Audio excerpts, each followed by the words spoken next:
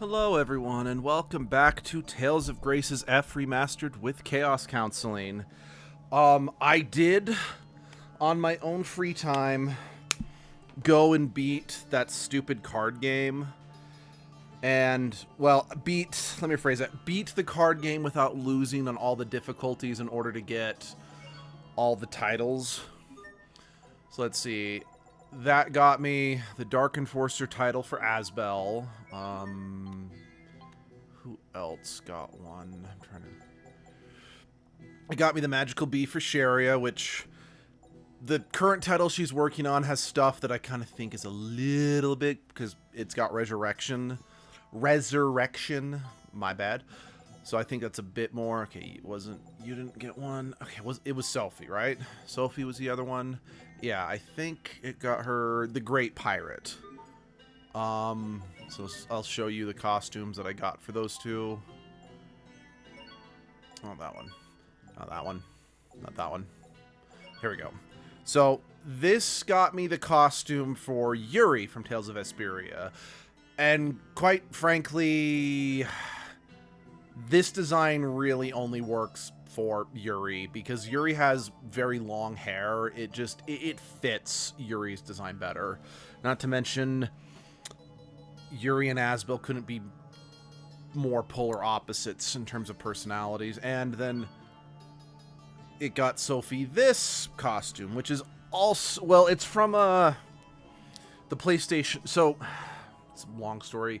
This is a costume that's also from Tales of Berseria, but that character didn't appear in the base version of Tales of Vesperia. You see, like Tales of Symphonia, Tales of Berseria released on a non-PlayStation... Vesperia. If I've been saying Berseria this whole time, I've been meaning to say Vesperia. But Tales of Vesperia initially released on the Xbox 360 and was later ported to the PlayStation 3. And much like when Symphonia was ported from the GameCube to the PlayStation 2, they added a bunch of content, which included an extra character. So if you actually want to see that character, you can't play the original Xbox 360 version. You either have to play the Japanese exclusive PlayStation 3 version, or just pick up the remaster that was released for all modern consoles the modern consoles for the time. That being said, I can't in good conscience recommend you actually play Tales of Vesperia because that game is my least favorite video game of all time. Anyway, but yeah, there's just a scene here that I noticed because when I ran to do the card game, I'm like, wait, what's that? And then I'm like, shit, that's a cutscene. Let's reload so I can do that on, screen or screen stream.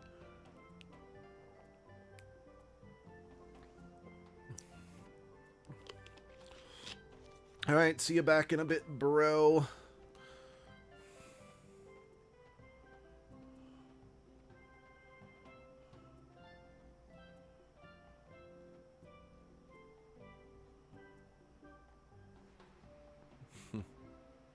Yep.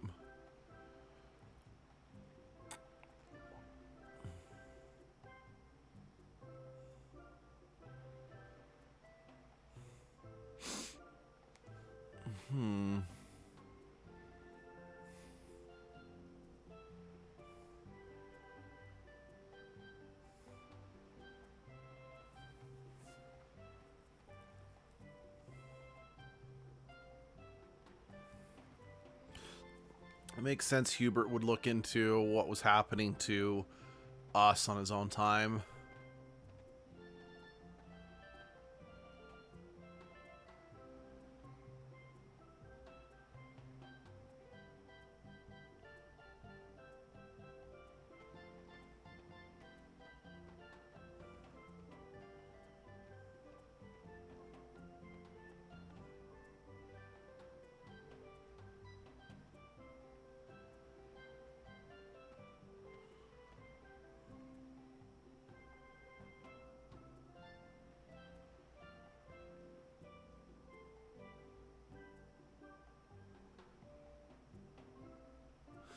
Yeah, don't ask for ID, just hand over a confidential report or whatever.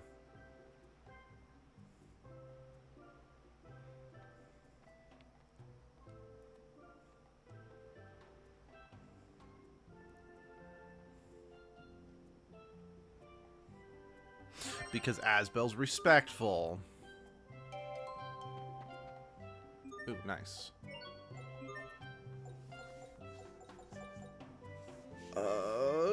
That'll get him Healing Wind. Well, I think he actually knows Healing Wind, but it'll buff Healing Wind, which I will not say no to. I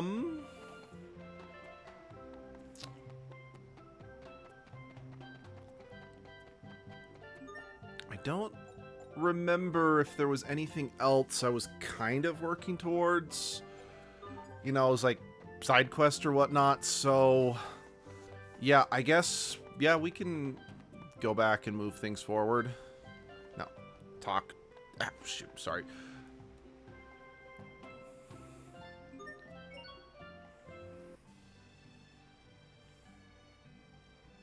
I know some of these ports are a bit roundabout, because it's like...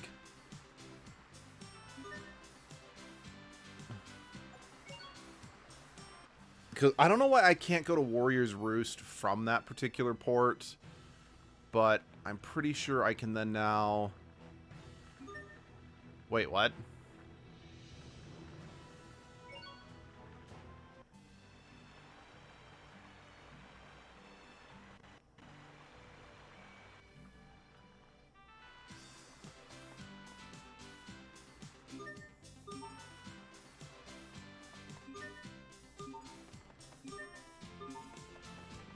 Fuck it.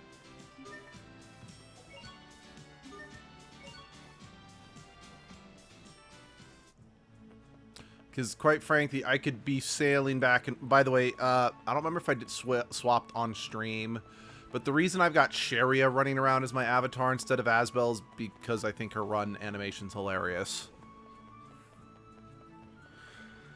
But, yeah... I'm thinking the game is registering because eventually I should be able to take the boat to Fendel. But I think because I traveled to Fendel already, it's like, okay, you can't go there now because they had to, like, sneak me in or whatever. So the only way for me to actually get back to Fendel is to pay the Dark Turtles to smuggle me in like I did get out of Fendel. Again, that's just an assumption. I guess it is one downside with, like, this quest marker, which you can toggle off. So if you don't want to constantly being told, no, this is the way to go, that is an option to give you a more classic, less hand-holdy experience. I'm going to keep it on just for the sake of getting to the point.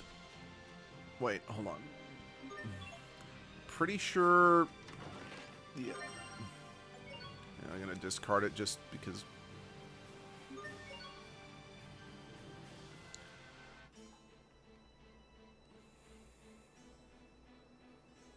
Okay. Yeah. Yeah, let's pick a fight so we can get some more... So we can keep leveling up our titles.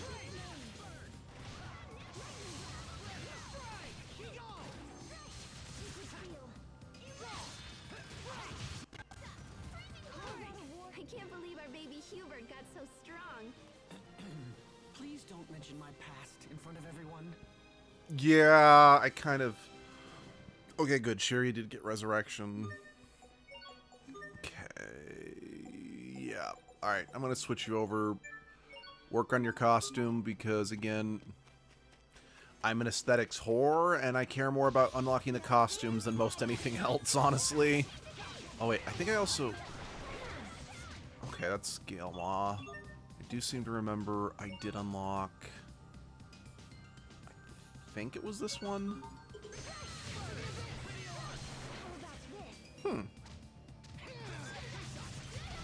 Okay. I'll keep that one equipped just for no other reason than it's good to have an art that lets me jump up, you know? Shoot, what was I saying? Something about... I don't know, I don't remember. My mind, I'm drawing a blank now.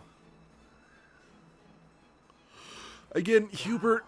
That's a big crater. Really should ditch the Strata uniform, it's not going to... That old thing? I kind of hoped somebody had filled it in by now. You've heard of this crater, Pascal? Mm-hmm. A bit, I suppose. What could have created such a large crater? It happened after a Creus explosion. That happens? Of course. The Creus and Fendel is naturally unstable, which makes it kind of hard to control. And I'm assuming that's because, again, I believe, I could be wrong, that Fendel, their Valkanus is the Valkanus of fire, so it's sucking in its heat, which makes it more explosive.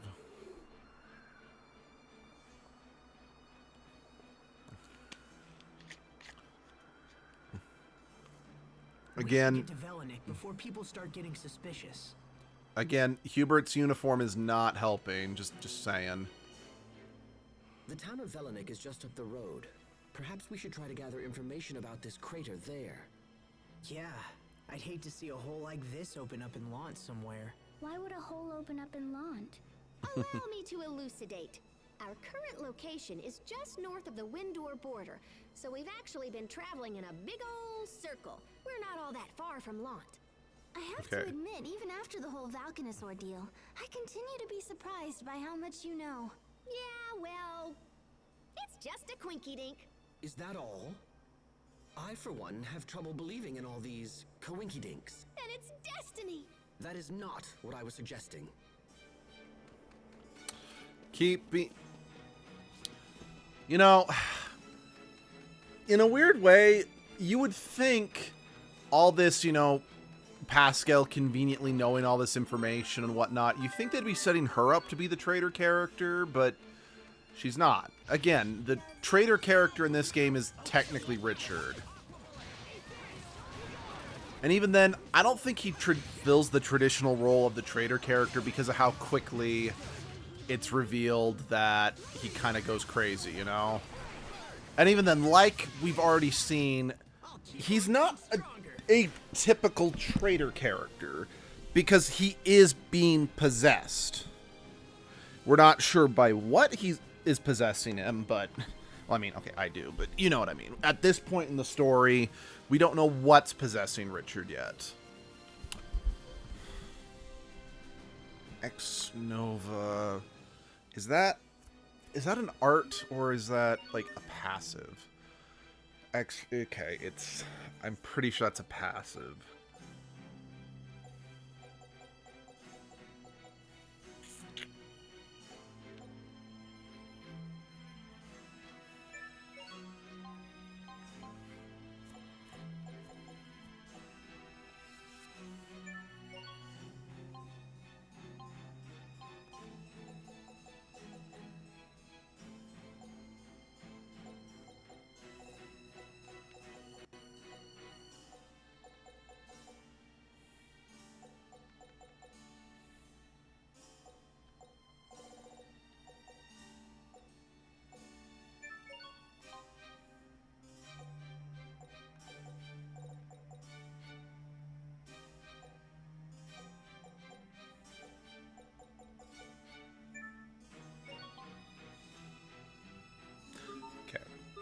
Let's carry on.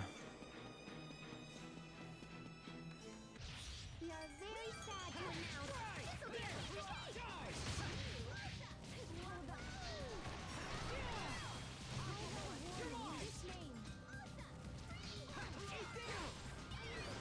this'll be Yeah, again, I do really like this particular combat style because I do think it's kind of fun having like the two different fancy knife work. combat forms you can swap between. I'm not hiding anything. But I do think this...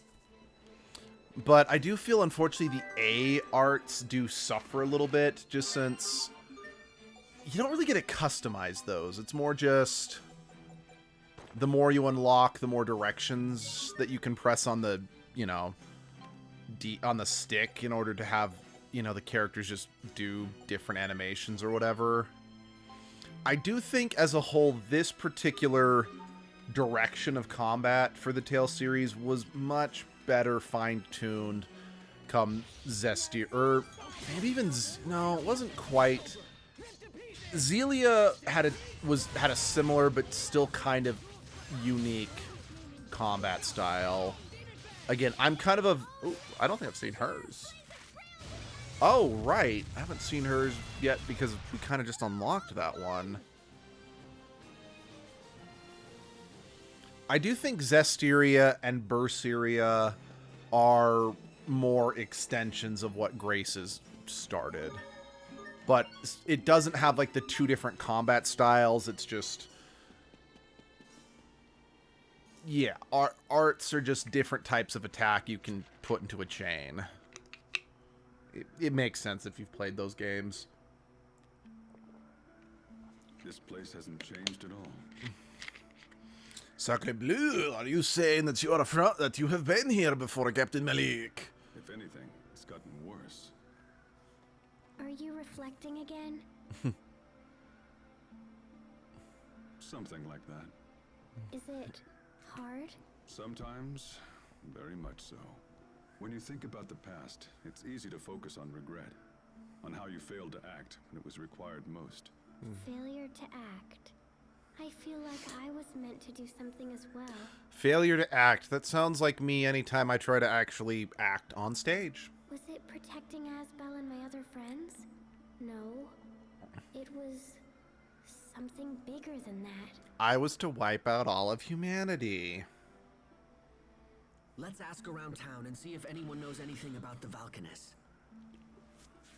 Gee, that's not going to be suspicious. That's almost like a Russian guy walking around, you know, during the Cold War era acting where the nuclear vessels are. People who know.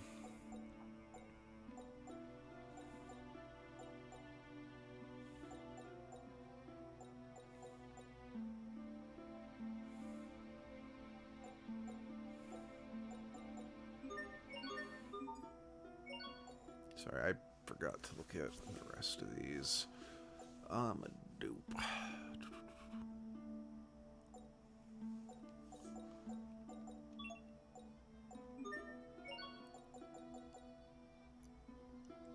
I like the way that sword looks. It's super impractical, but I like the way it looks.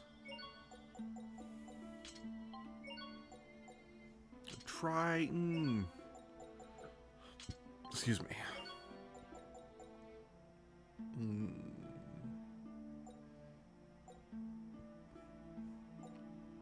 Now, Bryce's claws have better... Alright, I got armor for most everybody. Have better overall stats.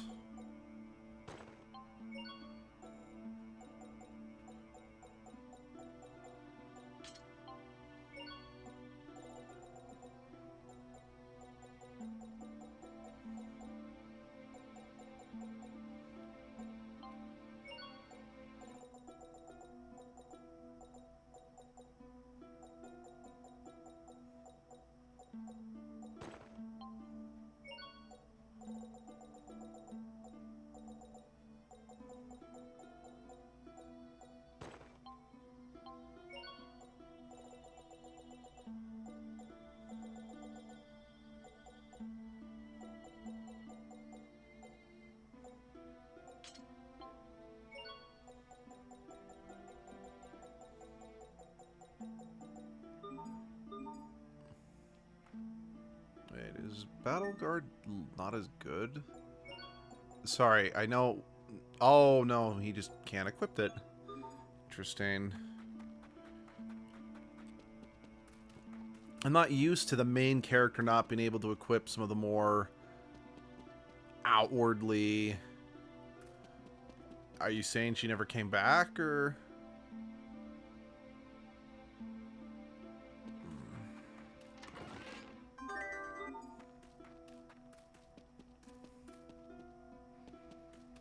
But yeah, I'm not used to the main character not being able to equip the more outward, obvious armor, you know?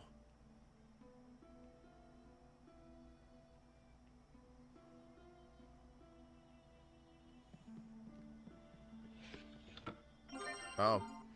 I did not even mean to root through... Should we really be taking the food from a place this dilapidated? I kind of feel like there's no... situation where we're not, you know, the pieces of the POSs here, you know?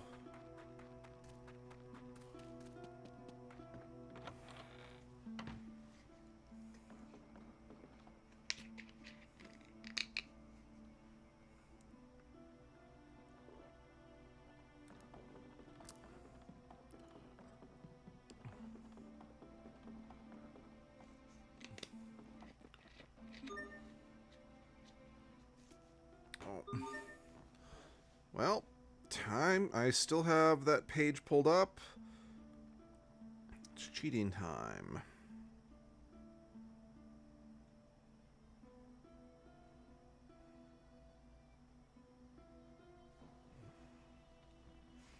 I think I could be wrong. No, okay, that's the wrong one. Okay.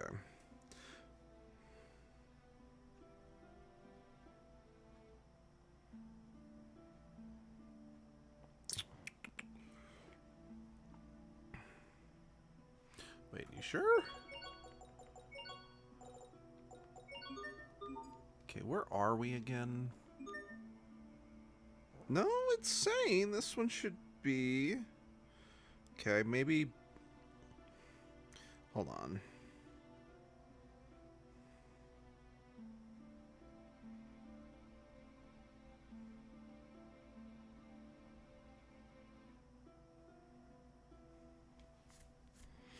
Maybe the code just got changed.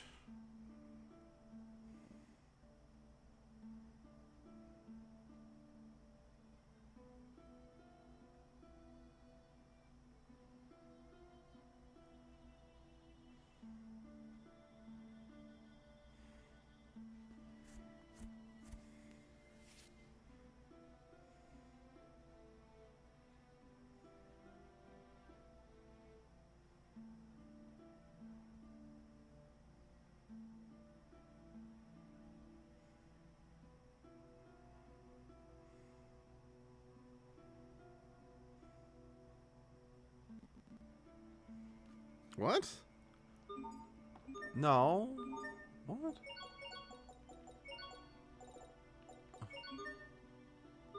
That's what everyone says it is.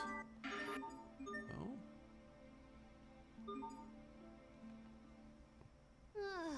Reading this script is exhausting. I'm really hungry, Sharia. Interesting. Oh, what a difficult life Her Majesty leads. What can I get Her Highness? Bananas! Just bananas? Well, if you also find banana pie for dessert, that'd be swell. Oh, Do you jeez. like bananas that much? I love bananas and banana pie.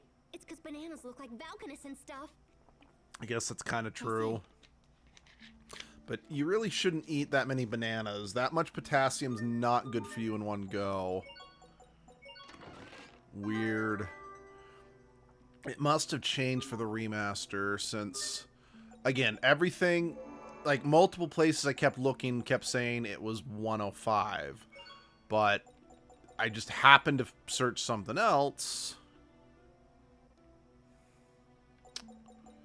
And it was like, ta-da, it's actually 2.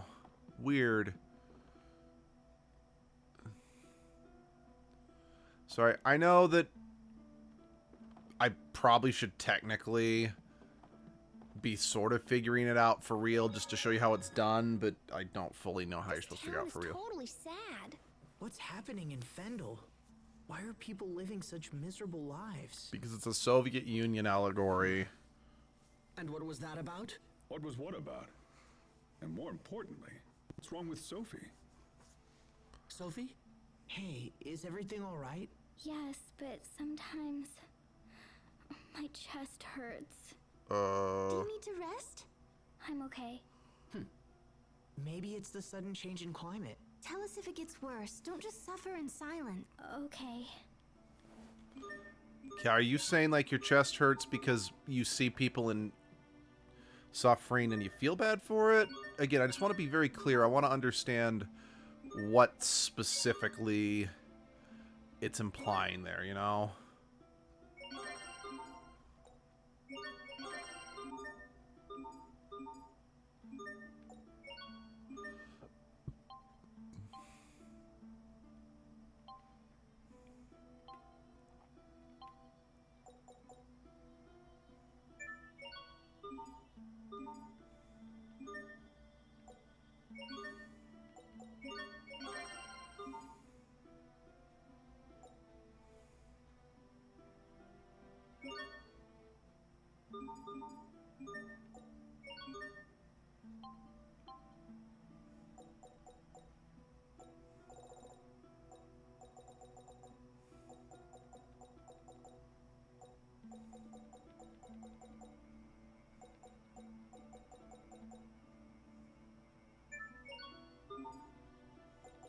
Okay, so which one's this one? Actually, I don't. Yep. Magical Bee. So this is also another costume from another character from Tales of Vesperia. You know what? This character is a lot more akin to Pascal's personality. Well, okay, not personality, but they're both researchers, so I feel it would have made more sense if Pascal got this character's costume. Just like I think it would have made more sense for Hubert to get Yuri's costume, and Asbel to get this character's costume. Since this character from Tales of Vesperia, well, I've said on multiple occasions, I feel like Tales of Graces was made in a way so you could play a game with a main character kind of like that character's personality. Because, like, I've often said that I really wish Flynn, the character who wears that costume, was the main character of Vesperia. And I felt Graces was their way of being like, okay, so we didn't make Flynn the main character of Vesperia, but we'll make Asbel, who's a character kind of like Flynn, the main character of Graces.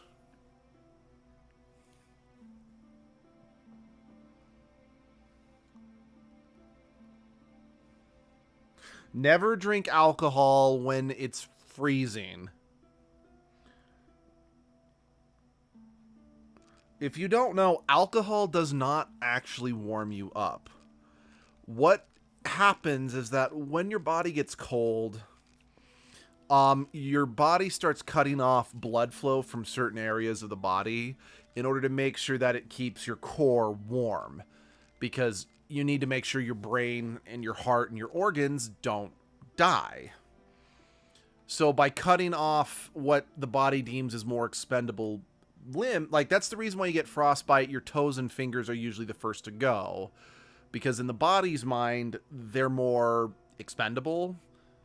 But if you drink alcohol, you force your body to open its veins up again, causing the heat to spread out throughout the body. So while it does temporarily make you feel warm, you're losing that concentrated warmth in your core, meaning you're going to freeze to death that much faster.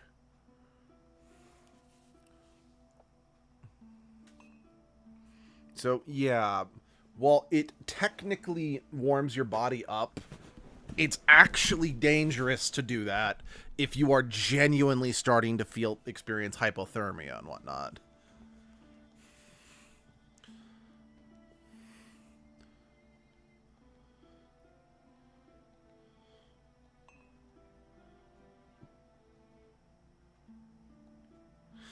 Oh yeah, I guess that's true.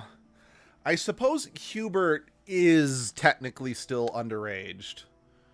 Yeah. Yeah, if Asbel and Sharia are 18, that would mean that since Hubert, I think, is a year younger than Asbel, maybe he's 2 years younger, he is still underaged.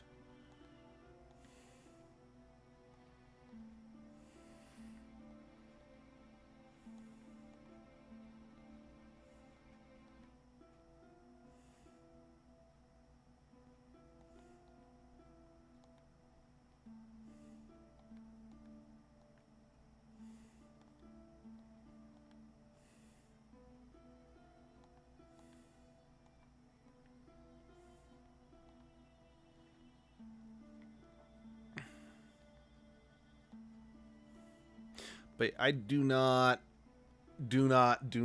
agree with Hubert's mindset, because some people, sure, they can be focused on their task and nose to the grindstone their whole life. But I don't think that's a really good approach to life in general, because I would argue you're not really enjoying life. I mean, I know some people, they enjoy the grind, but I digress. But I also just don't think that's very good for your mental health in the long run. Especially since if you're like nose to the grindstone, you know, always focus on the task at hand. Now we're stealing more food from these people. Any other, like, any mild failure can really get blown out of proportion.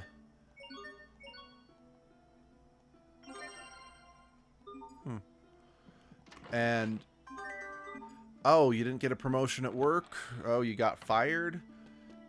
It can really push someone into thinking they no longer have a reason to live, you know?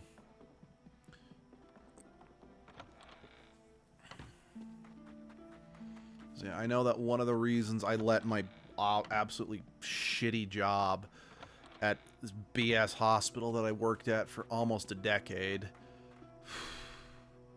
spent...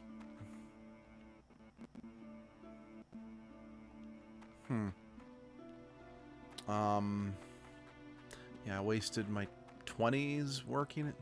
Almost the entirety... No, I basically did waste my entire life in my 20s working there.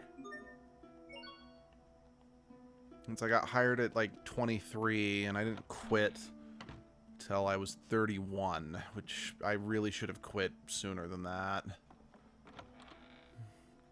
But yeah, all simply because it's like, I was like, no, I believe in what my job stands for, and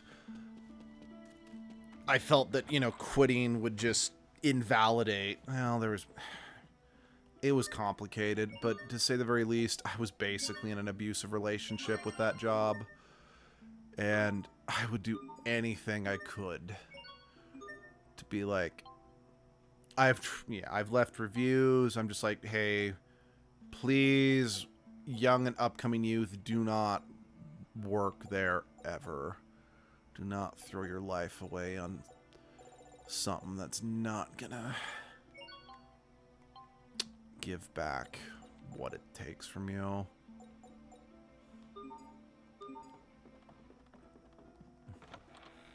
So it's one of those things I've kind of started realizing that job did kind of mess me up in the long run, you know?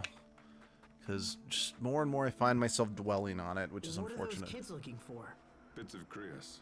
Some are no larger than a grain of sand. No kidding. What use is it if it's that small? They use it to heat their stoves. That's so sad.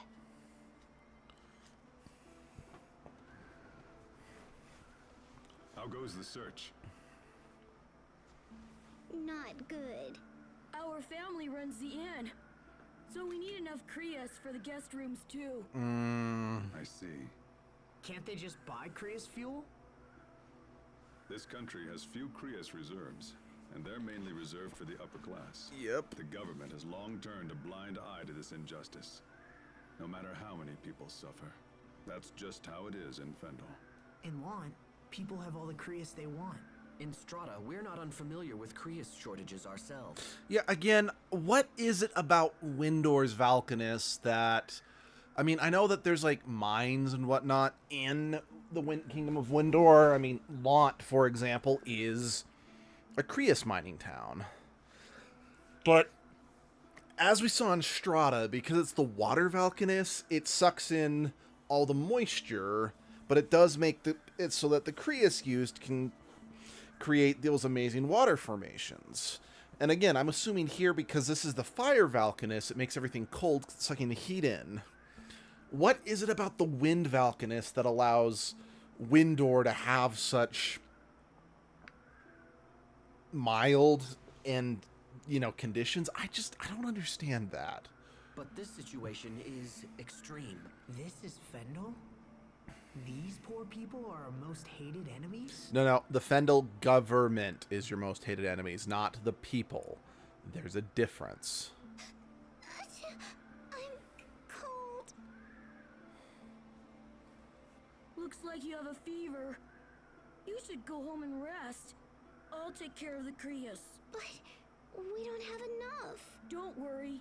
If I can't find more, I'll get a stratum horn. What? No, a stratum would kill you. Hey, I always figure something out.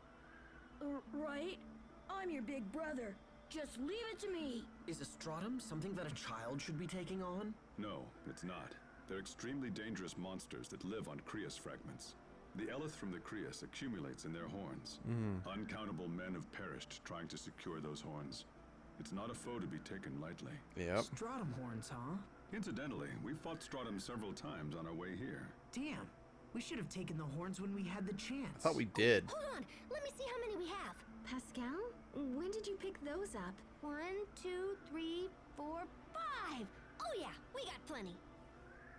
All right, so Now, I do think this cutscene will play out differently if you somehow didn't get at those horns, but I don't know how it will play out if, say, we only actually picked up one.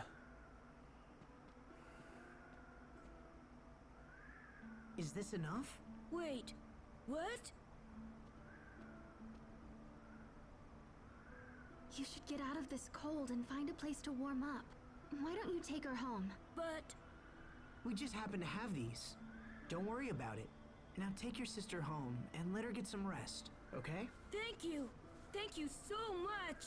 Let's go. Can you stand?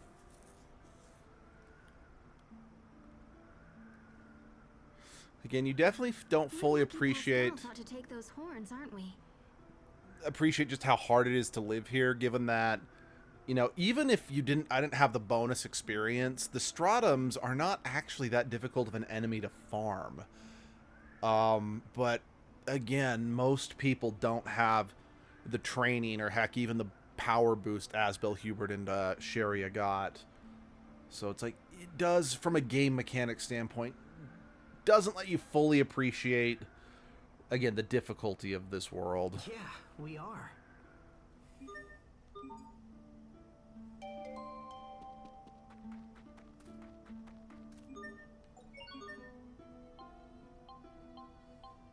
Okay, I didn't think so, since it said gained a title, then not gain SP, but I just wanted to check.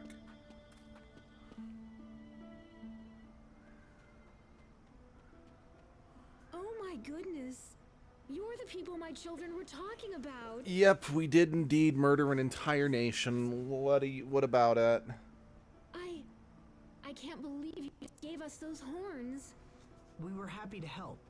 I don't know what to say. We're the protagonists. We often have unnecessary junk in our pockets we don't need. Those horns are so hard to get, and yet you went out of your way. Thank you. Thank you so much. We'll use them well, I promise. Well, I believe you. By the way, how's your daughter? She's feeling better thanks to you. Oh, where are my manners? Please come. You must be tired. You can stay here tonight, on the house. Oh, we couldn't possibly ask that of you. We handed over 4 or 5 horns, basically. And from what they described, those things have a fuck ton of Creus in them. So it's entirely possible that they could use those horns to, fuel, heat their hole in for, I want to assume, like a day or two per horn. So, yeah, I kind of feel that's a fair exchange. Well, again, they're technically still up on the deal. You must. Please, it's the least I can do. Plus, given the fact that Sharia doesn't have on any pants, it I'll might be a start good heading idea for her right sake. away.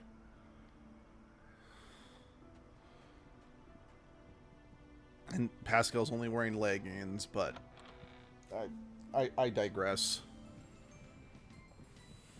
Oh, man, this is so... Ooh, yeah. Hello. We've been waiting for you. Thank you for your kind hospitality. I remember in Tales of Symphonia, if you actually wore your swimsuits and talked to NPCs in the Snow City, they would comment about why you were dressed like that. I wonder if that's a thing in this game, because, again, as the franchise went on, the costumes became more DLC, so there was probably less built-in responses to it, if you know what I mean. You're our first out-of-town visitors in quite a while. And as such, you'll get nothing but top-drawer service. Wait. If we're the first people in a while, how are you still in business? Not fancy, I admit. But I think you'll like the food we've prepared. again, no, I shouldn't question it too much, but I'm gonna question it a little bit. I see it still gets incredibly silent here at night. Nothing has changed. Nothing at all.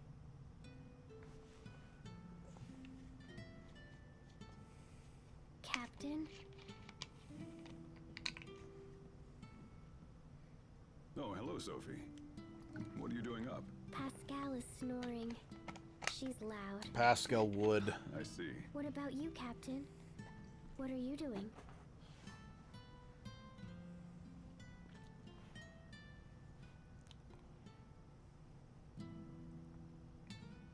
Actually, I was just thinking about an old song. A song? It's a story of two men who hold their honor and ideals above all else. But eventually, one of them becomes disillusioned and strikes out for another land. What happens when he gets there? He devotes his life to finding a new ideal. What about the other man? I don't know. Can you sing it? Why not? This is for you, Sophie. I'm a little sad we don't get to hear the song, honestly.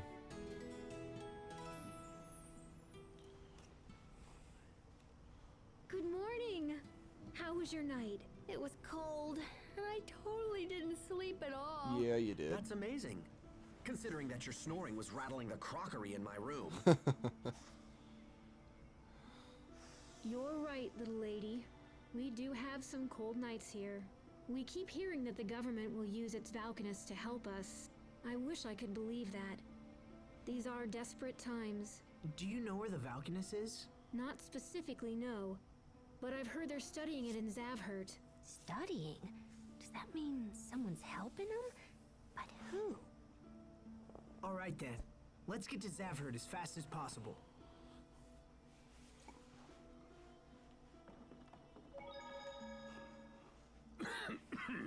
Be careful, Captain. You should try to shake that before it turns into a full-blown cold. It's from singing too much last night. Perhaps I should go rest. Singing? Ha! It sounds like the dear captain slipped off to who knows where last night and did who knows what. He sang a song for Sophie. He was being Hubert, sweet. Seriously? Those who trust too lightly are likely to awaken with a knife at their throats. Yeah, I mean, you're not entirely wrong. La la. What are you singing there, Sophie? A song the captain sang to me last night. Yes, well, as I was... Those who trust will... He actually broke. That was funny.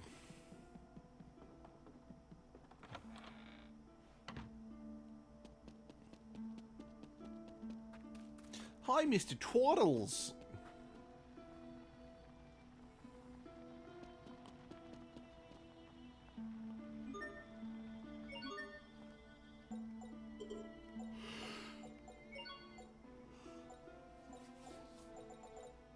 Interesting that the Twaddles, their stuff doesn't really change from shop to shop.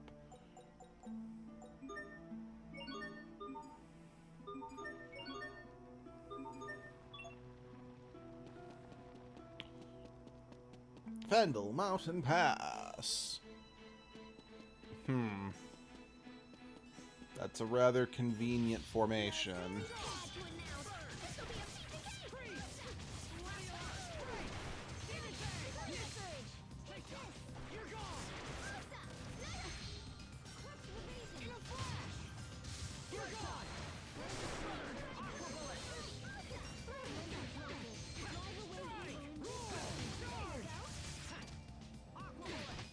Everyone did as well as could be expected. Yeah, I guess that is true. We are very sad to announce. Hello, bitty bitty bat. Time for you to die, bitty bitty bat.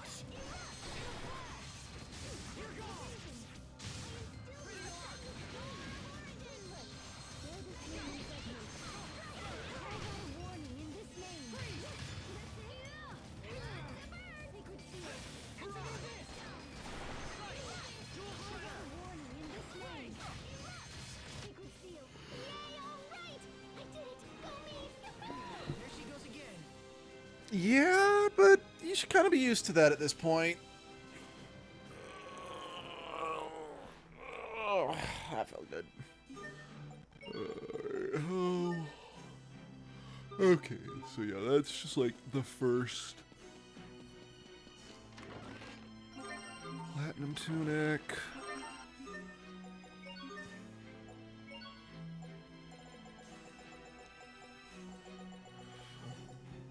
Yep, that is better in every meaningful way. We are very sad to announce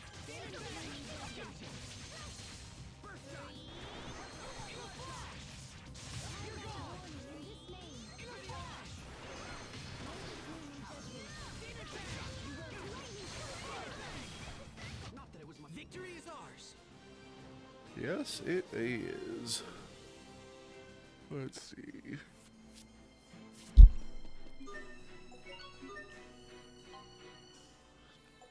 Okay, that's what I thought.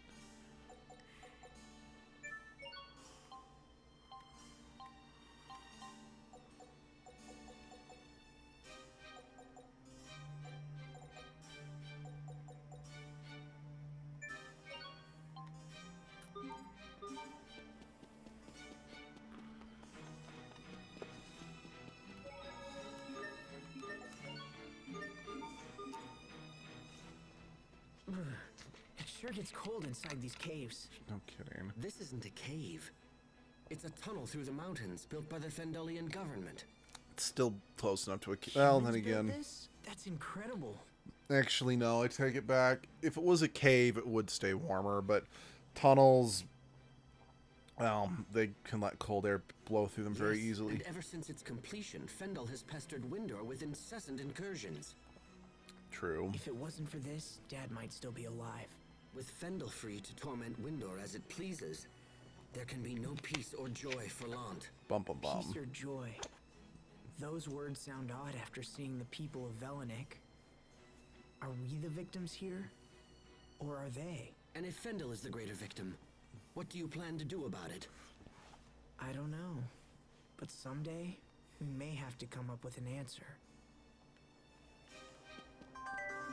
Yeah, that's healthy. Well, maybe not healthy. That may not be the wrong word, but that is kind of an important thing to bear in mind.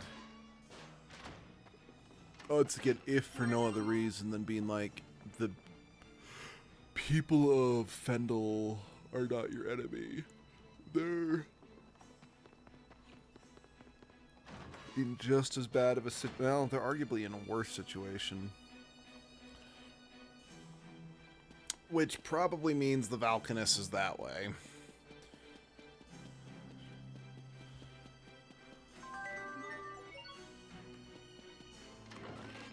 Syrup bottle. I want them. All right. I want me some pancakes.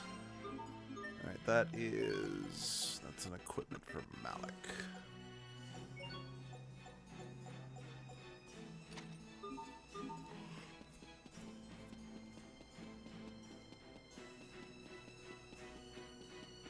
Again, it is interesting.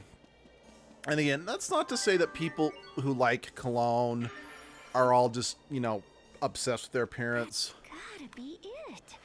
The research. And what are we muttering about? Something to do with this frozen tree, perhaps? That is no answer. Now speak. What are you trying to hide from me? Huh? Oh, nothing at all. I'm just wondering what's up with the Valkanus. What's up? The Valkanus is near Zavhert, yeah? So I'm just worried about what kind of research they're conducting. Do you think that it's possible that the military might be using the Elith from the Valkanus? If Fendel is thinking along those lines, it falls to us to stop them. And then we can dispense with that other menace to the Valkanus as well. I wonder if Richard will be there. Yeah, I mean, if Richard sucks the Valkanus dry, it's not really going to matter one way or the other if the Fendel government is doing some shady shit. But it is going to matter if the people from Fendel can no longer get, the necessary means to keep themselves warm and alive.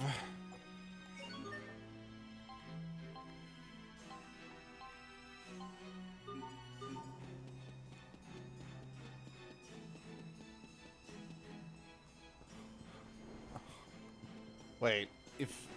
Well, then how come I can't go back up? Is it just like a slide? And if so, that kind of sounds fun. Can I go on that?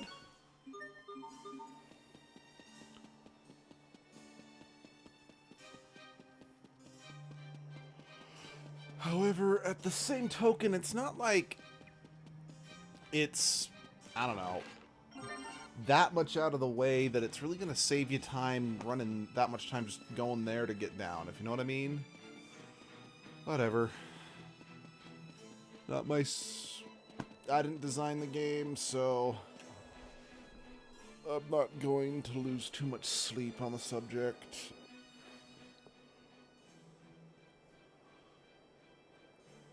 Yes, it is.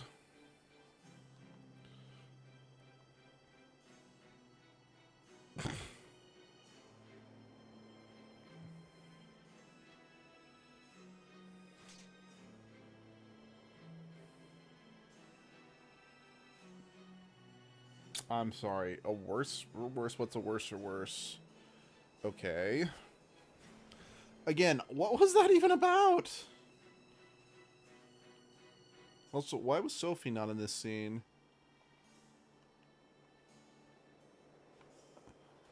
Oh.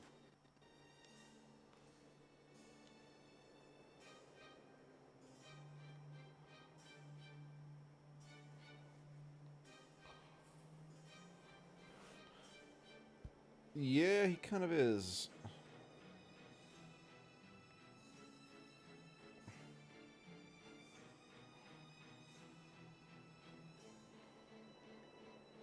Huh?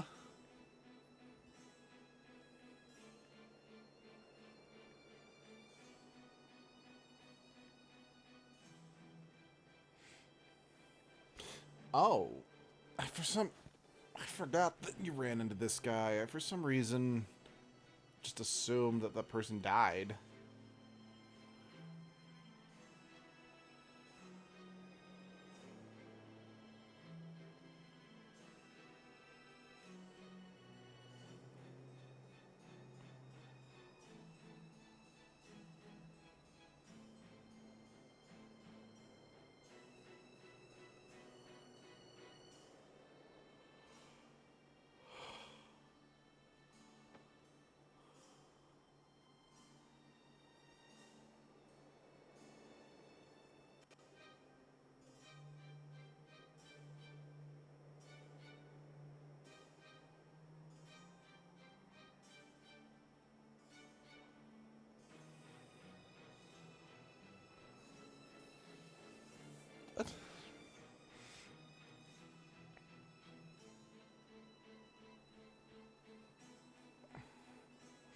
I thought Rokugan was a turtle. I didn't think it had fur.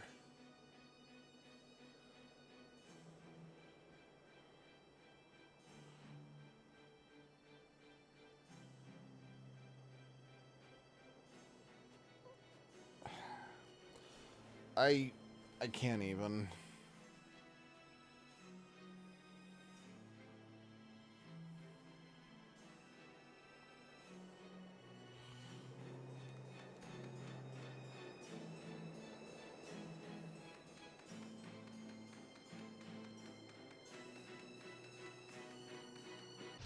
This'll be a breeze.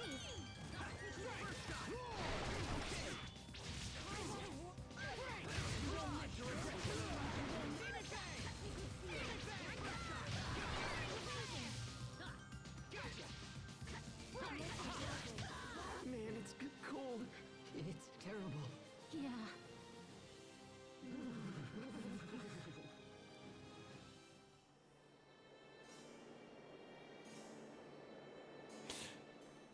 Again, Sharia pants.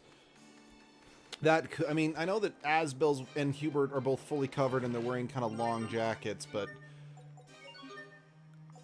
I'm not getting over this. Pants. Let me think. Actually, I think I want the Stone Charm on you. Stone Charm is... I really admit I don't 100% know what...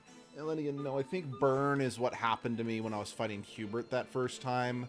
I believe, and I could be wrong, Burn makes it so you can't heal.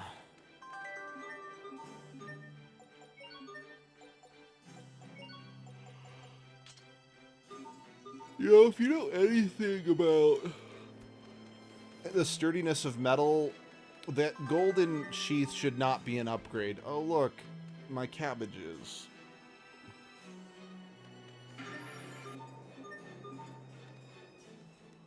A Highlands cabbage. That looks tasty. Interesting. I never thought the day would come when I could say we've officially seen the Fendel Highlands. What do you mean? Haven't we been seeing them all along? Until now, no man of Strata has ever seen the Highlands. Hey, so now you can brag about it when you get back. I suppose so. It is quite a point of pride. After all, no one we sent through Fendel Mountain Pass has ever returned. Well, that sucks. Wait, what do you mean? We sent countless spies to infiltrate Fendel, but none made it to the imperial capital of Zavhert and returned. Incidentally, the capital is said to be right past the Highlands. But we'll be able to make it back, right? Nope, I'm we're all sure gonna our die. men said the same thing. Okay, hold on, guys. I need to go get another can of caffeine. Because I just finished my first one, and I'm zonking a little bit, so let me get some more. I'll be back in like 10 seconds.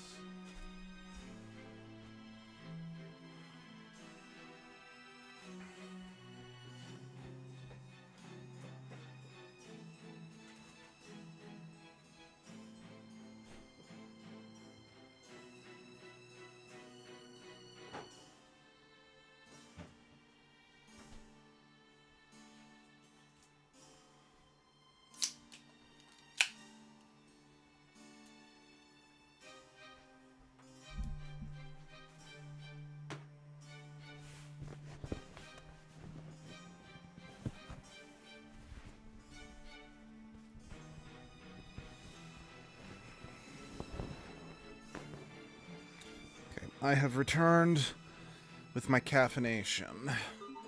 Okay, let us carry on. Beetles.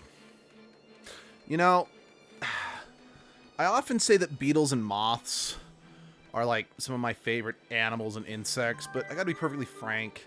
If a giant-ass beetle came at me with a giant-ass beetle face, I probably wouldn't think it was one of my favorite animals. I would probably scream and wet myself. Because don't get me wrong, moths and beetles do not have as horrifying as a face as arachnids do, and I am horrifically afraid of spiders. And scorpions to a lesser extent, but I would be foolish to act like they don't freak me out.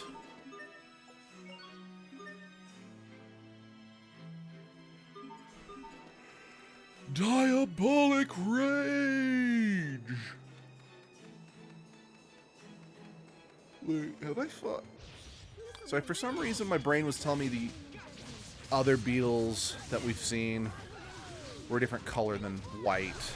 I'm pretty sure they're not. I'm pretty sure just my brain is fried, like I said. But we got a title and people got mastered some levels, so it was clearly not a wasted experience. False pretenses. How long can it keep snowing like this? I'm freezing here.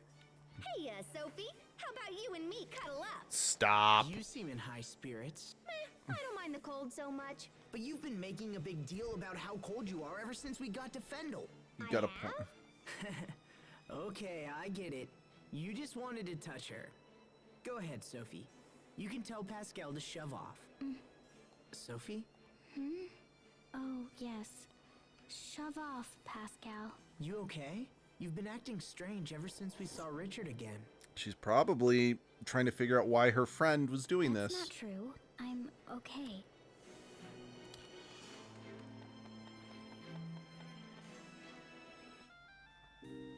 Interesting.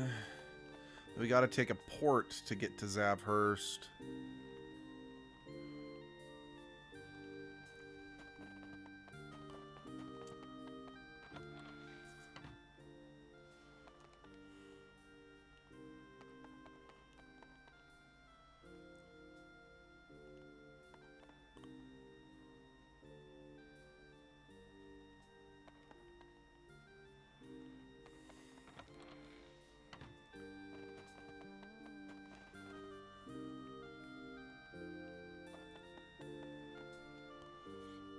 This ship will take us to Zavhert. You seem to know a lot about this country. Is that a problem? No, not a problem. Just interesting. You're acting like it's a The problem. captain's crazy old. He probably knows about everything by now. I think he's in his 30s at most. Tactful as always, Pascal. Don't change the subject. I'm not.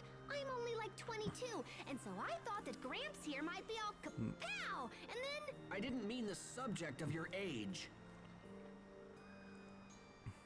Don't fight. Sorry about that, Pascal. Oh, no worries. Doesn't bother me.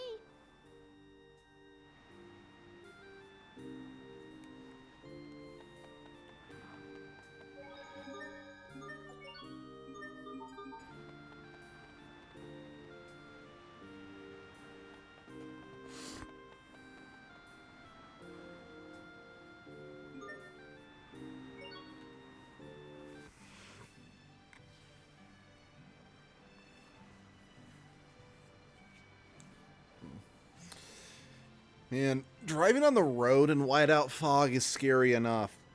Sailing a fucking ship in whiteout fog? I can't even imagine.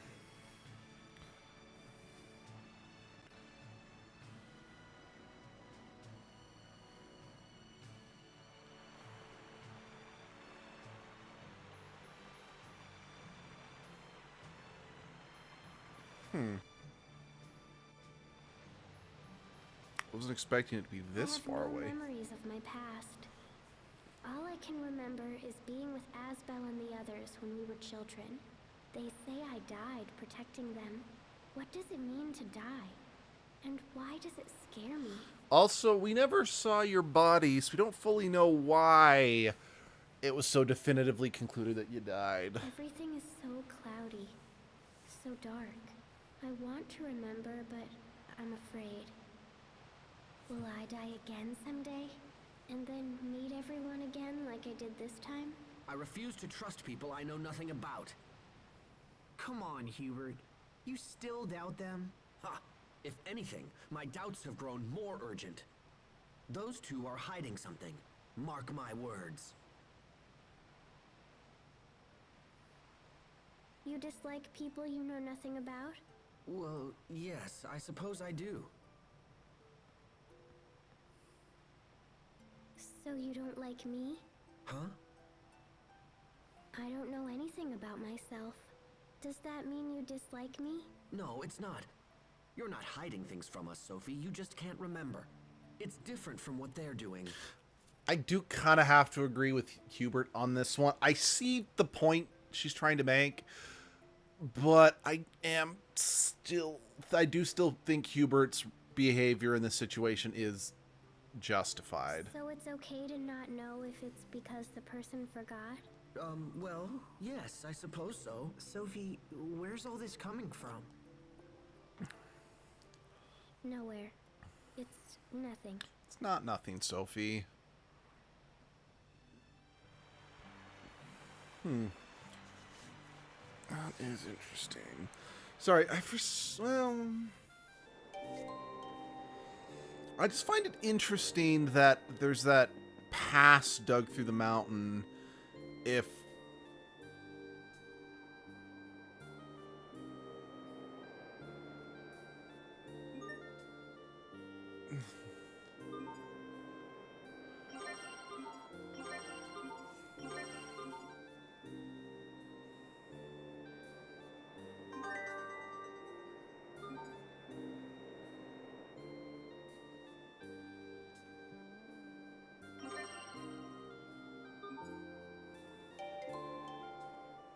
What are we gonna do with this anklet? Maybe one of the girls could wear it. Let me try it on! Pascal, wait! Huh? I can't get it on! That's what happens when you don't watch what you eat. Have Sharia try it. Huh? Me? Yeah! it's an anklet, I I mean, have to try it after he said that. This is so nerve-wracking. I'm just saying. I'm not saying, you don't put fat on in the legs, but I don't. What? No way! I'm too big? This can't be. Then how about Sophie? What? It won't fit. I wonder why it won't fit any of us. Oh my gosh, what if it's cursed? It was probably just custom made. We should try to return it to its rightful owner. Who is that exactly?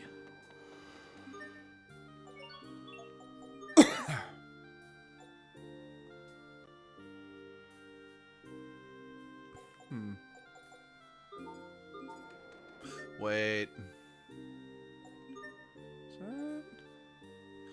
Is that what I think it... Hold on, I need to check something. If that's what I think it is.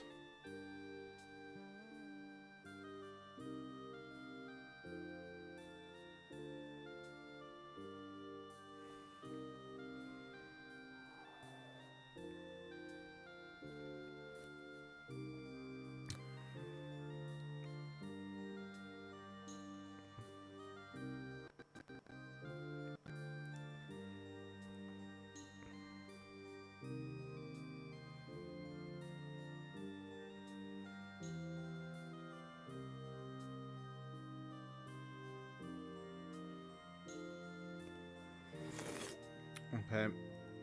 No, but I'm trying to...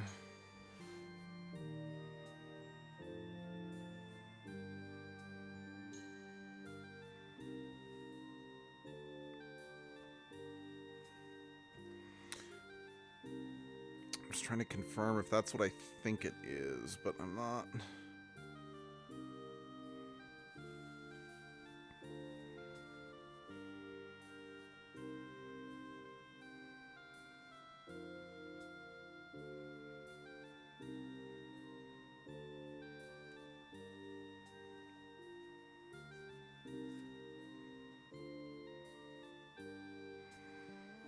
Alright, I cannot find...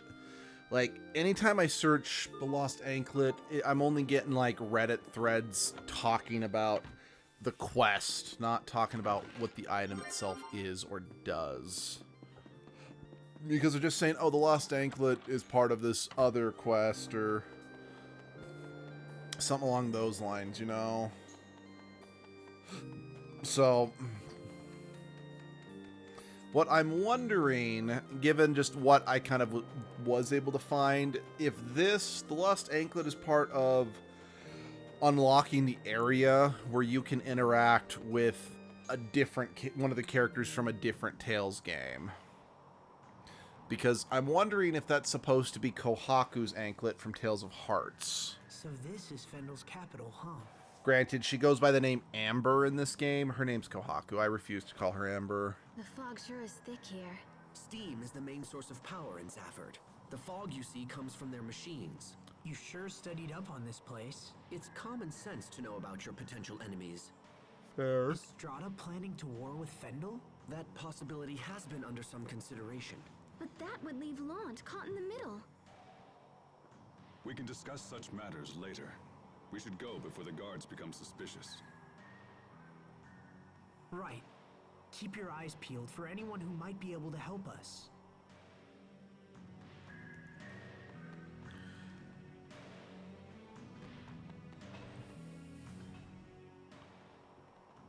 Hold it!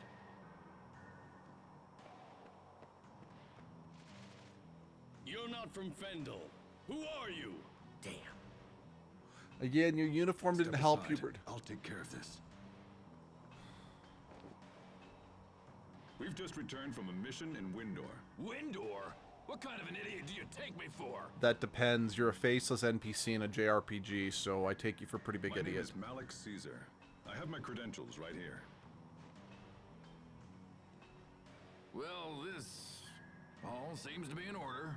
I trust this clears up our little misunderstanding.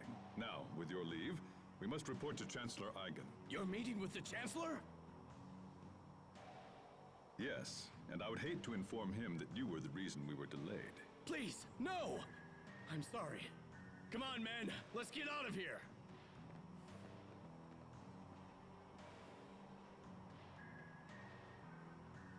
Frankly, I'm surprised they fell for that.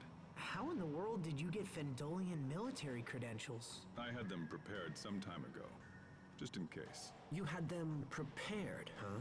Let's hurry up. There's no telling when they might catch on.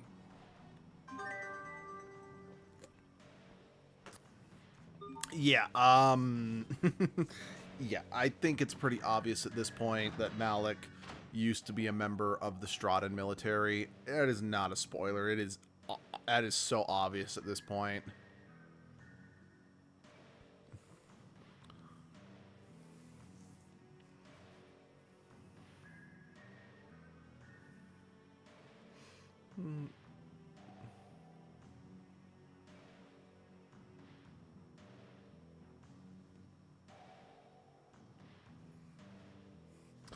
Laura, do you like to raid tombs?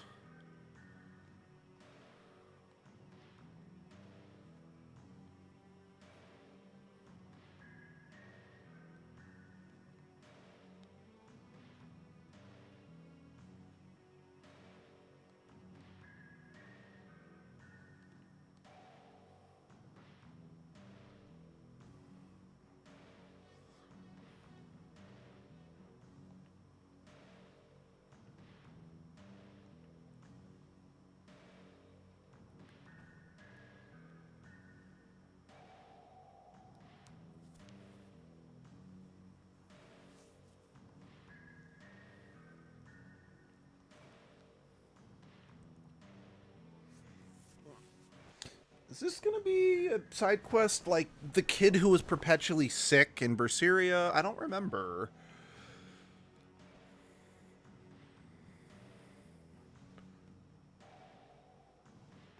She becomes codependent quickly.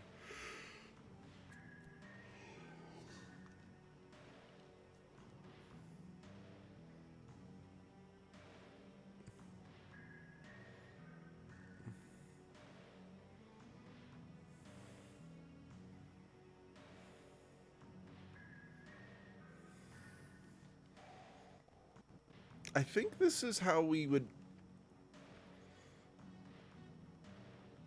You might remember, when I briefly looked at the attachments when we first started streaming, I think one of them was like a Sophie doll that we could equip. I think this is normally where we'd unlock that.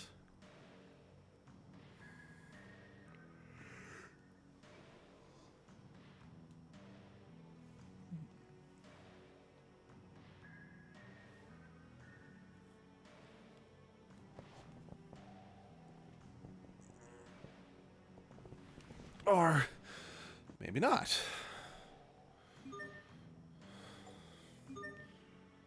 That reminds me.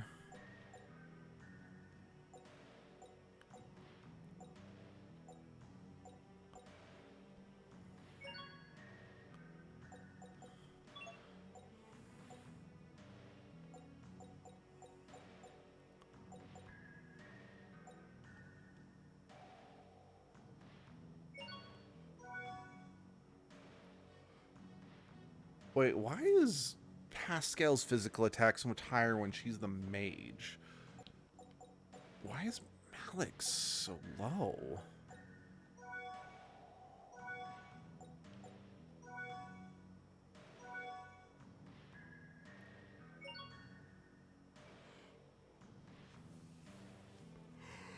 Okay, so far, it's like Pascal's had some of the highest stats.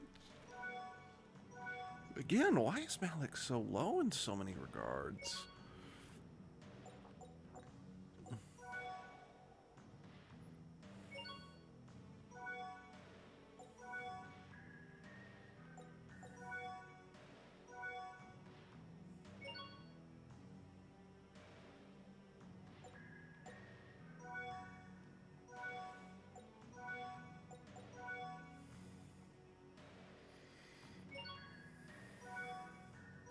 Sorry, I'm hoarding the evasion for myself.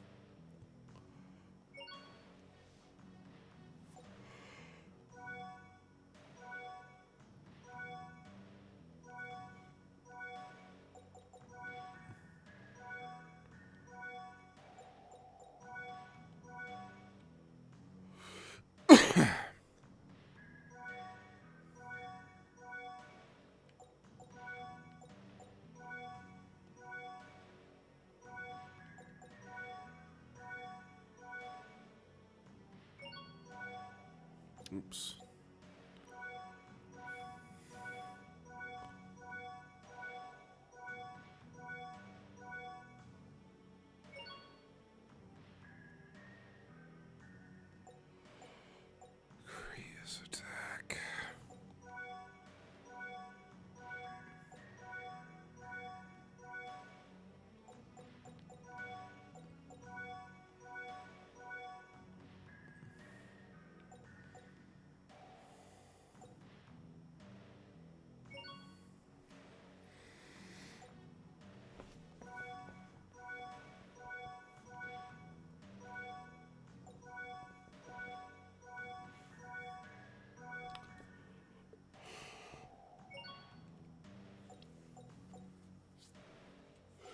Let's see.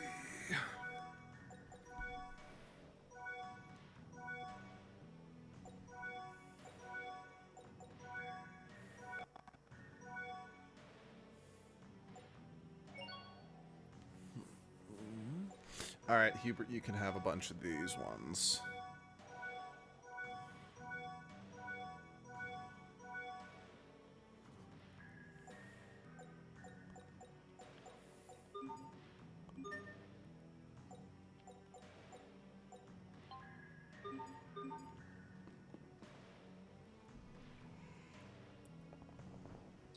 What the hell? It's huge! It's so big! Please don't. You might choke on the stuffing.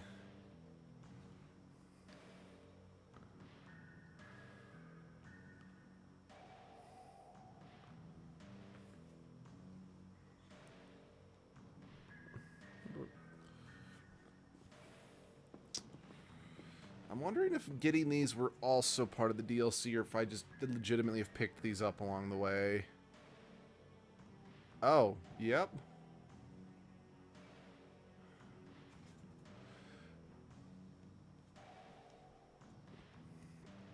I do love how they kind of work references into the other Tales games. Because, like, again, that's Estelle from Tales of Vesperia. So, I'm assuming in this world, Tales of Vesperia is like a child's fairy tale that they read or something, or something.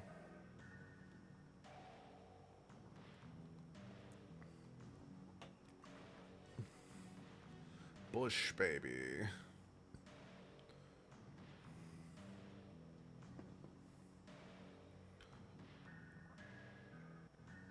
Oh. There's a lot. Well, then again, since Tales of Vesperia was the last mainline Tales game before this one, it makes sense why there's a fuck ton of references to it in this game.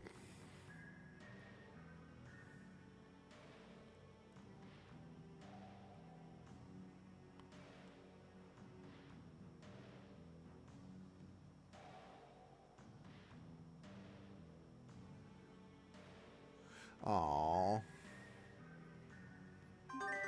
Yay. But yeah, Baul in Vesperia was our flying machine, or at least, well, eventually he was how we would fly. It took a while, though.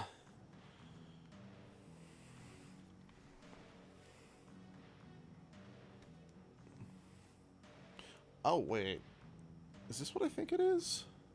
Okay, so in Tales Symphonia 2, which I think either came out around the same time as Vesperia or Graces, or before Graces, this was since Tales of Symphonia 2 was all about catching and training monsters, because of course it was, the imp was the first monster you'd capture. It also was the worst one because it couldn't evolve into anything.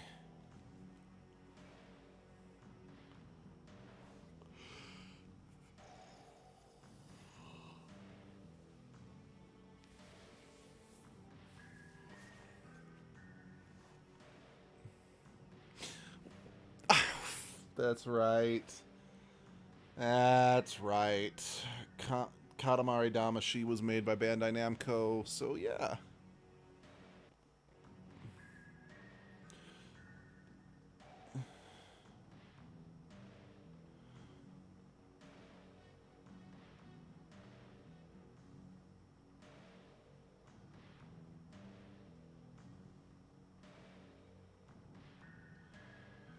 Yep. We promise.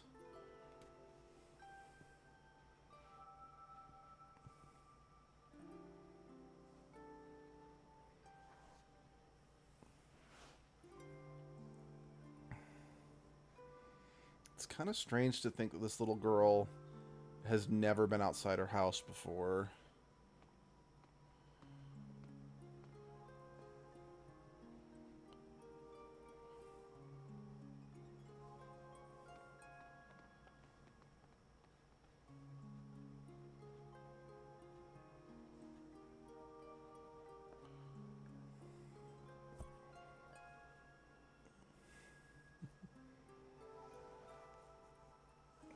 I'm just saying, probably shouldn't build a snowman in the middle of traffic, you know?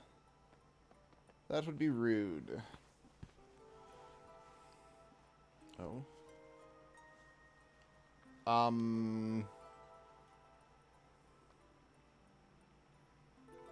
We should probably make sure that her mom's okay with that. We shouldn't just be kidnapping a little kid.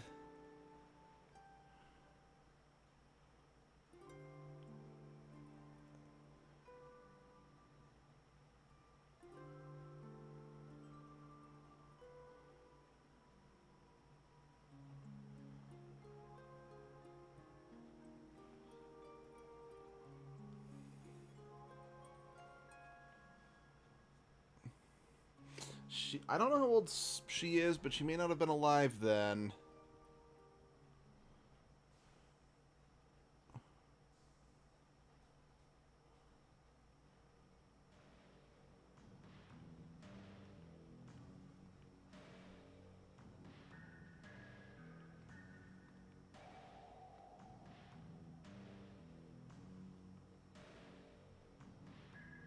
Huh? Wait, what? Wait, what?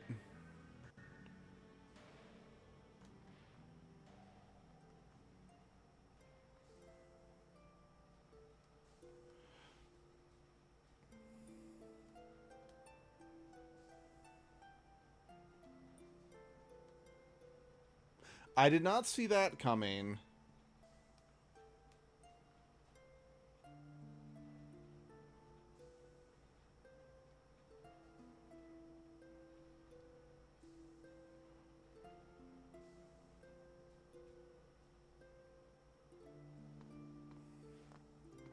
Huh.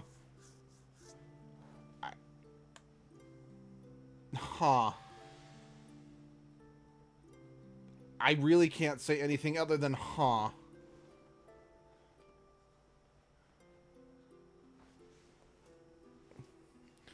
wonder what the accident 7 years ago was.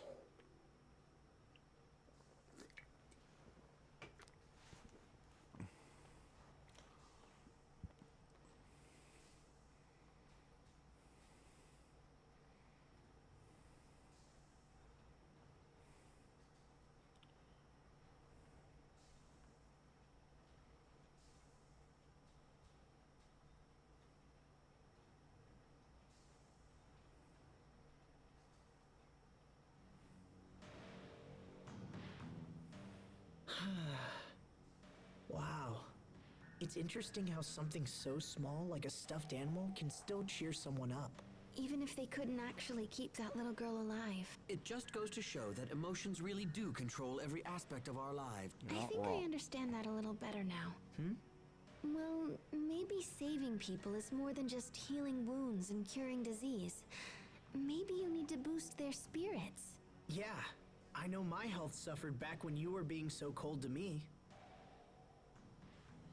Do you have to bring that up again? Maybe you should go collect a pile of stuffed animals. Maybe he will. You know, what's wrong with having a big collection of stuffed animals anyway?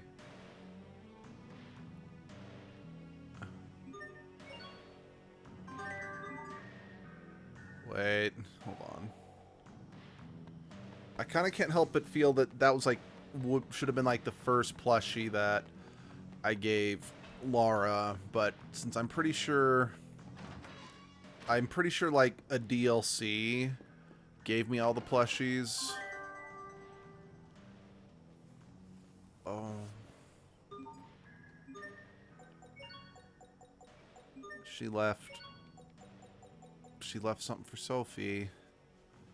That's cute, but also kind of sad.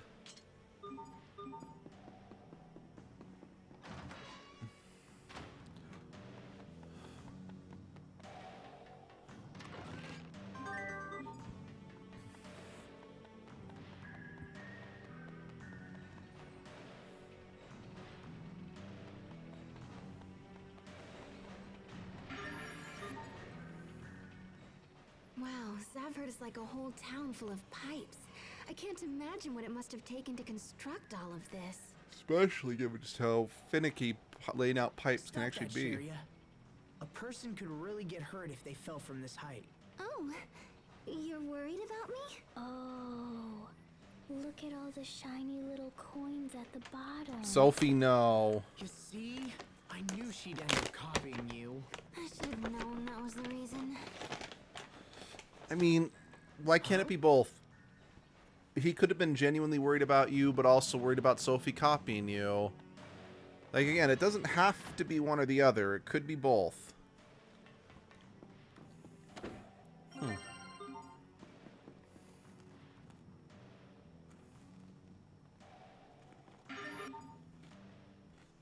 What a strange doll. There is something I should tell you, brother. Huh? Yeah? What is it? Someone within our group has yet to reveal his true nature. This doll. You always see the same face, no matter how many layers you expose. You're awfully Thought-provoking. proud of yourself for coming up with that, aren't you? This is no joke. Sorry. I will not be beguiled by this dubious man, nor do I intend to protect him. But he's one of us. Such naivete. Mark my words. There could be a connection between this man and King Richard's actions. I'm sorry. Based on what we've seen, what on earth makes you think Malik would be connected to what King Richard is doing right now? I mean, he tried to have Malik executed at one point.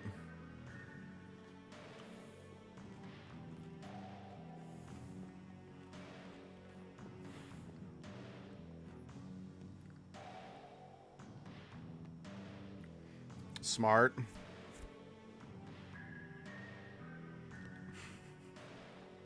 Hey Muffin, how are you doing?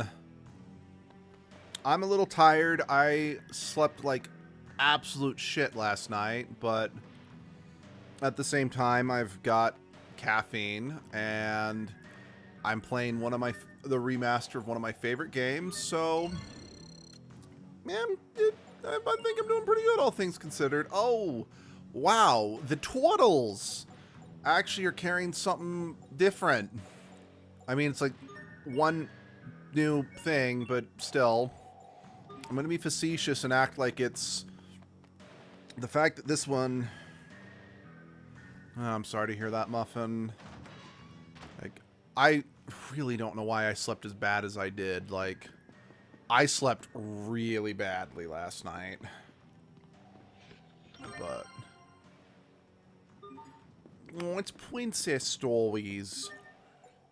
Actually, I just realized something. Since I used... okay, no, I can still... okay, cool. I can still keep... even if I don't physically have the items, they can still be set in the mixer and still keep popping them out. Good to know. But yeah, again, I slept like crap, but like I said, I'm playing a remaster of one of my favorite games from my absolute favorite video game franchise. Agreed, Muffin. Agreed. So... oh, just since you're here, Muffin, I am planning on, as of right now, and there's too many games I want to stream right now, because since I'm doing Dragon Age with Edgelord, I promised I would do the Dragon Age sequels just as myself, just because the main character in the sequels, the main characters in the next 3 games talk too much to be Edgelord. But I also want to stream more Tales games and more Sonic games, since I'm in the mood for those. So it's like, oh man, Even Hubert won't. I can't binge these series like I did with Paper Mario, because I'm like, shit, I want to play, you know, Sonic X Shadow Generations. I want to play Sonic Adventure 1. I want to play Sonic Unleashed. I actually want to buy Sonic 06 and suffer through it. But now I also want to stream more Tales games, which admittedly, as of right now, I think the only other 2 Tales games I can stream are Arise, Zestiria, and Vesperia, 3 games I'm not in love with. I can tolerate Arise and Zestiria, but Vesperia can suck a dick, but... and then I want to play more Dragon Age, but Anyway, I thought you might be interested to know that I'm planning on Whenever streaming I more think Sonic. about dying, I get scared. And I do Makes still my need to whole chest tighten. play the murder of Sonic the Hedgehog. I wonder if that's a part of her remembering the time she protected us. I mean, if your choice, Come you here, should do Sophie. what you want. I'm It's sure still you just had a full of bad dream. things you There's promised to nothing for you do, to or a worry mix of about. both. That is true, We're yeah. here for you, no matter what happens, okay? It's our turn to make sure you're out of harm's way. Yep. Sharia, we've already gone through so much. I don't want anyone to have to suffer again. I see. The relationships these That's a characters great have are point. truly precious. Well, it was fairly obvious. What's going on? We're checking out Asbel. Doesn't he seem a little strange to you? I mean, I know some people have complained about his design is hard to look at because of how white it is, but... Maybe. Guess I should just ask him. Hey, Asbel. What? Listen, you've been acting all distant lately. Did something happen? I've just been standing on the other side of the room. Pascal, Yeah? the truth is, it's surprise! Huh? What? Happy birthday! Wait, what? Oh my gosh! What? You guys are the best! I feel like this is a scene that should have come later in the game. Something like that? Something like what? Oh, was that like in her head? I'm so confused. What the fuck just happened?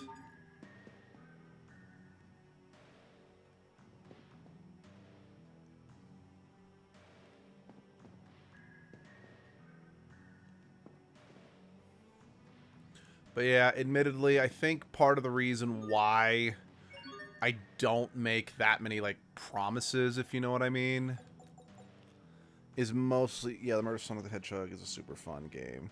It's quite a short game. That's good. Finish.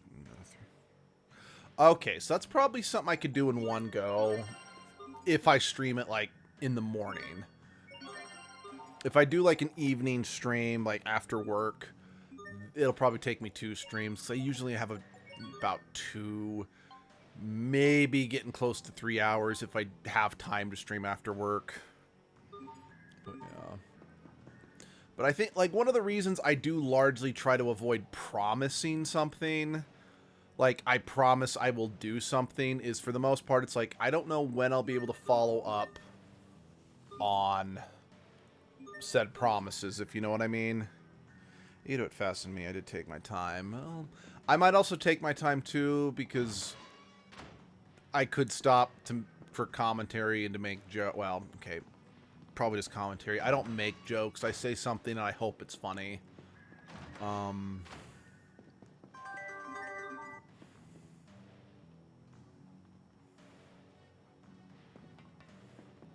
Because, like,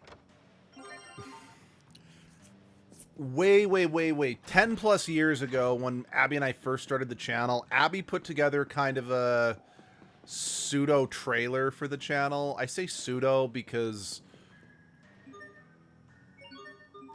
no, I wanted to stay at the end. And in the video we kind of said we promised to play every game that was in the trailer. We have done none of the games that were in that trailer, and now due to technology shifting, the PlayStation 3 not being compatible anymore, we now actually can't stream one of the games that was in that trailer. And like one of the other games was like Kingdom Hearts, which Abby was streaming, but got kind of, let's see, haha, none of the games. That trailer is funny though. Or that's true. And heck, you can't even really watch that video anymore since Abby included, like, its music is it was backed by music from anime that had just come out at the time, and the all the audio was copyright struck and taken off that video because it was what's it called? It was the whole, oh, this music is not authorized for use in your country or whatever. And I mean, given that we played the whole fucking song, I kind of get it. This is one of those instances where, quite frankly, we kind of deserve to have the audio struck, you know? Because, like, when we also played the game Beyond Good and Evil, there was a point where I got, like, super lost for, like, a very long... Let's see, I just say stuff and hope it's funny. That's true. I'm like that, too. But, yeah, music stuff is difficult for understanding when strikes and stuff. Yeah. But I got lost for a long period of time, so... This was back when Abby was doing mild edits, since neither of us really have the editing know-how like Flays did. But Abby basically sped up the footage and underscored it with the Lost Woods music from Ocarina of Time, and I think the whole audio from that whole episode is gone now. But we still don't know where it is. I'm still surprised the Amarcians are apparently helping them. Me too. I thought they were all extinct. Man, this is bad. This is really, really bad. Okay, you're actually going to weigh in the conversation, or are you saying it's really bad because you don't have any jam to put on your bagel? What are you getting so worked up about? See, Bendel's Valkanus is kind of wonky, so it's really hard to extract Elith from it. Okay, I guess we're not talking about bagels. It's also really dangerous to extract Elith from it. Now, in this particular case... The Elith is not a metaphor for the cream inside a Danish, right? Like, we're actually having a productive conversation with you, right, Pascal? If this little experiment of theirs fails, boom. Oh. What do you mean, boom? She means boom, boom, boom. She wants a double boom. Let's spend the night together from now until forever. Boom, boom, boom, boom. I want you in my room. Let's spend the night together in my room. Okay, I'm going to stop, saying song lyrics. We were just talking about songs getting audio struck, so I'm going to stop. I mean, boom! Like the entire country of Fendel being wiped off the map. That kind of boom. What is this locked plots and evil schemes for? Sorry, how do you mean? Sorry, I'm sure you're calling back to something I said or they said, but my brain is drawing a blank. Oh, right. That is a channel that...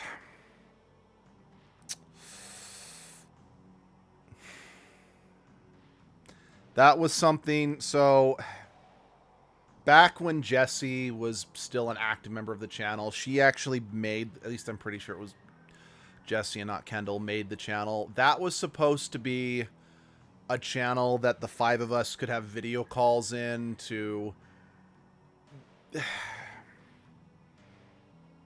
I don't know, it's one of those things I probably should have deleted that channel a long time ago.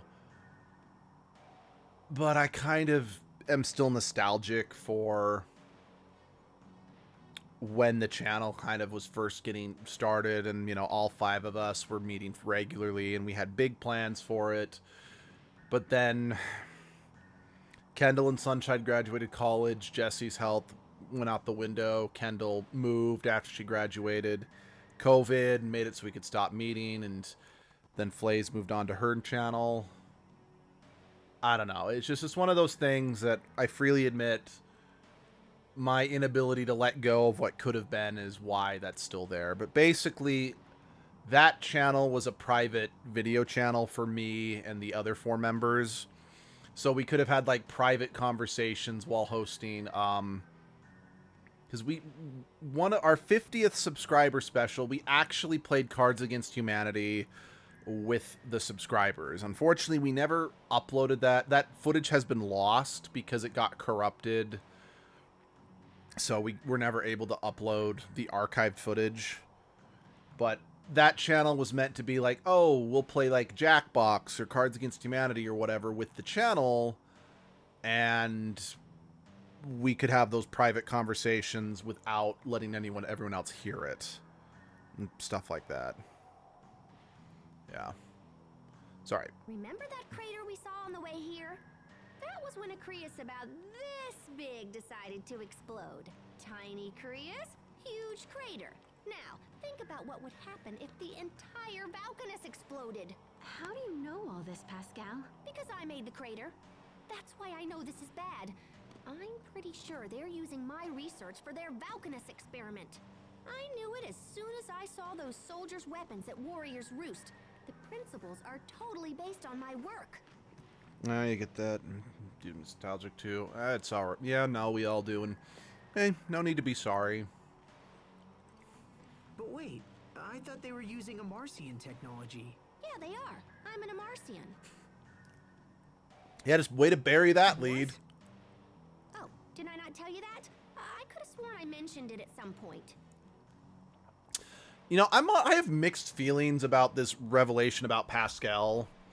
While it's super in character for Pascal just to forget to tell us something that important, on the other hand, it just seems like such, I don't know, an odd detail to overlook or to just drop like that, because we've been exploring Amarcian runes on and off throughout the game, talking about how big the Amarcian civilization was, and then how it just all fell apart. To just be like, yeah, by the way, I'm an Amarcian and we're not extinct, you know?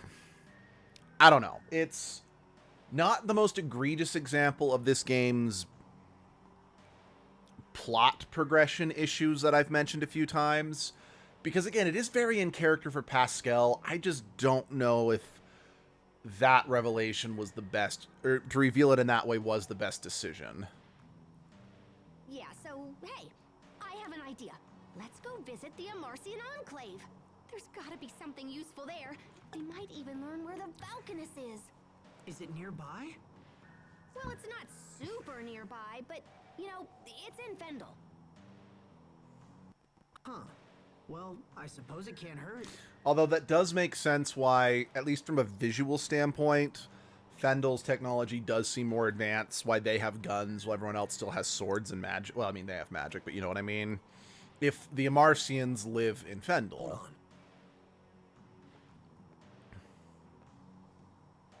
Why have you been keeping your Amarcian origins a secret? Technically, she's just an idiot, because she admitted she thought she'd already told us, but... What is it you don't want us to know? Huh? I didn't tell you because you didn't ask. And that is very in character for Pascal. And you, that little show you put on earlier was far too convincing. Perhaps there is more truth there than you would care to have us know. Hubert, stop it. Oh, right. I suppose you don't find this suspicious in the least.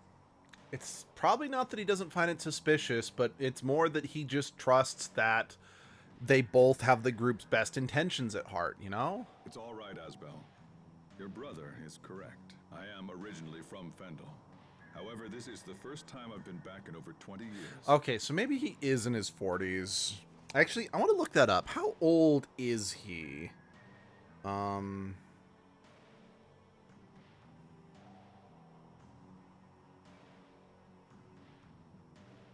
Because, you know, this is an older... Okay, he is 40 exactly.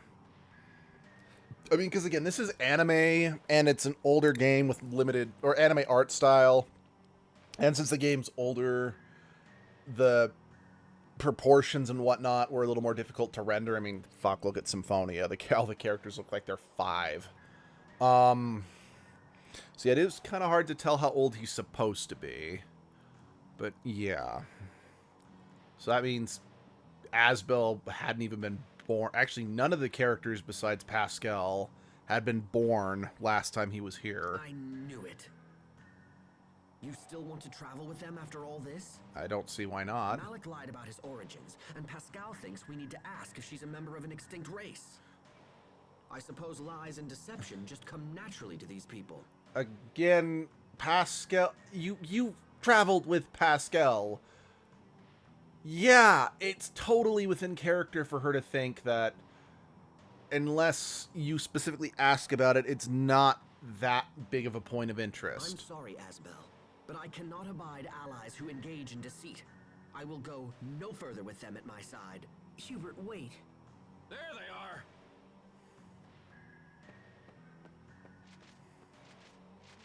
Malik Caesar has been dead for years. Now identify yourself. Interesting. So that's how the records show me. I am hereby placing you and your companions under arrest. Uh-oh. Time to hit the road, guys.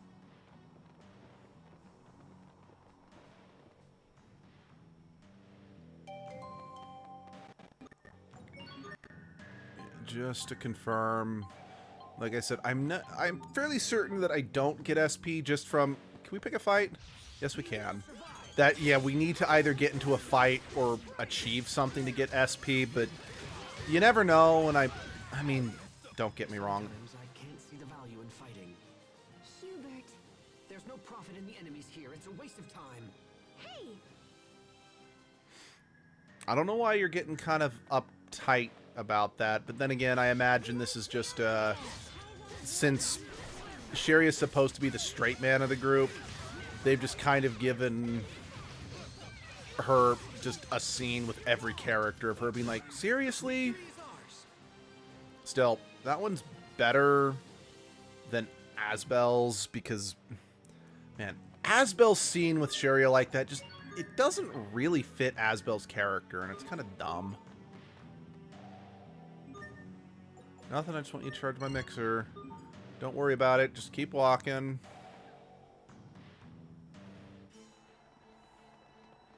Still with me, Muffin, or have I gone on the We way? should be safe here. What do we do now? We do the Macarena, get drunk, go shoot some clay pigeons, eat some caviar, take into a theater, watch the sunset set, master the pogo stick, play some Jackbox with family, and do all the hard drugs we can get our hands on. Are you sure you don't want to go to the Amarcian Enclave? We're pretty much headed in that direction already anyway. Yeah. It's a little cold, but it's still super nice. Come on. I kind of feel that based on Hubert's animation there, it was supposed to be like Pascal was grabbing his arm or something, but they just forgot to animate Pascal grabbing his arm. Or- Stop. Let go of me. Okay, I suppose he was just prepping for his arm to be grabbed.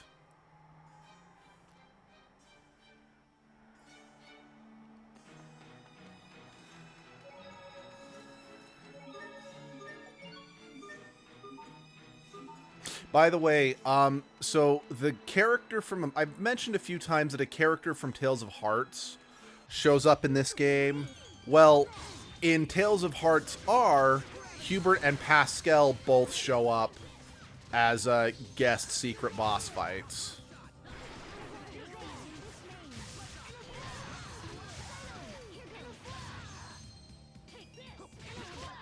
Let's keep moving.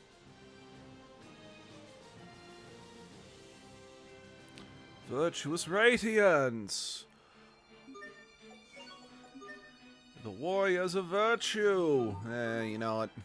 Just since there's nothing immediate that I'm like, no, I gotta get the characters to learn that or whatever, I'm just gonna kind of let most of the characters at least get to like level 5 with their titles. Again, I still don't fully know what mastering their titles actually does for them, so I'm not gonna try too hard with that, if you know what I mean.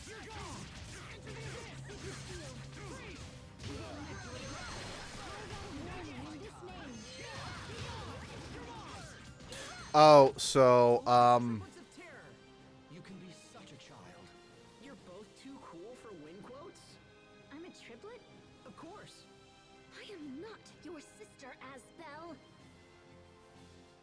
Asbel. So, as much as I don't like Tales Symphonia, I guess I could technically stream Tales Symphonia 2, but I don't want to. I don't want to even acknowledge that game exists. I do not want to show that game to the masses, because it is the prime example of ruining a good thing. Because they do not handle Lloyd's character very well in Tales Symphonia 2. Like, it is... Ooh, Mystic Art. It is some grade A character assassination. And I mean, don't get me wrong, there is...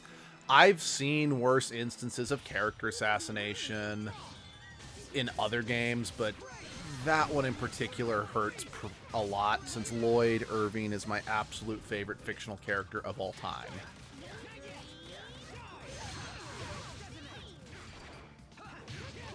No one can stand before my blade.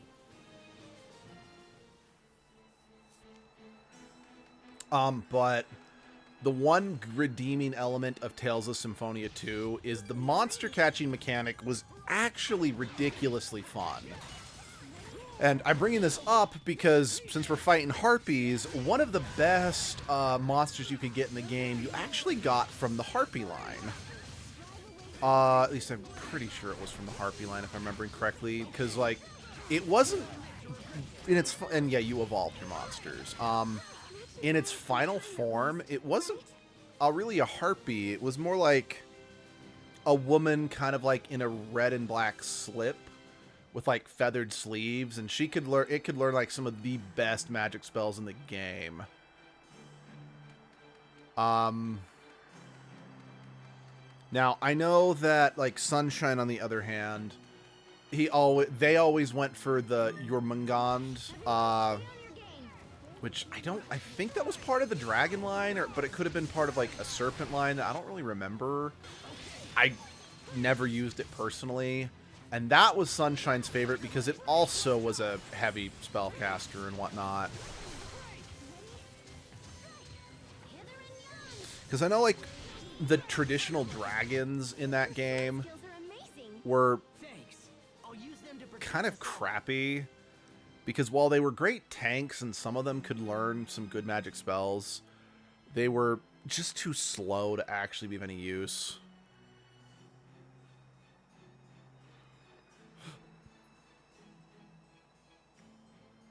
Now, the Mimic in this game was way less of a pain in the ass than the ones in Symphonia, because the ones in Symphonia can only really be hurt by magic.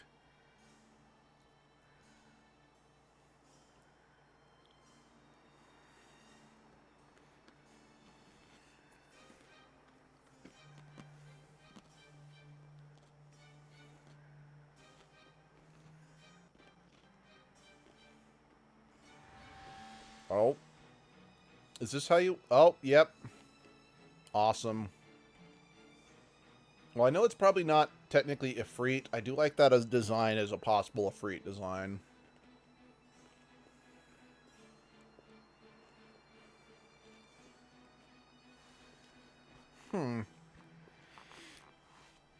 Okay, I need to confirm something, because this is bugging me.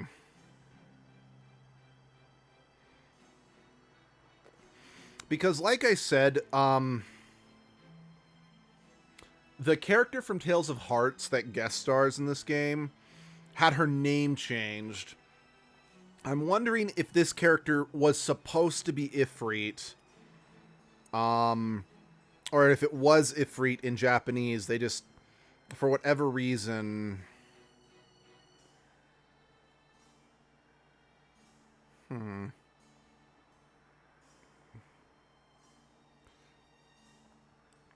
They just changed its name for some reason.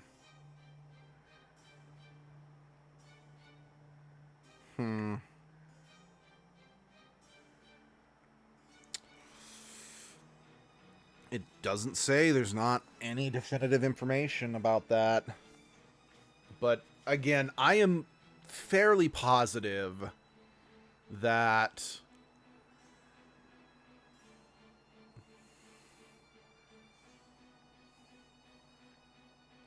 I mean, and it could have been this was also in a phase when they were trying to technically do something different, if you know what I mean.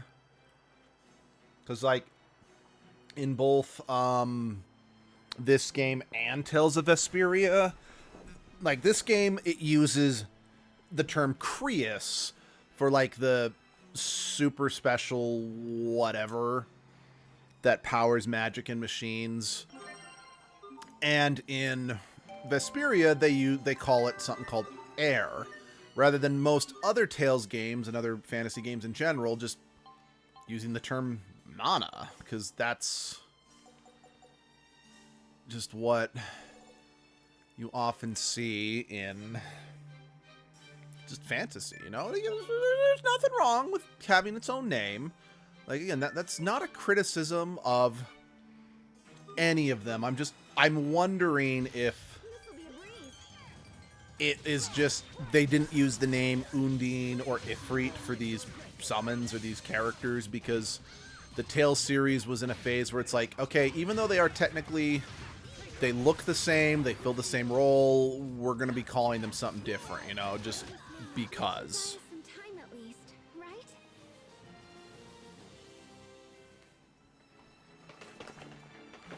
Which, again, not a real criticism, but it's one of those things, again, as a big fan of this franchise, it's like, why is the name, why aren't you using the normal name, you know? Because, again, I don't mind when fantasy franchises that are long-running, but each game is technically a standalone entity, where it reuses name, like, take Final Fantasy, for example. Every world is standalone and is not directly connected with other games in the franchise, but in each game, there's always a summon of, like, Rame, Shiva, Ifrit, etc. Lived on Mount Zavhert. Even if they fill completely different What do you think the roles, Amarcian Enclave they is still, like? it's like, okay, Ifrit's the fire god, or the fire summon, Shiva's the ice summon, you know, it's one of those things that's just kind of a nice Why not consistency. ask someone who lived there? Me? How to explain it? Well, it's a place with lots of folks that are just like me. I thought she'd go to you for support, Asbel. But it looks like she's turning to her radishes. Journal entry for the day. It has become apparent that when Pascal doesn't care about something, her long-winded explanations become very brief. I mean, you're not wrong. You know, actually, sorry, just thinking of long-running series. This is no time for their dilly-dallying. We need to hurry. Where is everyone? Did they get lost? Damn it. This is precisely why I hate traveling with them. Asbel, Sophie, Sharia, Pascal, Captain Malik. Wait, did something happen to them? I can't go on like this. I have to find them. Little bro, where are you? Gal? Pascal! Hey, little bro, don't run off like that. Yikes! Didn't I tell you it was dangerous to run around on the snow? Well then, perhaps next time you could mention it sooner. But never mind. What about the others? Did you find any of them? Find them? Wait a minute. Isn't that my line, little bro? Huh? By the time we realized it, you were gone. We've been looking everywhere. What are you talking about? That makes no sense. I was right in front of you. Yeah, but you were totally walking in the wrong direction. I don't think that's true. Don't sweat it. Everybody gets lost at some point. Now, let's get back to our friends. March! I mean, that is technically true. We're not... The quest marker made it very clear we're supposed to go back that way, but again, I just want to make sure that I'm properly exploring everything before we move on. Yeah, that's the research facility. We're not going there just yet.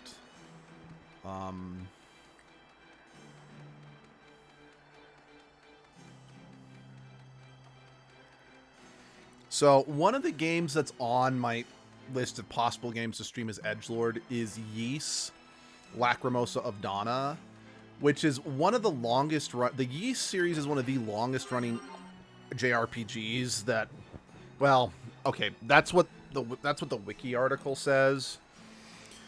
And like, say, the Zelda series, it always stars the same main character. Well, okay, Zelda can't even claim that, since Echoes of Wisdom, you actually play as Zelda for the first time. Well, for the first time as the main character, and you don't play as Link. But unlike Link, the main character of the Ys series, Adol, Serious thought. About what? About how I could think more seriously about things. Oh, brother. Adol has been it's been the same character. Like, it's not like Adol reincarnates like Link does or whatever, but it's the same character just going on different adventures, on and on and on. And anyway, the reason why Lacrimosa of Donna is on the list, even though it's like, well, technically Adol is an established character, he doesn't talk, for one, or he's a silent character in most of the games. And for the most part, the games are somewhat standalone. Now, I've only beaten Lacrimosa of Donna, but I have tried the one on the Vita, and then I got the DS remake of the first 2 games, albeit I only ever tried the first one, and I didn't like it. I bet pumpkins raised And I'm in like, the snow it probably must would have be made more sense if I had especially done if I could do the one on the Vita, since Adol has amnesia. That'd work better for sweet. Edgelord. Hubert, are you interested in pumpkins too? No. But what I do it's find not kind of necessary. interesting is apparently the Hubert's newest been Yeast looking at me game. ever I don't know if since he it's the joined one us. us. That just came out or one that Nobody is knows. coming out. Hey, is there something you want to ask me, Hubert? Adol, for the There first is time something ever, that's is actually concerned me going for to some talk. time now, but He's going to actually be voiced. how to put this? Go ahead, speak your mind. If I may be blunt, that skirt is far too short. I kind of agree with him just in this weather. It is a distraction to everyone during combat. Oh, brother. Do you understand how much of your thigh you're revealing? It's an affront to basic public decency.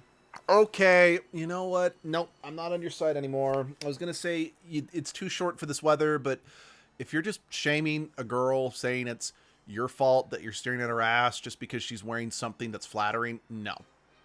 No. Hey, come on, Hubert. Stop staring at me like that. It is never the woman's responsibility or the woman's fault for a guy, for the man's, you know, impure thought or whatever, you know? She can wear whatever she wants, and it's the guy's responsibility to keep it in his fucking pants.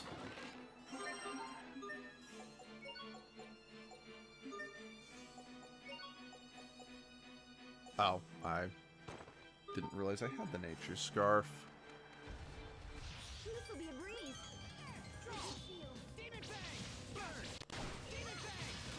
I don't know. I've kind of been on the fence about wanting to get some more of the Yeast games, because again, well, I got the one for the DS. I really didn't like the #1 because I don't like the way it controlled. And I don't know what it is. I have tried the Vita Yeast game multiple, or at least tried to play through it multiple times. And while I do absolutely enjoy it, I just get bored. I don't know. It's something in general about most games that because me and Abby, we bought a Vita because it had Persona 4 Golden on it. Like, that is the entire reason we bought the Vita, is because Abby wanted me to play Persona 4, and she knew that the Golden was the best version of the game. This blizzard's strong. The wind's so strong. Oh, these winds are really picking up. But unfortunately, because it was the Vita, Enclave is a short ways ahead. it What you didn't think, have the greatest I game suggest library. slow but steady progress to avoid exhaustion.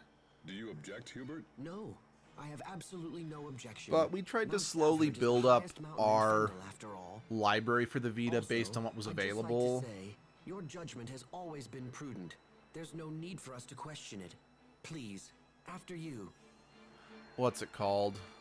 And while there were certainly a number of Vita games that, you know, I ended up liking, and heck, I even ended up playing through to their completion, there's just, I don't know, there's just always been something about the Vita that just... I struggle to actually play the games on it, and I don't know why. Now, I know in some cases just because the games ended up just sucking, but... It was like after... What was it? Tales Persona 4 Golden, we borrowed like the Assassin's Creed game where you played as the woman. Sorry, there's been multiple female protagonists since then, but it was like the first. But regret the past. Asbel? Why didn't I push harder for a raise in my allowance? What? Shoot. But it was the one that was like the first ever female protagonist in an Assassin's Creed game, and I didn't play it myself. Abby didn't care for it. But then I found Tales of Hearts R was on the Vita, and I played that one a good amount. Abby hates Tales of Hearts R. I actually rather like that one quite a bit. Like, I would say so my favorite Tales games go Symphonia, Berseria, Graces, and then Hearts. Like, I really like that one. But yeah. I just heard something.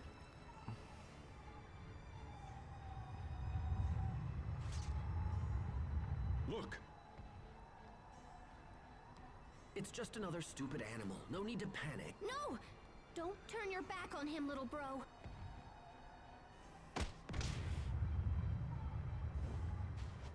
Pascal? Ow! You okay, little bro? Stand ready. The harsh climate has turned ordinary monsters into rampaging beasts. They'll charge at the slightest opportunity. Oh, opinions on math. Math is necessary. I mean, unfortunately, but I fucking hate geometry. And unfortunately, the job that I'm currently in requires a fuck ton of geometry, and I am utterly miserable because of it.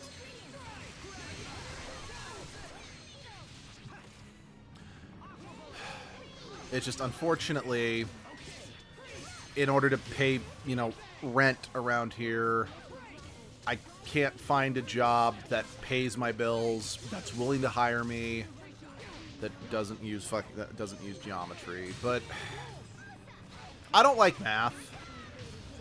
And I think a big part of that does have to do with the fact that I've had so few good math teachers throughout the years, because in order to learn math, you need a teacher that knows how to teach math. And in my experience, too many of my teachers are very much like kind of have the attitude of, this is how I teach math. If you can't learn this way, get fucked, you know? So it's like, well, great. I'm now never going to learn how to do this because you can't teach it for shit. So, just another prime example. When I took my math classes in college, I only was ever able to pass them when I took them from one specific college professor, because he actually gave a fuck about our comprehension. In fact, something he would do is that he would spend half of the lesson that day going over yesterday's homework to make sure we understood how to do the equations. They're more fierce than I imagined. So I only ever passed because his priority was Are you all right, letting Pascal? us pass. Oh yeah, I'm groovy. It It's wasn't funny about is all. sticking to the standardized whatever. After It wasn't... all those things I said to you. Why did you help me? Whoa, one of our team was in danger. What did you think I'd do? Our team. You were hurt because of me. I'm sorry, Pascal. No worries, little bro.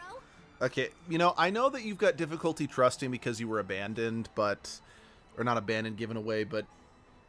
This whole growing moment's kind of funny. Because it really highlights how can you jaded he's smile become. after all that? And Captain Malik, you have a right to be angry with me as well. Then again, given who his dad was, I can understand how he's adopted such a cold exterior.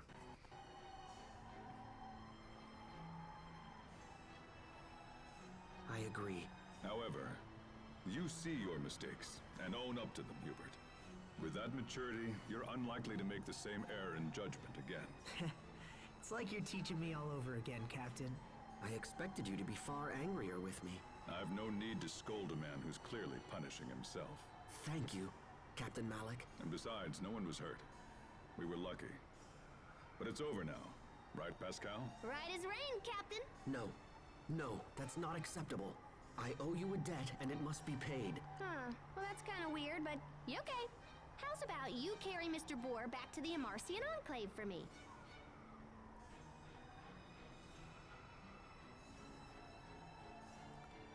Oh, wait.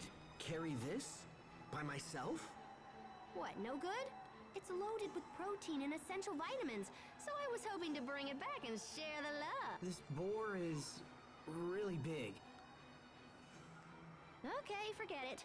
In that case, you have to promise to be my friend. Pascal.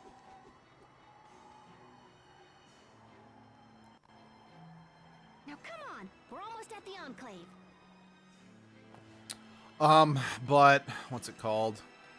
The other two college professors I had that I took math from, the first woman,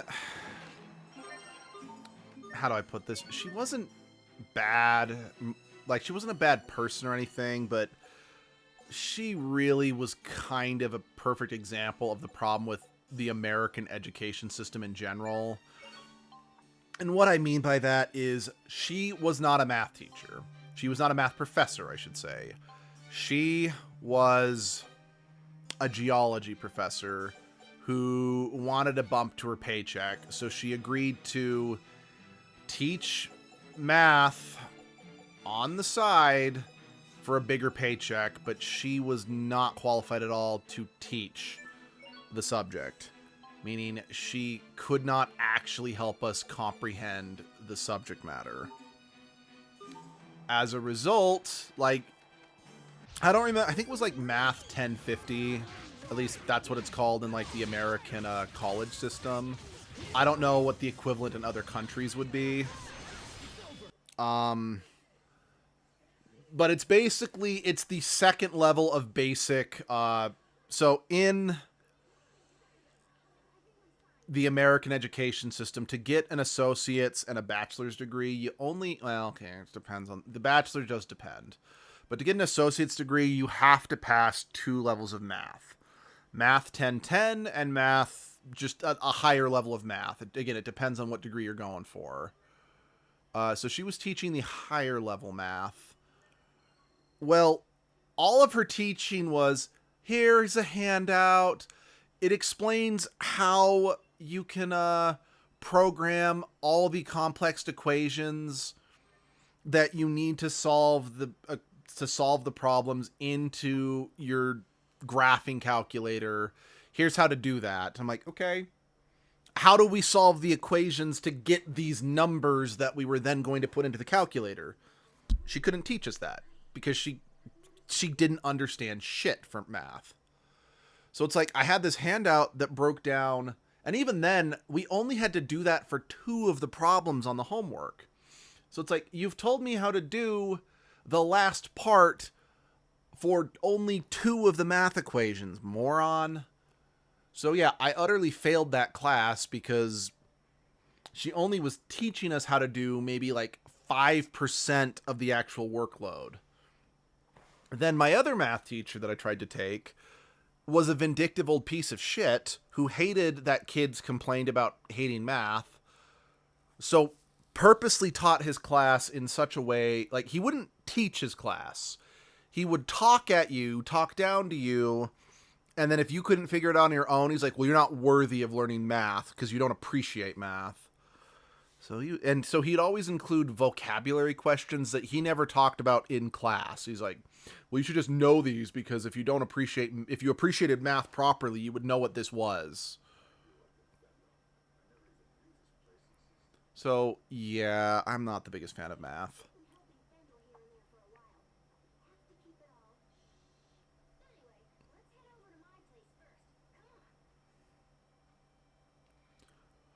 Yeah, so that was kind of a bit of a long-winded rant to answer your question, Muffin.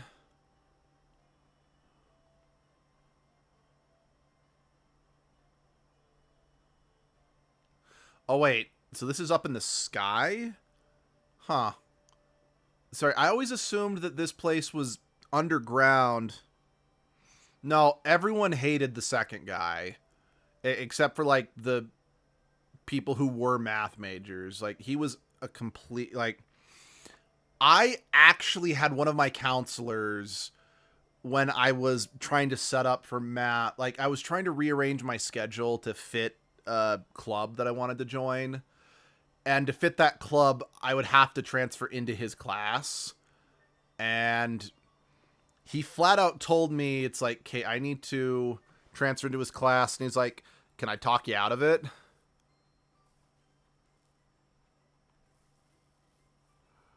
Because he was just that well known to just screw over the students, you know? So yeah, again, this guy my counselor just flat out told me, if you want to graduate, do not take classes from this man. Okay, can I actually play for, like, whatever the... Okay. Wait, hold on. Again, do you have... Oh, I can... Oh, okay, I actually have to clear all of them. I understand. Wait. Okay, can I, like, double blast them? Okay, yes, I can. Yeah. And then I ended up unfortunately taking a science class from the teacher she taught math, but she was not a math teacher. And she acted like, well, because you're taking my class, I expect you to treat this class like, because she was a geology teacher. It's like, well, unless you're going to treat this class like you're a geology major. Yeah, like basically you had to act like the class you were specializing in geology. Otherwise you would not have the time dedicated to actually pass the class like she expected. Like, I only passed with a D-, and quite frankly, that grade haunted me for a couple years while I tried to pursue my bachelor's degree, which I sadly never got, because the college I went to was only a 2-year college, or at least it was supposed to be a 2-year college, but that's another story for another day. The college that I transferred to kept trying to say, hey, you only got a D in geology. That you can't transfer that credit over to us. You have to take geology again. But the thing is that a D was enough to get my associate's degree. So I kept having to be like, no, I don't have to take it again. I have the degree. And because I have the degree, I don't need to take that class again. Because there'd be no point in taking that class again, because it's not required for the higher degree. All you need for the higher degree is the lower degree, and then the extra stuff added for my major, And they always grumbled because the new school couldn't bleed me dry. Yeah. Okay. Ooh.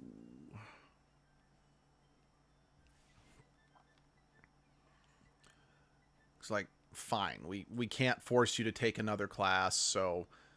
But yeah, it was just every single time, like every single semester at the second school, they kept trying to be like, we need you to take this class again, but you'll have to take it from us, so you have to pay for it again. I'm like, nope, I do not have to do that again.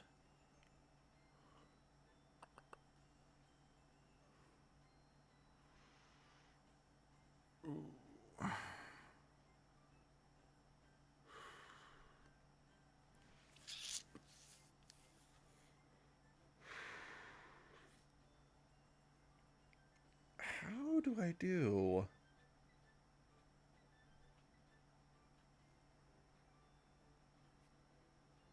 I am not 100% sure on this one.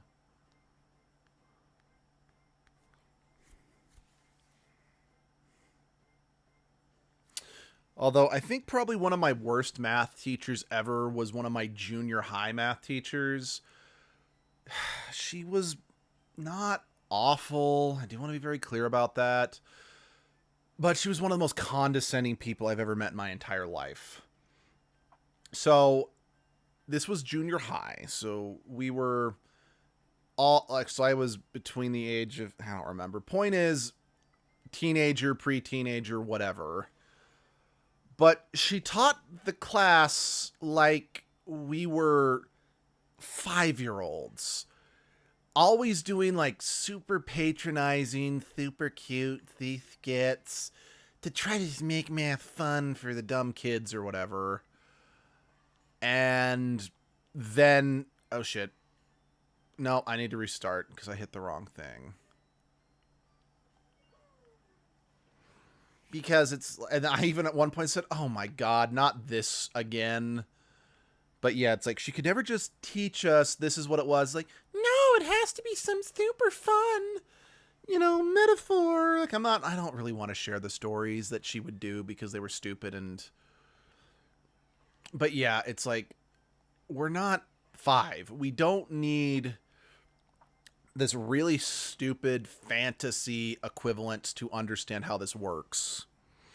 But then she also would not give us full points. Like, even if we got the equation correct, she's like, well, yeah, it's correct, but you didn't draw it the way that I wanted you to, so it doesn't count. Like that type of nonsense. Even though it's like, yes, but is it correct? Well, yes, it's technically correct, but you didn't draw it in my art style, for lack of a better word, so I really shouldn't give you points for it. Okay, I think I'm on the right track, but I may have done this in the wrong order. Let me...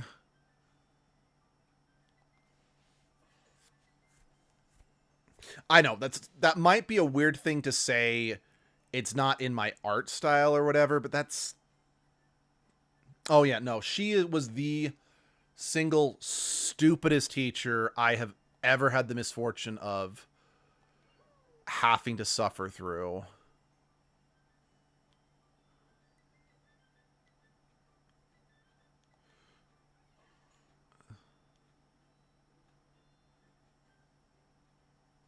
Actually, I need to test something. Okay. Okay. Okay.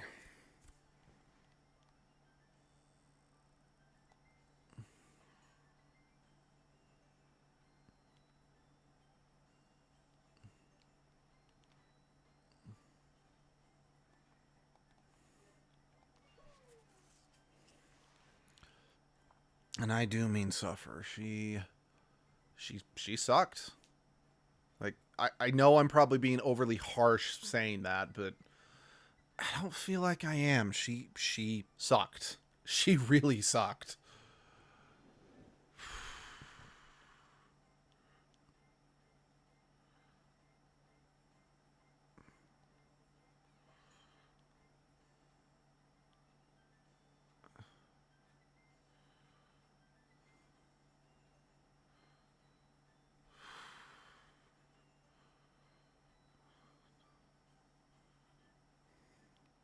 Nothing wrong with being overly harsh every once in a while. That's fair.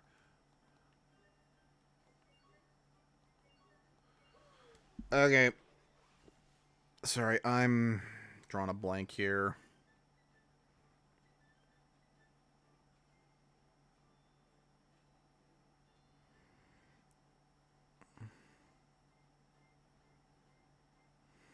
What is this game called again? Hold on. Yeah.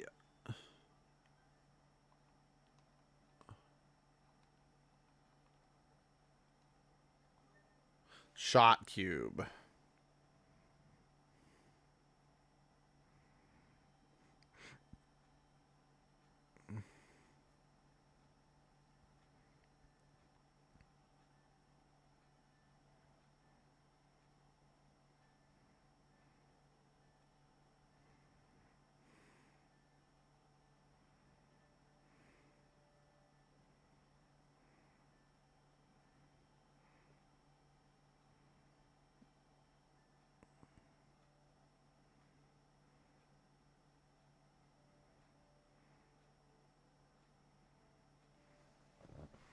Okay. Alright. Yes, I'm cheating, but...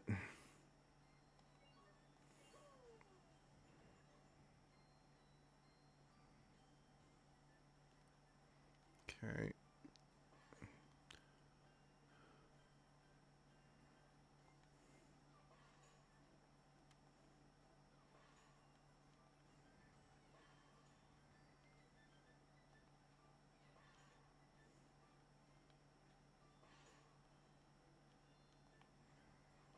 Okay, that makes sense.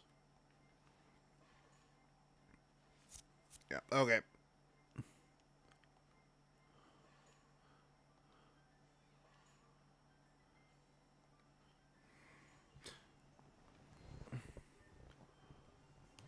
Sweet. No, that's it for now.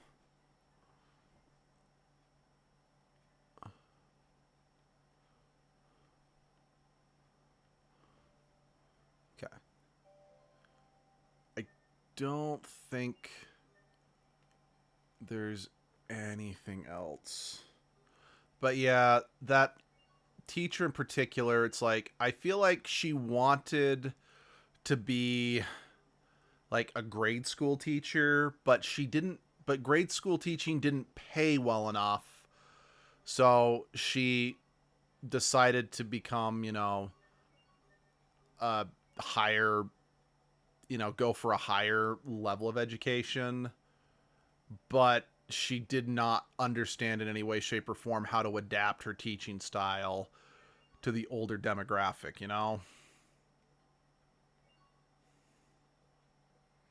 So she's like,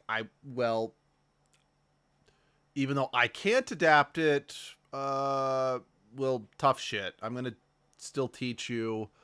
I'm going to treat you all like you're fucking idiots because I don't know how to teach older people because I wanted to teach kindergartners, but it didn't pay well enough, which honestly, I'm like, America does not pay its teachers well enough. Like, I just want to say that. Like, it is... Hi, Emil. You're one of the most annoying protagonists in the entire franchise. It's like, if we just paid our teachers better, then we wouldn't have issues with that, because we could actually get good people.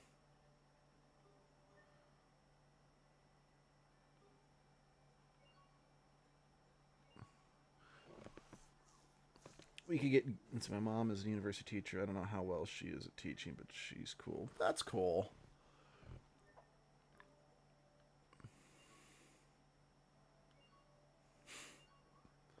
But yeah, if in America, if we just paid our teachers a decent wage, then we'd actually get people who genuinely wanted to teach, and yeah, I just would result in just a better all-around experience for everybody, I feel.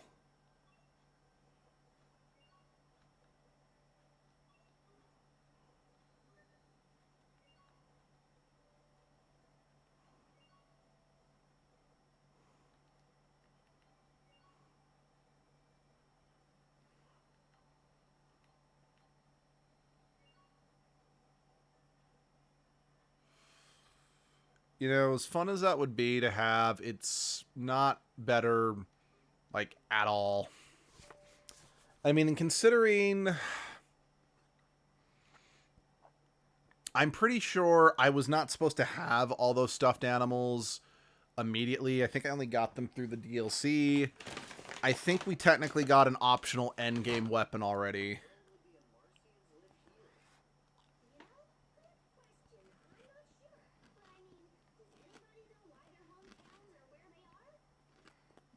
I mean, it just takes a quick search of history to find out why the town was founded.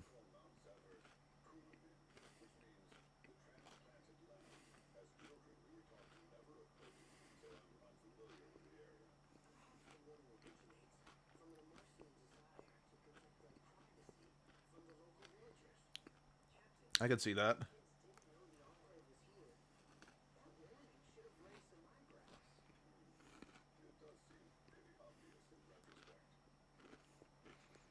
Well, yeah, but at the same time, outside of, super rebellious kids like Asbel who treat the whole don't do this, so they're going to treat that as an invitation to do it. Wait, you weren't joking, it really is a chocolate fountain.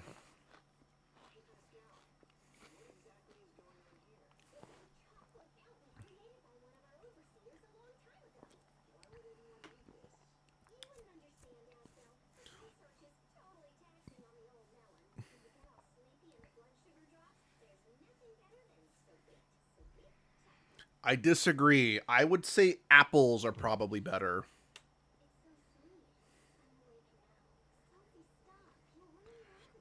And you'll get a sugar rush and then you'll crash. Again, apples, oranges, grapefruit, bananas. It's a cure for exhaustion for maybe a few minutes, maybe an hour if you're lucky.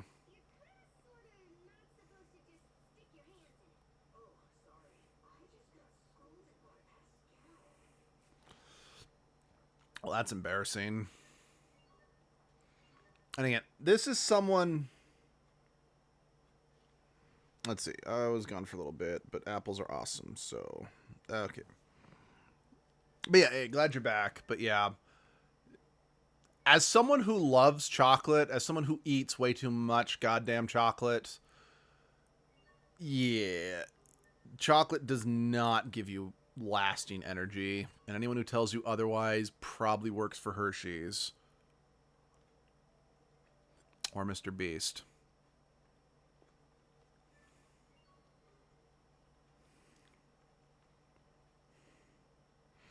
What we're talking about, but yeah, apples and bananas. So there was just a cutscene right there. There's a chocolate fountain that was made apparently by an Amarcian a long time ago, and not request. And Pascal was just telling us about it was put there because research is just because a lot of Amarcians are into research and scientific advancement. And it's like it's difficult on the old noggin, so they installed that to give themselves a boost of energy when they get tired. And I'm just kind of going on about how you don't want to eat chocolate if you're tired. In fact, you want to avoid things that are high in sugar in general because chocolate is a comfort food for one me lazy. No, I agree. I love chocolate. I am probably fat because I like chocolate too much. But it's not good for you if you need a energy boost. If anything, it's a good thing to eat if you... Well, okay, I can't even say it's a good thing to eat if you want to go into a food coma, because that's a lie, since a lot of chocolate does have trace caffeine in it. But you would be better... If you need a boost of caffeine, you'd be better off just drinking a cup of coffee. Which, I mean, I don't drink coffee, so I'm probably not one to talk. I mean, if I need caffeine, I go to Mountain Dew. Or if I really need a boost of energy, there's this, I don't know, it's a strawberry cream energy drink that claims it uses more natural caffeine in it. I don't think that's true. I think caffeine is bad for you regardless. Well, caffeine in excess is bad for you regardless. It doesn't matter how natural it is. Since at the end of the day, all the caffeine doesn't give you energy. Let's see, I'm a little too fat to trying to move. I'm trying to move a lot. I've lost a decent amount of weight. I lost a good amount of weight when I started my construction job. I have sadly put a lot of it back on. But yeah. But guys, at the end of the day, no matter what you do, caffeine will always be bad for you in the long run. Because caffeine doesn't give you energy. Caffeine turns off your ability to feel tired. And that is not good for you. Spell that makes it easier to crush shards. Okay. Because it turns off your heart's ability to, regulate its speed, which makes it more likely for you to eventually have a heart attack because your heart and your blood, etc., is just always pumping, But at the same time, it's like I try to avoid energy drinks like the plague. So if I am going to drink them, I do try to go for ones that may be a little healthier on the body, This is clean. Yes, this. Caffeine doesn't make you more energetic. It just makes you not sleepy. Yeah, a lot of people don't realize that. I mean, and don't get me wrong, ever since starting construction, I have had to rely on caffeine a lot. Due to the long hours, having to wake up early for long commutes, as well as just not being able to get good sleep. I have consumed more caffeine in these last 2 years than I have had in most of my life. Which is not good, but...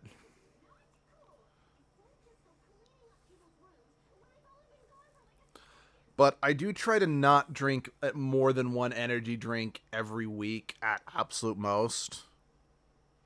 About fucking time. Sorry. I ordered something from Etsy like a month ago. It just barely shipped. Sorry, I just want to check real quick with like the new estimated date of delivery. Okay. Good. okay, sorry. These are they were presents for two good friends. They will be here supposedly before I see them again, so that's good. But yeah, I try to not drink more than one energy drink once a week if I can help it. I try to go even less than that if I'm being real, but sometimes it happens. Huh? You avoid energy drinks like the plague. You sound like my mom. She's wanted me to stay away from energy drinks completely, and they don't taste nice, so I don't even drink it. I agree. Like, to be perfectly frank, this strawberry cream energy drink, I don't think it tastes very good in the grand scheme of things, but I think that's good because it means I'm not going to go craving them, you know?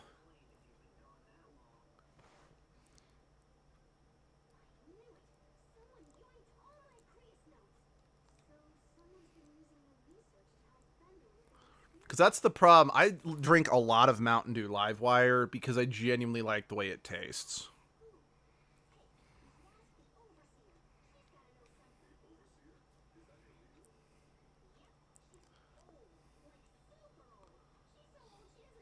Energy drinks just have, like, what taste. They all taste the same to me with some minor differences. Well, that's because, to my understanding, there's so much caffeine in energy drinks. It just, there's an underlying flavor to it, if you know what I mean.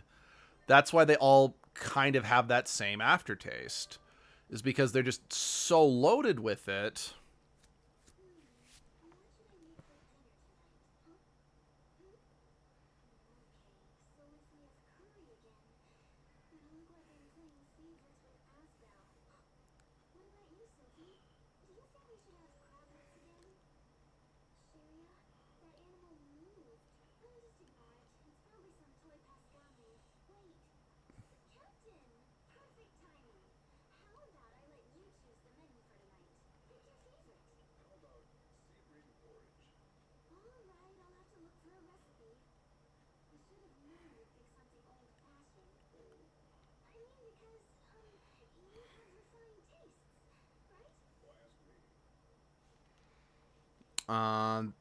That was a random conversation to have in regards to, you know, the Tails version of a Gigapet. Wait, no, Gigapets were the... No, Gigapets were the keychains that were a rival to Tamagotchi. I'm thinking of Poochie. By the way, yesterday I got myself a Sonic magazine. Got Sonic a Shadow Plastic Circle Shooter. Nice. Definitely send pictures later when I get around to it. Sounds cool. I had a Power Rangers plastic shooter when I was a kid. Wait, no. My brother had a Power Rangers one. It was the exact same one, but it was black and it had a Batman coat of paint. And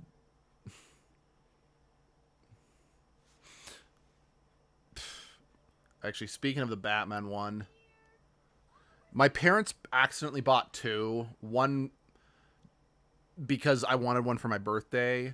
So they gave me the first one. They were going to return the other, but then I found the other one and I thought, wait, who put it back in the box? So I tore it open to play with it because, again, I thought it was mine because I was a dumb kid.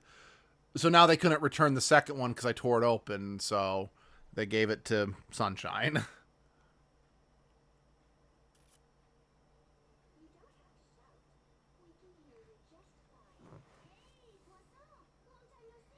I cannot pronounce her name.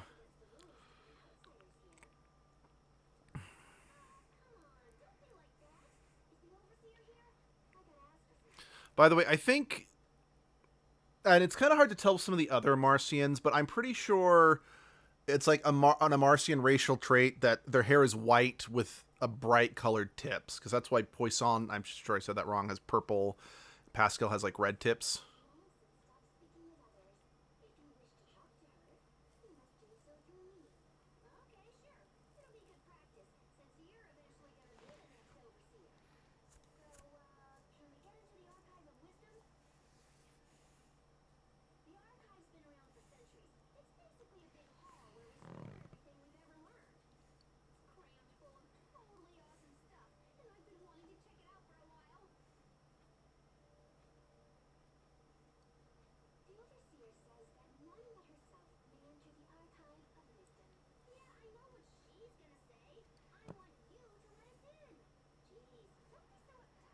I really don't like... I hated dealing with customers like Pascal who are like, yeah, I know what the rules are, but I want you to do it anyway, you know? I'm about feeling a little bad about taking it out of the box, but I don't want to be like a big super straight collector kind of person. It depends for me. I was with a lot of my collectibles at first, and I still am. Like, I still refuse to take my amiibos out of their boxes, with the exception of one, but that's neither here nor there. Which does annoy Abby, because she's like, the whole point of amiibos is were to interact with games. But if I refuse to take them out of the boxes, we could never, like, take advantage of them. So we actually kind of missed a lot of the benefits from amiibos, but at the same time, I don't know. Part of me is like, I want at least one collectible to be mint, just in case they ever become valuable and we need some emergency cash, you know?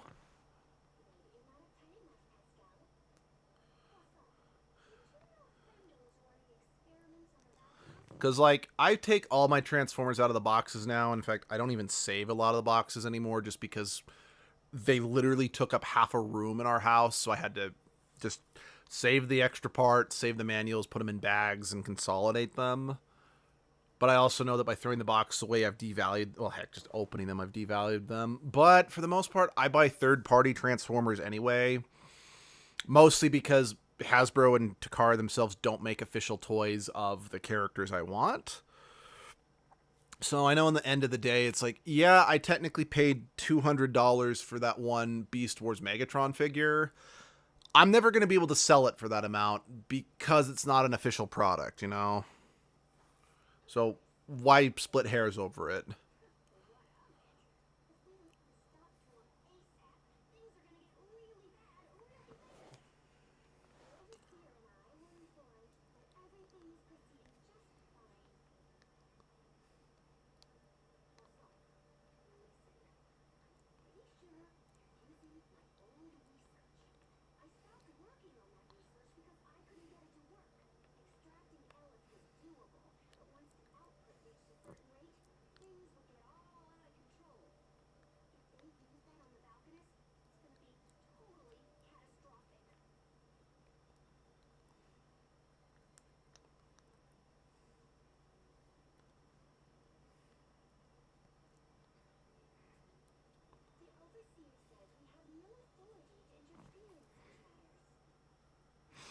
Doesn't mean you can't do something, Nimrod.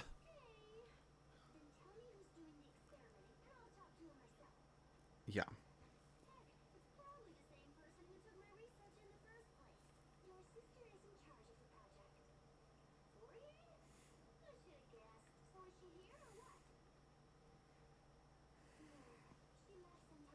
Let's see, I also have a lot of Lego boxes of old Lego instructions trying to balance being a collector, but also having them be cool outside the box. Just me personally, though, I don't judge others. No, I feel ya.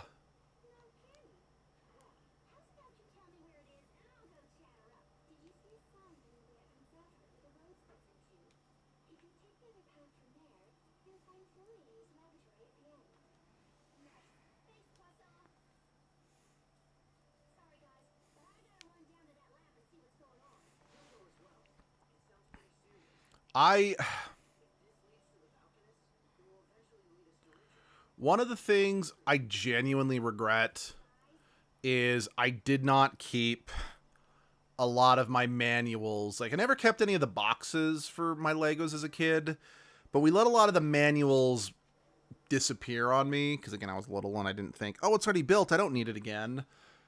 But then you drop the boat or the building or the whatever it was you made, and now you don't know how to reassemble it. And especially back in the day before the days of the internet, where you could just, you know, look that up, it just meant, well, just time to dump all the spare Legos in the Lego box now, you know? That's why I did really appreciate a lot of the Bionicles and other Legos like... I mean, I don't know if the modern versions of Bionicles, like the Hero Factory... Yeah. Yep. No, you know exactly what I'm talking about, but... Again, I don't know, from what I've seen from, like, the Bionicles on the shelves, again, or the Bionicle equivalent nowadays, I don't know if they still come in the plastic tubes or the plastic boxes that you can just keep and reuse them as storage, but I really appreciated that for most of the Bionicles. Like, I got the Toa of Light Bionicle, who just came in a cardboard box. It was thrown out. So that didn't really work for him. But being able to put my Bionicles back in their, you know, plastic tubes to keep them safe was really, really nice. Because I could keep the manual. I could keep the... I had the manual, so I could keep... so I always knew how to put them back together if they broke. You get what I'm saying. Actually, I remember one thing I always thought was kind of funny is when Bionicles first started, that you could combine a lot of them, like Power Rangers Megazords. But I don't know. It just seemed funny to me that it's like, okay, I mean, okay, then again, Transformers were like this too, but I always thought it was weird when, like, very sentient and individuals, I said individuals twice, but I'm sticking, that's the sentence I chose to construct, and I'm going to stand by it, merged into one, because I'm like, so how does that work? Do their brains merge together, or is it a whole separate person taking over? And if it is a whole separate person, what happens to them when they split apart, you know? Because again, I was also subscribed to the Lego magazine growing up, so we'd often get the Bionicle comic books. So I'm like, I'm confused. I'm not fully following what's happening. Anyway, I'm gonna take a quick 2-minute break just to take care of some needs, get a drink of water. But yeah, we'll be right back. So wait, hold on. Oh shit, did the sound crap out again? Hold on.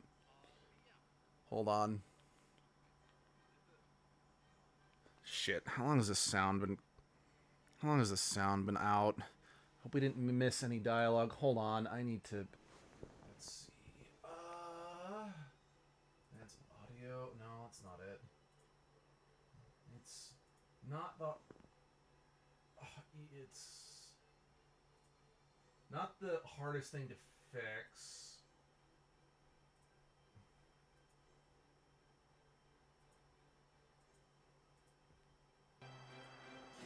But it is a pain in the butt when it happens, because I have to just... Let's see. Yeah, okay. Sound's back. But yeah. I guess I'm just glad I noticed it before we went into more cutscenes, because I'm still mad that I missed the fact that the sound didn't work at all during one of my Sonic Frontiers playthroughs. And it was during the first big boss fight, so rather than getting to listen to Find Your Flame while fighting that, everyone was sitting in silence, and I didn't notice that until after I was done. Anyway, yeah, let's get some water. Let's take a restroom break. We'll be back in just a second.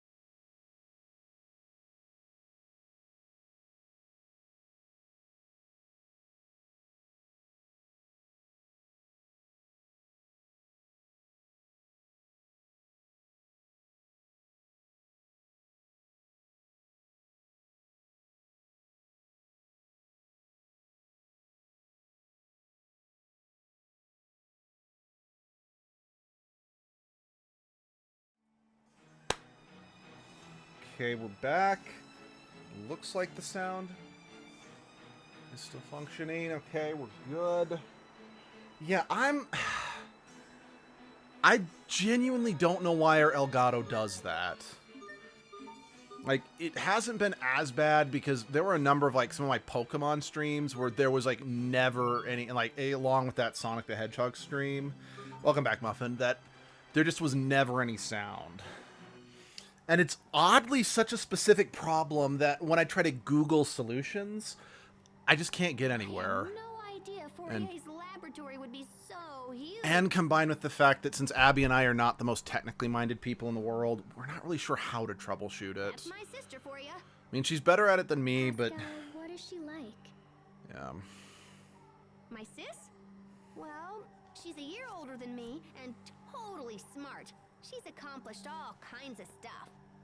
I guess she's my idol. I used to run around and Oh, I forgot Pascal's the younger sister. So anyway, I'm sure she'll understand when we explain what's going on. Could the Valkanist be inside this laboratory? That would be awesome, huh? But yeah, I don't know. Right now, we should just try and find Fourier. Sorry, I should have said something, but I only really noticed it was going to say, but then forgot to say it. How long was the sound out for? Was it just when we were running from the Amarcian Enclave to the We spent a long time here in Fenrir, to the research and yet we're facility, still not or any closer did to it cut finding out the during the Valkanist. cutscenes? Please keep such negativity in check. It's detrimental to group morale. I understand. I just feel like Richard is suffering while we're running around in circles. Richard is suffering? I cannot even begin to fathom what you're talking about. There has to be some reason Richard's acting the way that he is. I know this isn't what he wanted. I care not for his reasons. If King Richard does not put a stop to his current behavior, then I will be left with no choice but to kill him myself. Hubert! No. I refuse to think like that. If that's your position, then I'll just prove to you that I can stop him. However this ends, I fear the sin will be mine alone to bear. My brother lacks the temperament to kill a friend. You know, I kind of feel you're both right in this situation, because Asbel's correct. Richard doing this is so out of left field. It's like, okay, regardless of what he's doing, we kind of need to figure out why he's doing it. Again, because it's so strange, just killing him won't resolve anything in the long run, because how do we know how to stop someone else from doing this, you know? But Hubert, let's see, during the cutscene, drat. Like, that's when I noticed it, when the dialogue was happening. It was just like white noise, but silence. Poo. Poo poo. Oh well. Nothing to be done about it now. What's the word I'm looking for? Because, yeah, again, but at the same time, we do need to stop Richard, because literally, if we don't stop Richard, he will drain all the Creus from the world, and even basic functions, you know, because, like, the world is dependent on Creus. And even basic functions will just cease. Like, Strata will dry up because it will no longer have access to water. Fendel everyone will freeze to death because they'll no longer have access to Creus to, you know, warm their stoves and light their fires. I don't actually 100% know what Windor uses its Creus for, because, like I said, Windor, it's kind of, because, like, again, Strata is a desert because the water Valkanist is sucking up all the moisture and then spits it out as Creus that has, you know, water, that is water coated, I guess, for lack of a better word. That's how they're able to do such crazy, like, water fountains with their Creus. Fendel, because it's the fire Valkanist, it's sucking in all the heat. That's why it's so cold, and that's why the Creus here is so unstable. But Windor just looks like it's a normal climate. And since they're the, what's it called? And since it's the wind Valkanist, it's like, what does that actually do? Does that mean the people of Windor don't need oxygen? I don't know. I don't fully it's, let's see. Recipe to all Richards in the world that meet me. Oh, oh no. But yeah, it's one of those little world building things, like something I've kind of noticed, and I don't hate. Oh, did you master an ability and I just didn't notice that you were about to master the ability? Either way, you can stay on that one. It is one of those things that, as much as I love the Tales series, it has issues with little bits of world building like that, you know?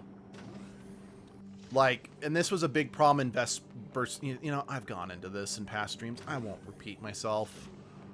But yeah, it's not enough to ruin the games by any means, but it does leave you with questions if you think about it a little too hard.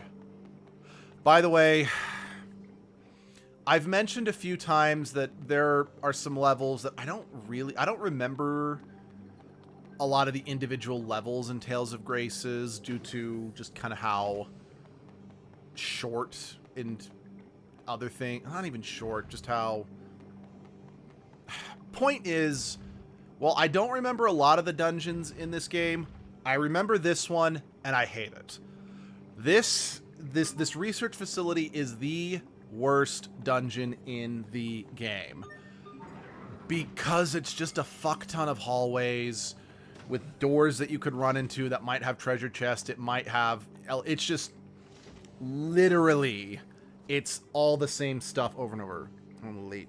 I am a late fan of the channel, so I'm aware there is a history not a part of, but do people go to the Discord, VoiceCon Discord, or more recently? Not really, honestly. I'd say our... Let's see. As far as I know, outside of that one time we played Cards Against Humanity, our vocal server has never gotten any use. And I think it just boils down to the fact that there's not really a whole lot to discuss, if you know what I mean. I think since at this point, since we don't have, like, outside of, like, the polls I do, there's really not a ton of fan interaction, if you know what I mean. And we haven't had subscriber milestones in a while, just because... Please don't mention my past in front of everyone. Yeah, so I don't think anyone's ever really used them, and just due to my busy schedule, we're not... No one's ever really used it, no. But yeah, this dungeon, I think, really shows off the limitations that this game was under when it was in development. Because again, this game was initially released on the Wii, which was a weaker console than its competitors at the time. Well, the last game, Tales game that was released before this one was Tales of Vesperia, that was released on the Xbox and PlayStation 3. But they didn't want the graphics to, at least, okay, this is an assumption, but I think because they wanted to make sure that the graphics didn't regress, they had to look as good as Vesperia, but in order to accommodate a weaker console, the dungeon's design suffered, because it had to be more compact. Never find an excuse to use them and find the time. I'd be glad to join and finally hear my voice, lol. I'll keep that in mind, Muffin. I know I have in the past, like, this wasn't even a stream, but talked about it. I'm like, hey, does anyone want to get together and just, like, play Jackbox or something? But it's never happened. But yeah, just everything in this dungeon is just the goddamn same hallway, just flipped around, different enemies in it, different puzzle boxes for power or whatever. I like, again, I do want to emphasize, I do really love this game, but the dungeon design is not great, and this one fully encapsulates how monotonous this game can be at times.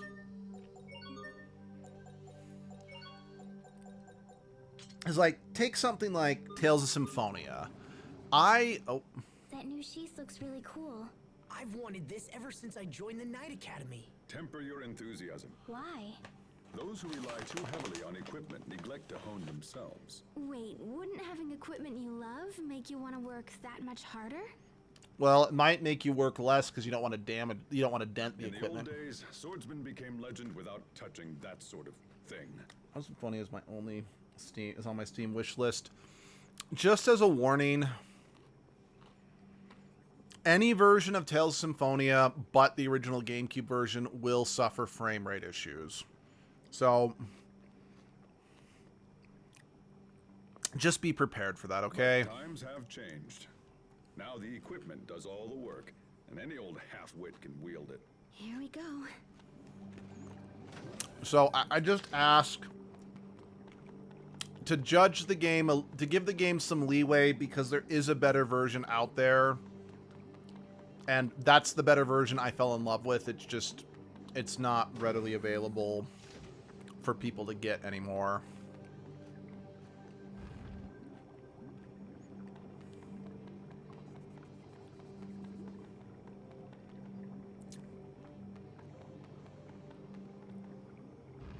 I don't think I can't push it. I see. Because yeah, if you tuned into my Tales of Symphonia Remastered live stream, especially in that first fire dungeon, the frame rate tanked to like, I don't know, like it was less than 10. I remember you said that. I'm prepared to give the benefit of the doubt. I'm a super harsh person. I've got a lot of patience. That's good. I think it's also important to know that from what I remember, the frame rate, at the very least, it doesn't tank in combat. I could be wrong, but I really remember, at least in combat, having a smooth experience.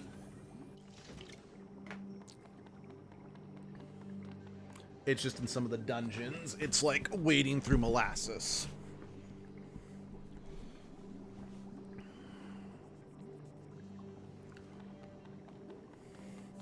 But yeah, honestly, if anyone, like, I do want to say, it's like, if you, well, how do I put this? Abby and I, we are kind of actually discussing in a past stream, I think it might have been the first stream of this game that I did, what's a good entry point for the Tales series for someone who wants to get into it? And again, as much as I love Tales of Symphonia, I don't outright recommend that one. Let's see, I remember finding the funny Black Frog enemy thing. This looked funny. Yeah. The enemies in that game are pretty fun.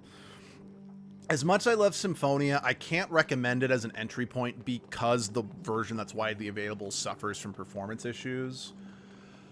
Grace's has...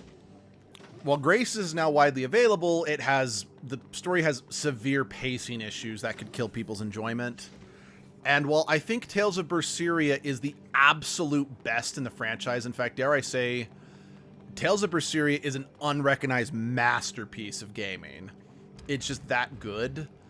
It's also technically a prequel to another Tales games that's not a masterpiece. Also, I don't think it's outright the best entry to the series because it's so tonally different from the rest of the franchise. So Abby and I definitely think Tales of Xillia is probably the best entry point because it's good. I mean, problem with that one is it's only available on the PlayStation 3, I think. I don't remember if it was on Steam or not. Again, I don't think Xillia has problems. Like, it does have some big problems, but it's a good entry point. Again, that being said, I really do want to emphasize Tales of Berseria is an unrecognized masterpiece, and anyone who likes RPGs should check it out at some point, in my opinion. I just don't know if it's the greatest entry point to the franchise as a whole, you know? Another problem with Tales of Berseria, and this was something I brought up a lot during our live stream of the game, is Tales of Berseria is a prequel to Tales of Zestiria. Tales of Zestiria is sadly one of the worst Tales games in the franchise. And it's something I even acknowledged. I'm like, okay, anyone watching the Berseria stream, they're not gonna... What the fuck? Where are you, sis? They weren't gonna get the full experience out of it. The facility is Since... full of monsters, and we still haven't found your sister. The Tales series has done a bunch of prequels, And the point of a prequel is so you could be like, how do we end up from this game to the next game? So whenever you see a name drop or a reference, you're like, oh shit, that's how that happened. The size of this laboratory alone So if you means only that we're play getting Berseria, a lot of those How moments else are going to could be more lost country on you. justify such a lavish facility That as being this? said, I can't recommend anyone play Zestiria. Sophie, It's just, they're having an important conversation right now. Please, don't interrupt. it's bad. But the monster in that tank. But Don't get too Berseria, and you can still No, enjoy there's Berseria something on its wrong with own. It's just you won't catch all the close. I didn't references. notice it at first, I mean, because to be now that you fair, mention it, Tales of there's something Symphonia odd itself about it. is actually a Be prequel to researching Tales the of creation Fantasia, artificial monsters? the very first Tales game. I've never played Tales of Fantasia. Well, I've played like 10 minutes of the remake on the Game Boy Advance, but I was never able to beat it. The Ding Ting series has lived quite a while. The Tales series is very old. It's been around since, I think, the Super Nintendo, maybe the original NES. I could be wrong, but it's old. And I haven't played every Tales game due to the fact that not all of them were translated into English, and some of them didn't even leave Japan for that matter. Oh wow, I'm only a few years older than the Tales series then. But yeah. But some of the games that were localized, like, I've owned Tales of Legendia, but I've never played it, just because our PlayStation 2 kind of gave out on us before I could. I don't own Tales of Destiny because it was on the original PlayStation, and I didn't own an original PlayStation. I still don't own an original PlayStation. By the time I got a PlayStation 2, it was so old and so rare, I couldn't afford it. Strange, aren't they? But I have played, I think, every Tales game that was released after Symphonia that got a Western release. So that means I haven't played Tales of the Tempest, I haven't played Tales of Innocence, but I've played all the other ones. I've heard that Fendel has been investing in biological weaponry. I Perhaps this know lab is being used I to want to facilitate- try Tales of Destiny, because Tales of Destiny was the first Tales game that got a sequel, and it's a very well-loved game. I mean, heck, everyone This one looks like in this trouble. game gets a costume from Tales of Destiny or Tales of Destiny 2. Let's see, I'm just hoping to get any PlayStation in my lifetime. So, growing up, we only ever had Nintendo consoles because Nintendo had the most multiplayer games. And when you have three boys who really like playing, video games, we had to go with the console that had the most options, And since Nintendo had Super Smash Brothers that we all were very familiar with because we all played it at least once at a friend's house, that's what we stuck with growing up, I didn't really get... And then I had a annoying neighbor who was a PlayStation elitist, to put it mildly. Like, it wasn't just PlayStation was better. Oh, Link and Mario are stupid. The PlayStation has, like, actual cool heroes, like Raziel from Soul Reaver or Cloud from Final Fantasy. Who wants the dumb little Nintendo? So, let's see, well, I was the only gamer in the house, so all we ever got was the Wii. Yeah, I mean, I remember I wanted to get the PlayStation 2 when it first came out because I wanted to play Kingdom Hearts, but I was shot down because my older brother, being the older brother, was like, no, we're not getting a console for one game. We're getting the GameCube because it has Zelda. I'm like, but that's one. I mean, okay, I know. We get Smash Bros. And Mario Kart were more the reason why we got it. But because of that, we only ever got one console, and it always had to be Nintendo. It wasn't until I went to college that I bought myself an Xbox. And I actually, for the longest time, I refused to buy a PlayStation because of just I'm that, surprised you were able to defeat my Varus. due to that, those childhood elitists always making fun of me for having Nintendo consoles. So I'm like, I wanted nothing to do with Sony. But then I started when I found out more of the crappy things Microsoft did to, like, Rareware and whatnot, I'm like, okay. Plus, most of the Tales games were exclusively on the PlayStation. We started buying PlayStation consoles, and I've been very happy with them since. Because we have a PlayStation 2, 3, 4, and 5. I like Pascal's sister's design. But it is very generic fantasy of the era, if you know what I mean. Excuse me. That felt good, though. Pascal, is that you? Oh, good heavens, I thought someone was trying to steal my work. Technically, you stole her work. Wow, I can't believe you built that Varus and everything. You're amazing, sis. It would have been more amazing if you hadn't defeated it so easily. Let's see. I hope when I get older, I actually find a job I can actually buy shit. Just hope my Lego addiction doesn't become bigger. It will. I mean, when I got older and started buying money, it started with buying some Power Rangers Megazords that I could never afford as a kid. And then it morphed into a very unhealthy Transformers collection. And I mean, I have spent thousands of dollars, if not more, on Transformers. They are everywhere in the living room. So, what are you doing here? We came to talk about Fendel's Valkanus Creus experiment. On Forbrenir? I'll have you know, I spent years working on the research used in that experiment. I may have used your work as a starting point, but what matters are results. You know that. It's okay. I didn't come here to take credit for anything. I know you've done a ton of work on it. But no matter how smart you are, sis, the research is still flawed. And just what does that mean? Well, it's like... Look, it's gonna be a lot faster if I can just show you.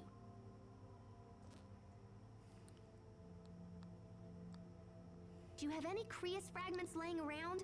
Like, maybe one the size of a bean.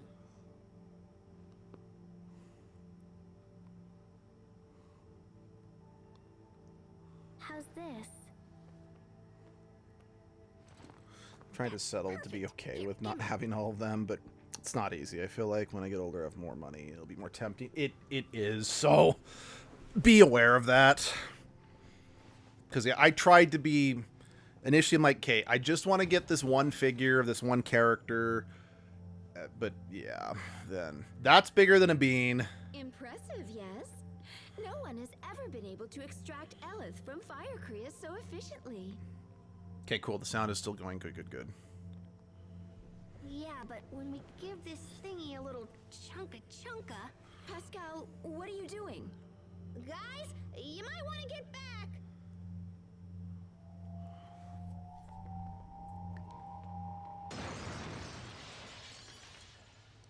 Yeah, you shouldn't have let her stand by that, because that glass could have, like, cut her head off. It would have absolutely severed her organs. What just happened? See? That's the trouble with Fire Creus. If you apply too much pressure when extracting the Elith, it starts a chain reaction. And once that happens, it starts accelerating all the surrounding Elith, and then... kapow! You can contain the damage when it's a handheld weapon or something, but with the Valkanus, it would be a total disaster. So that's why you never finished your research? Yeah, I love Pascal's use of just random nonsense words that do emphasize the point, you know? Yeah, I saw where it was headed, so I just chucked the whole kit and caboodle. And that's why we gotta stop the experiment before everybody gets blown up. I can't do that. Yeah, it might be tough for you to tell him, huh? Well, look, how's about you just show me where they are and I'll just do it. Are you trying to make a fool of me? Am I what now? You saw where it was headed? You just worked it all out in your head! Do you have any concept of how hard I've worked to complete the research you've abandoned? I do good amount of nonsense words as well for fun. No, I agree. Okay. Fiore is being completely unreasonable here. You always do this! You mimic whatever I do, then just effortlessly do it better! Yeah, but you're the one who took her research, didn't bother to wonder, maybe there's a reason why she abandoned it, and just, oh, brother, now you're saying I can't do it because I can't have you showing me up again. There's more to it than that, and Fourier does get better, but I need to call her out in this scene, because I'm like, oh, shut the fuck up. I kill myself to be successful, and then you sweep in with your quick thinking and fancy talking, and you just leap ahead of me like it's nothing! 'Cause don't get me wrong, I also understand the frustration of not being able to live up to your siblings, because quite frankly, Like, my dad will deny it, but it's like, Dad, it's very clear that you love my siblings more than me. And you're more proud of the siblings more than me. Like, and he will deny it, but I can tell. So I understand the desire to show up siblings, but when it's like, Fiora, if we don't stop the Valkanus, it will literally go nuclear. Now, it's going to probably be bigger than a nuke. Let's be real here. Since that it produces enough Krias to power a third of the world. Fourier,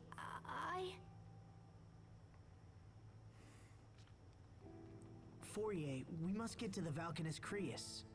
Even if the experiment wasn't a danger, there's a different threat on the way. If we don't act now, it will be drained of its Elith, just like the other Valkanus. Wait, the other Valkanus? Yes, so we have to stop it, no matter what. Please, Fourier, tell us where Forbrenir is. I don't know where it is, but the man in charge of the experiment does. Who's that? Fendel's chief science officer, Kurt Bessel. Kurt Bessel? You know him, Captain? Yes. Though I never imagined we would meet again like this. Where can we find him? The Ministry of Science is located in the capital, although I couldn't say if he's there at the moment. Thank you. That's a good place to start. We'll try to speak with Kurt ourselves. Do as you like. It matters not to me. Again, I understand where Fourier is coming from, but it's like Pascal is not acting maliciously. So my sister's been like a study beast academically. She will be super successful. She was a straight A student. I'm trying not to. Yeah, I flunked out of college. Well, It wasn't entirely my fault, to be clear, but I don't do well in a classroom environment. That's not where I excel. But because both of my older brother is a pharmacist now, making a ton of money, has a house. My younger sibling, they've graduated. They're now doing what they love.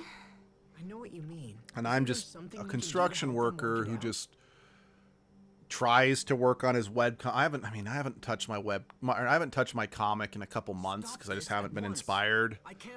And just live stream video games and collect Transformers. Hubert. Yeah, he is not. Yeah.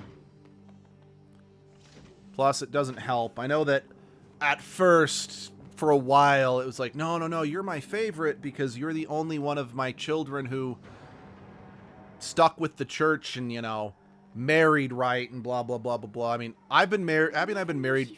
Gonna be married 12 years this year. Sunshine only got married a few years ago, and my older sibling is gonna get married later this year. All this time. But none of them got married in the church we were raised in. But me and Abby did. But me and Abby have since left that church because I should go back and apologize. hypocrisy. That will help. But yeah. Fourier's problem isn't you, Pascal. It's Fourier. Yep. Her spirit has been crushed by years of doubt and self-loathing. Sympathy will only make the problem worse. Which is true. I love her, I just wish she knew that. Oh, Pascal. I also kind of empathize because You're the only one who can stop the Valkanus experiment. Fourier knows being that's true. given sympathy She'll from the never admit person it. that you're If the always being experiment isn't compared to, stopped, it doesn't come Fourier's across work as will end up kindness. killed, and no one wants It comes across as condescension, even if that's not what the He's person right. meant, Helping us will save your sister's reputation and maybe even her life. Plus, we need you, Pascal. We can't do this alone. So, come on, pull yourself together and let's go. Little bro. Thanks, guys. You're the best. Oh. It's probably the That was first all right, time Sophie's Hubert. been comfortable being near Pascal. I know what she's going through. And besides, it would be far too quiet if she weren't around. Down self-loathing, I know those feelings. Oh, Now, definitely. can we all stop talking and just head for Zavert? There's no time to waste. Yep.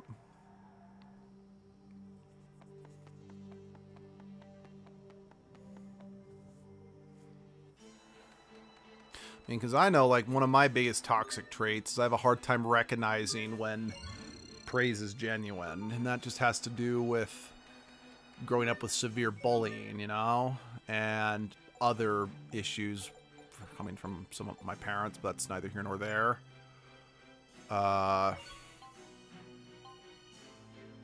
So yeah, I sometimes get overly defensive, if not outright antagonistic, if someone's just trying to pay me a genuine compliment, if you know what I mean. And I mean, that's on me. It's just, unfortunately, again, due to all of my personal baggage, I just have a very hard time recognizing if someone's being genuine or if they're trying to be patronizing, you know?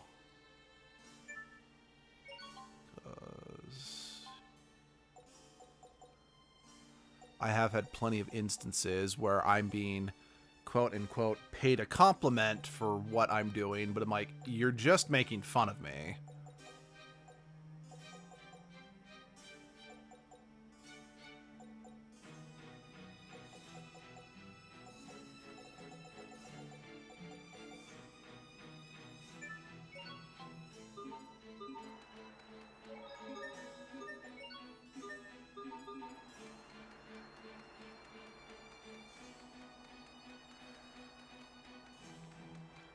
I think that's why I love, like, when the Tales games are at their best when the character writing is strong.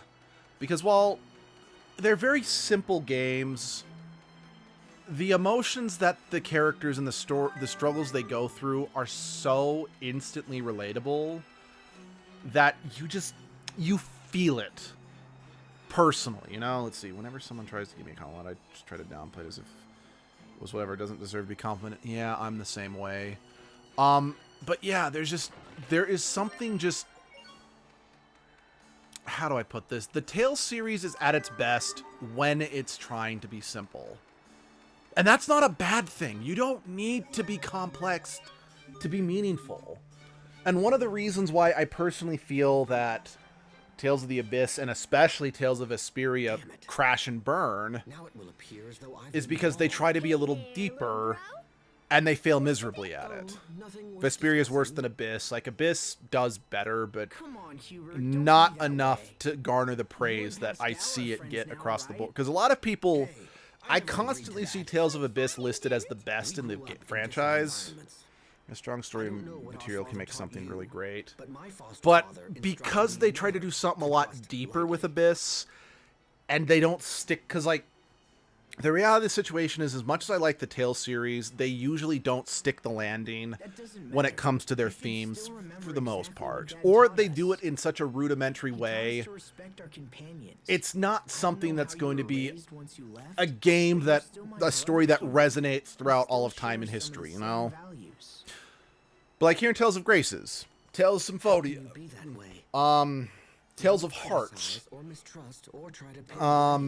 their themes are simplistic enough that even if they don't fully stick the landing in as deep of a concept as they could have, or as poignant as they could have been, it's still so simple and easy to digest that it just hits you in an emotional way that it resonates with so many people and just makes them feel good, if that makes any sense whatsoever.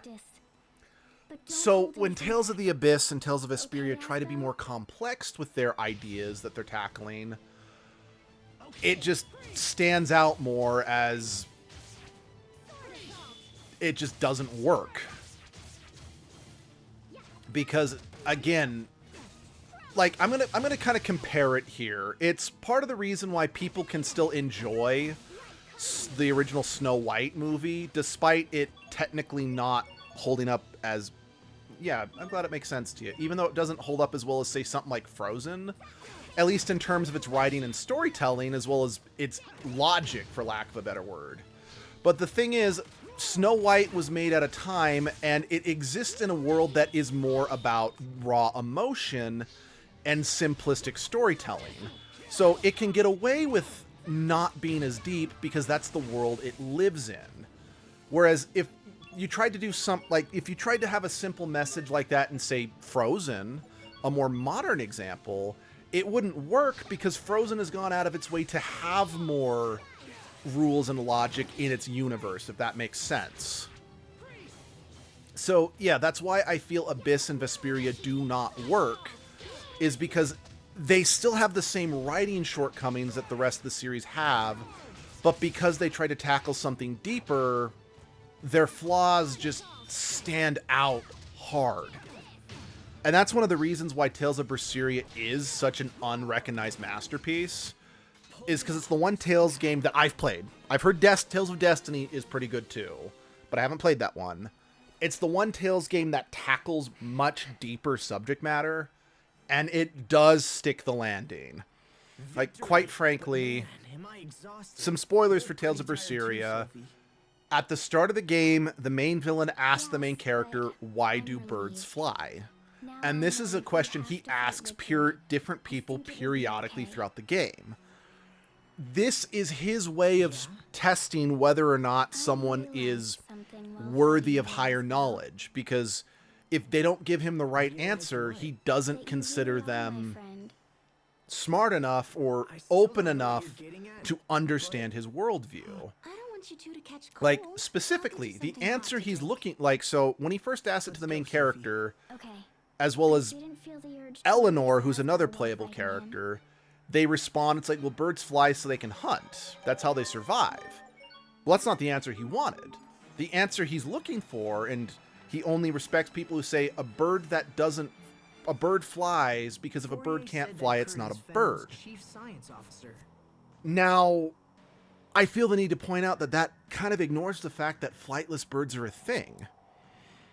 So it's a very narrow worldview and a very toxic one, because it's basically saying something has to be something for it to have value, if that makes sense. So it's kind of nice because, again, here's where the spoiler comes in. Well, I already his answer was the spoiler, but here's the major spoiler.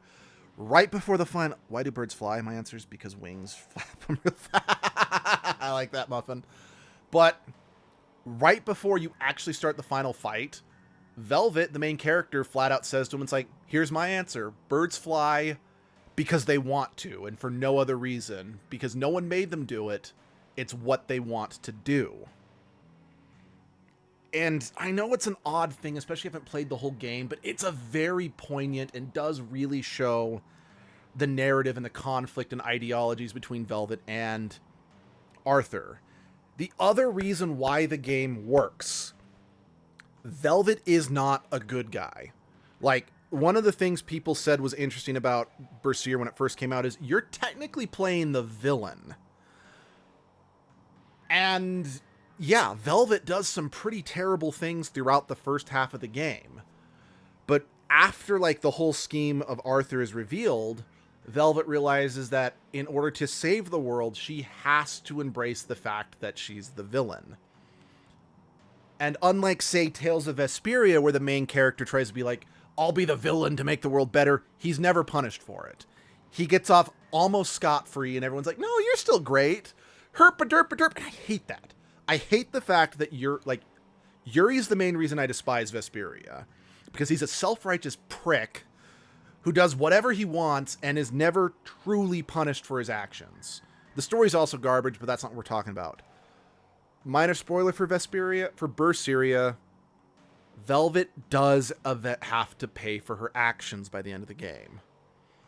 She does recognize she's done terrible things, and she is willing to accept the consequences because she knows the consequences were worth it, because she has made the world a better place despite her heinous actions in the first half. And she doesn't act like she shouldn't be punished for it. And it's beautiful. Like, I cried the first time. Consequences matter in games. Undertale showed people... yeah, it is. And that's a problem with so much media, is that they don't have consequences. Meaning the dramatic moments are undercut. I cannot stress enough that Tales of Berseria is amazing. And it's because of Velvet and her relationship with her friends.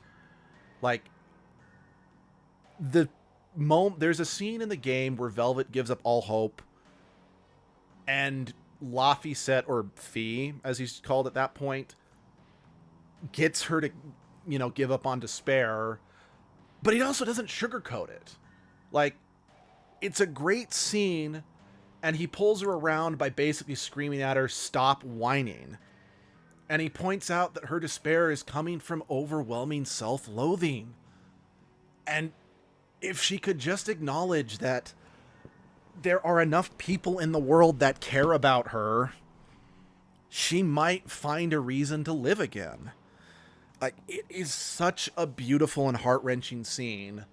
And it's kind of one of my go-to examples of a character who, like, the moment when a character realizes they want to be alive. It is done so well. And I will always point to Berseria for its great writing. So again, Berseria is the one instance in the Tales series where they do try to tackle something deeper, and it works. Sorry. Abby and I streamed Berseria a couple of years back. Outside of the sound crapping out in one of our streams, it's available on the channel if you want to watch that. Amusingly, it's pre-edgelord, so like the character that I use to annoy Abby is Sexy Starscream.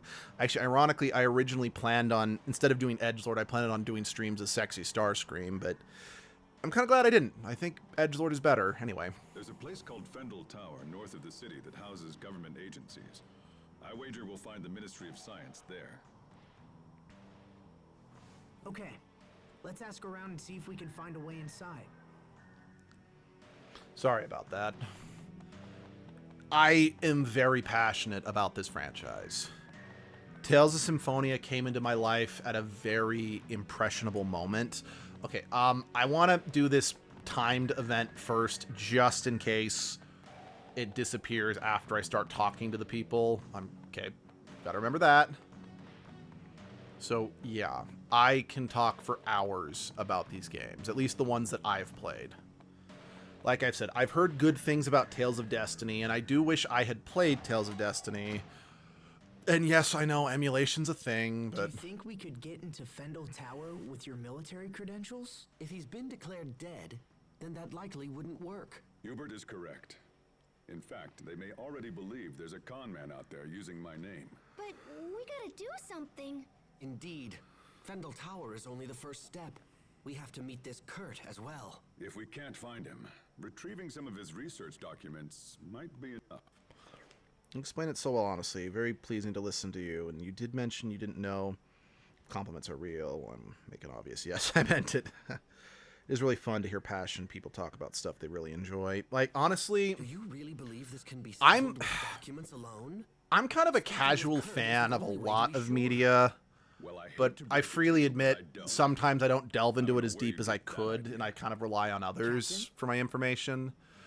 This really is one of the few franchise instant fandoms or whatever that I can really say that I'm like, no, I am very much going off my own personal opinions and experiences. Like I said, arguably, I know some people say, I'm like, well, if you were a real fan, you would have, like, sought out emulation to play the other games, or heck, you would have actually tried to genuinely play through, because like I didn't play through Tales of Phantasia even though I had a copy of it for a long time, but I just found the combat too dated and too difficult, and I just didn't feel like soldiering through it because I just wasn't enjoying myself. It feels like only yesterday that I made that friendship pact with Sophie and Richard.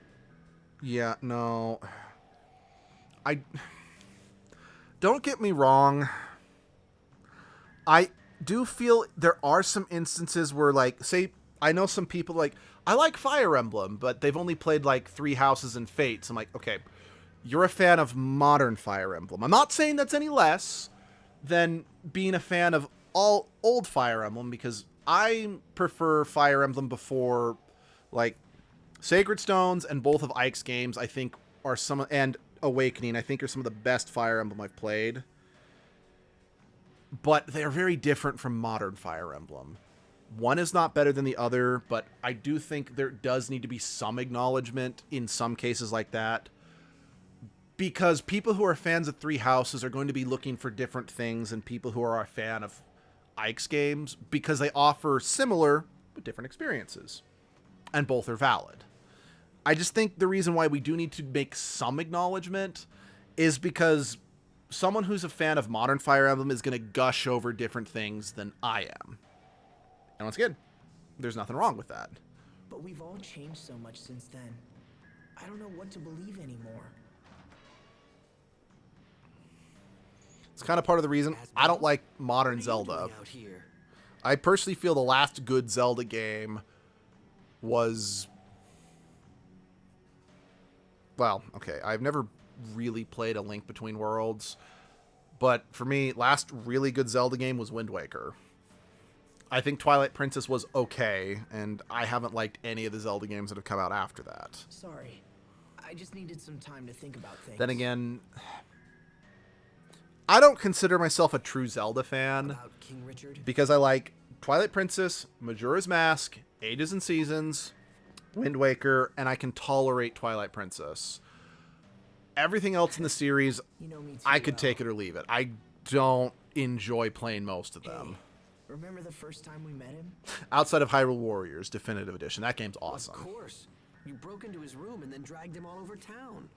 I was always surprised he enjoyed it as much as he did. He even wore that stupid disguise. Yeah, good times. Everyone was together back then. Even Richard. But now he's all alone, with no one to support him.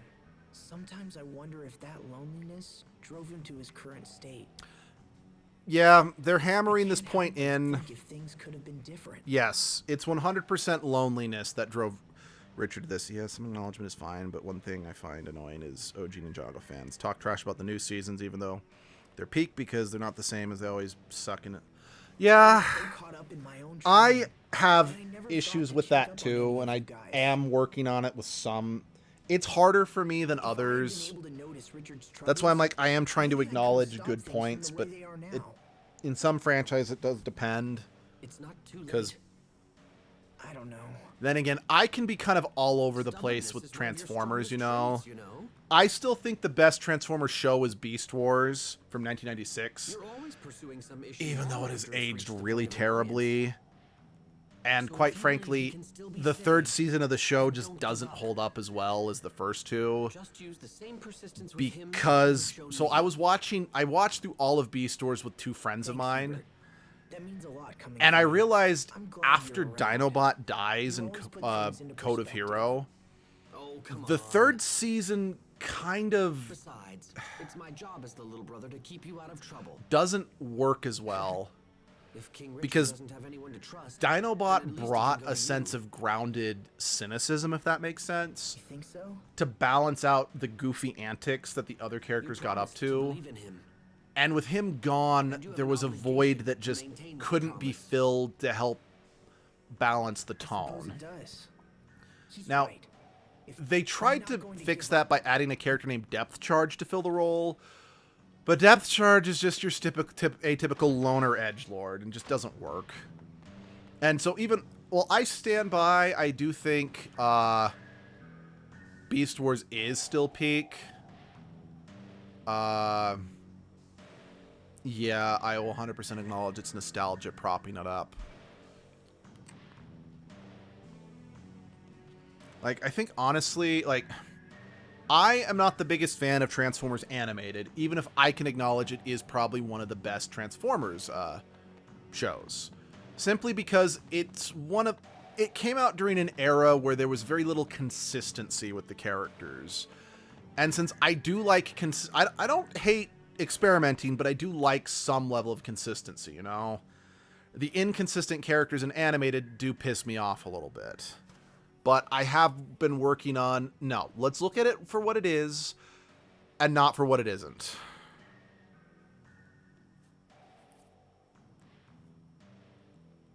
That being said, I am going to shit on Transformers Earthspark because my biggest problem with child characters in media for kids is they act bratty and act like they know better than their parents. And when they blatantly disregard their parents, the show usually goes out of the way to show them that they were right to do so. And I'm like, questioning authority can be good, but you need to be careful in child's media saying it's okay to ignore what your parents tell you. And my problem is I don't like that most children's media, it usually sides with the kids who are always in the right, you know? Honestly, quite confused about Transformers when I was younger. I only knew about them through the movies. And I really struggle with this. I feel bad for people who grew up being introduced to the franchise with the movies. I'm not saying they're any less valid, and I'm not saying people who like them are wrong to do so, but they are the most watered down, basic, uninteresting versions of those characters that you can get. Hold on.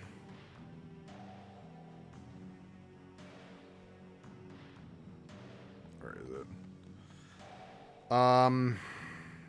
Okay, Muffin. I'm going to be sending you a video via Discord. Why did you close? That's stupid. I'll be back in just a second.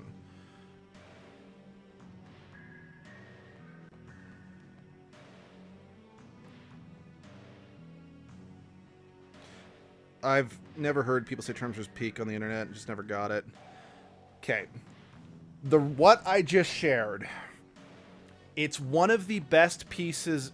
So what it is that it is a scene from Transformers IDW comics. In this scene, and basically what it is just people just voice acted, added music, and just acted it out.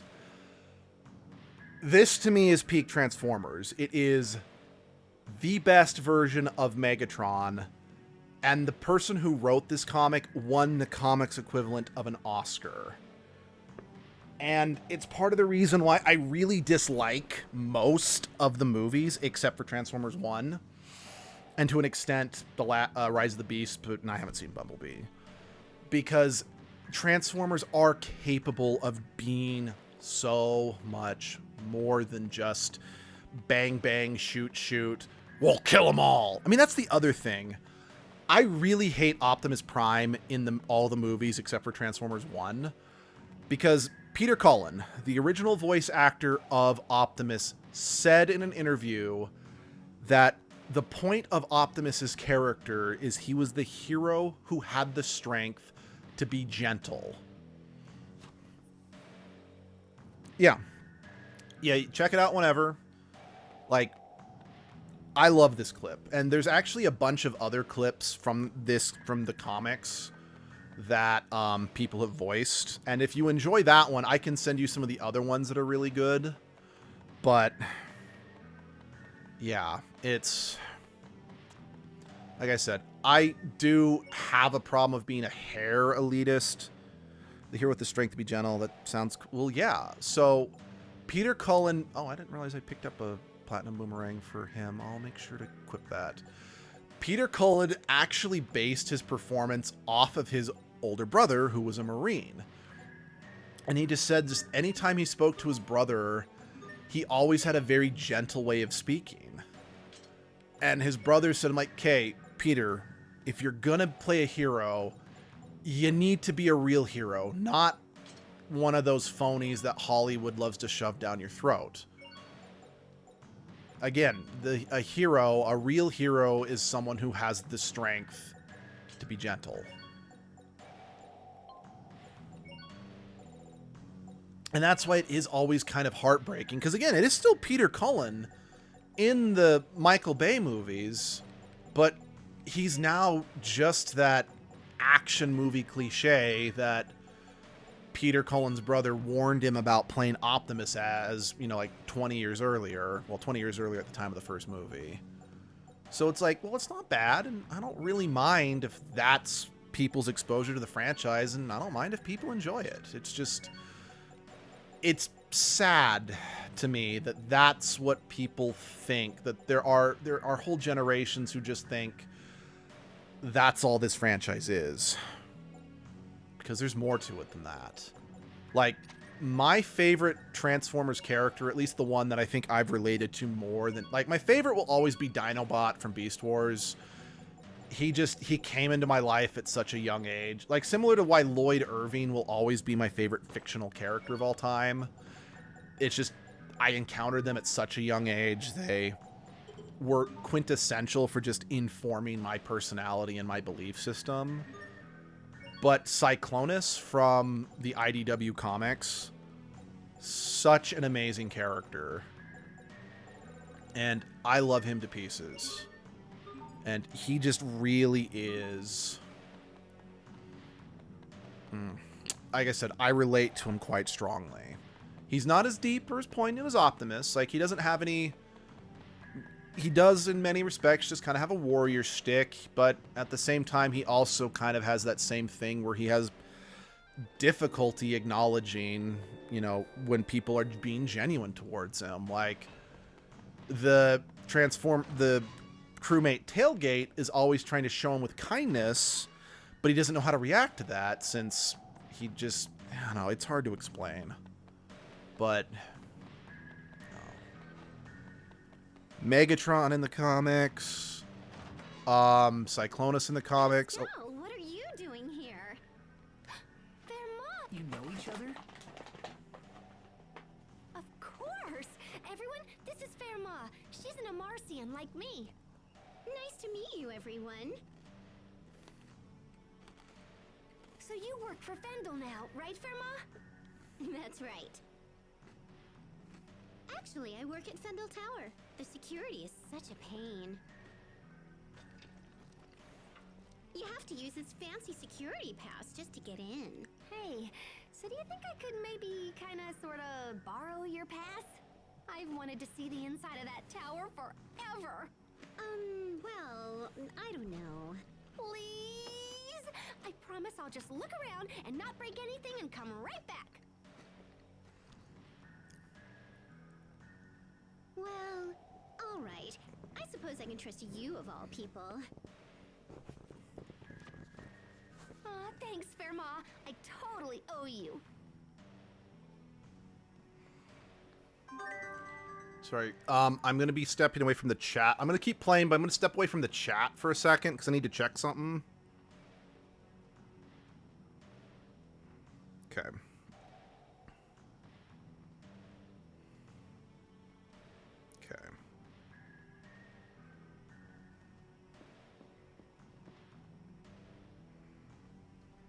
Hey, I am back in the chat. Let me make sure that I can see all messages. Okay, yeah.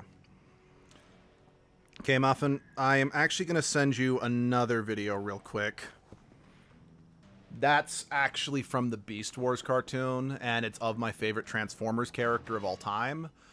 It's just a clip of his best moment in the show. I mean, that whole episode, like... It's a clip from the episode Code of Hero. Code of Hero is an episode that is so legendary amongst the Transformers community. When Dinobot was up for being voted in into the Transformers Hall of Fame back in, I think, 2010, he beat Soundwave and Shockwave and other Generation 1 characters that are, like, so iconic they're in everything. Sure hope because of just how legendary the episode Code of Hero actually is. You said you knew him, right, and Alec? just how important In fact, Dinobot you to the seemed franchise as shocked a when you whole heard his name. is. What kind of person is he? Like, just to give you an idea, Dinobot is such a legendary character, and that episode was written so well. Dinobot has appeared in almost no other media. He's made some appearances, but he very rarely turns up in media because there's no point. His story was told so perfectly in the show and in that episode. There's really not much you can do to expand upon him. Like, when he showed up again in the Netflix series and they kind of retold his story, well, it was kind of pointless because it was just a weaker version of the original show. If things go badly and we have to fight him, your information might help turn the tide. We first met at the military academy over 20 years ago. Much as they do now, the people of Fendel was suffering. The climate was harsh, and our Valkanists provided no help. Most of the people were on the verge of poverty. Or worse, the rich were content to let the poor struggle, so long as their own gluttony remained satisfied. Yeah, sounds Eventually, right. The young officer decided he had seen enough and started a reform movement. Kurt and I believed strongly in the cause, and had soon devoted ourselves to it completely. So what happened? It was youthful foolishness. Those in power brought pressure to bear and crushed the revolution before it could take hold. I knew my life was in danger, and so I decided to flee Fendel while I still could. But Kurt stayed. He refused to watch the light of revolution flicker and die. He was a man of fearsome intelligence and singular will. A man who would sooner die than surrender his ideals. Even if we do manage to track him down, I doubt he'll listen to an old coward like me. But there's a chance, Captain. And that means we have to try. So yeah, if it wasn't obvious, that I suppose song you're right. that Malik taught Sophie earlier, that was about him and Kurt. Again, that probably was obvious at this point, but I still just wanted to call attention to it. This area is off limits. Parma's not feeling well, so she sent us in her place. She sent 6 of you? Today's procedure is unusually labor-intensive. Well, alright. Go on through. But that passengers will only work on the first floor. All other areas are off limits. Right. Understood. Grab an axe. See, Ninjago has had some stories that were done perfectly. One character died, and it was a perfect end to them until 5 seasons later they brought him back, and it was worse. Ninjago season. Sweet, Sounds like it. Captain. Because, like, Totally one of the saved our reasons bacon why the again. 3rd season You're really of good. Beast Wars wasn't as good Yes, I suppose so. is because they cloned Dinobot. Now, while the clone was a different character, it was like, guys, Dinobot's story was I so won't hold it perfect. against you if you wish to view me as a Even if it's a professional clone who is a very different character, just having that reminder cheapened the season a little bit. All right, I we made shouldn't it into talk. the I've got a fucking Now the masterpiece real figure of work begins. Dinobot 2 on my shelf over there. Because Right. We he should does find look Kurt as cool. soon as possible. But yeah. But yeah. It's kind of part of the reason why, like, what's his name? I was a big fan of Bleach when it was still kind of new. And I know, like, a lot of people still to this day are like, you should bring I have Ukiura to say back. I'm relieved. Because When I everyone first loves heard about Ukiura. Kurt, I figured But you might try to myself avoid and a lot having of to people meet with him feel, I'm again. like, That no what longer made seems to be the Ukiura's case. story as a villain work was how he died. Having come this far, If you I bring no him longer feel back, conflicted. it lessens the Just- impact that his Yes. story had. Because, like we said I earlier, might have mentioned it there before, needs but to be Kurt is not an consequences opponent for a to take lightly. story to have I can't say whether I'll be in able to an persuade him. impact. And that's part of the reason why I've just gotten so sick of superhero comics. I'm saying, Not try necessarily to keep superheroes yourself themselves, but the important in comics. check. Stop thinking His of this characters as are killed only off your willy-nilly, and then problem. they're brought back a year or two later. Kind of The undercutting, experiment will be disastrous, and convincing him of just this is the undercutting the duty we drama all- that they, you know, told. And like, sure, it might be dramatic in the moment, but if there's no lasting consequences, what was the point? It's just... And I think that's another reason why I don't like the Transformers movie. And heck, it's the reason why I'm not the biggest fan of Transformers Prime, even though Transformers Prime is amazing and I do really like it. I want to be very clear. I'm not saying I think Prime is bad. But in both the movies and in Prime, and heck, Beastmas, just anytime there's a Transformers series where there is like waves upon waves of just disposable minions for the Autobots to shoot, it makes the conflict seem a little cheaper. Because again, there's no stakes because, well, the heroes can't die because, you know, they're the main characters. But they're also just mowing down the enemy's troops. So why are they losing if the enemy guys are just so easy to take out, if you know what I mean? It's part of the things I liked about Beast Wars is that there are only like ever 6 good guys and 6 bad guys at any given time. So yeah, they're fighting each other, but it does make sense why they don't truly make a ton of headway, if you know what I mean. And I know a lot of people also say, and to be fair, this is true, Dinobot's death does feel a little, shall we say, ruined, because it's like, okay, he died in combat, but in the same episode, a lot of the Predacons suffered equal injuries, but they walk it off. Hell, there's a joke that Wasbinator is constantly getting crushed and broken into pieces, and he still comes back, and I'm like, yeah, but I don't have a defense for that. It's true. Like, it's 100% a fair criticism.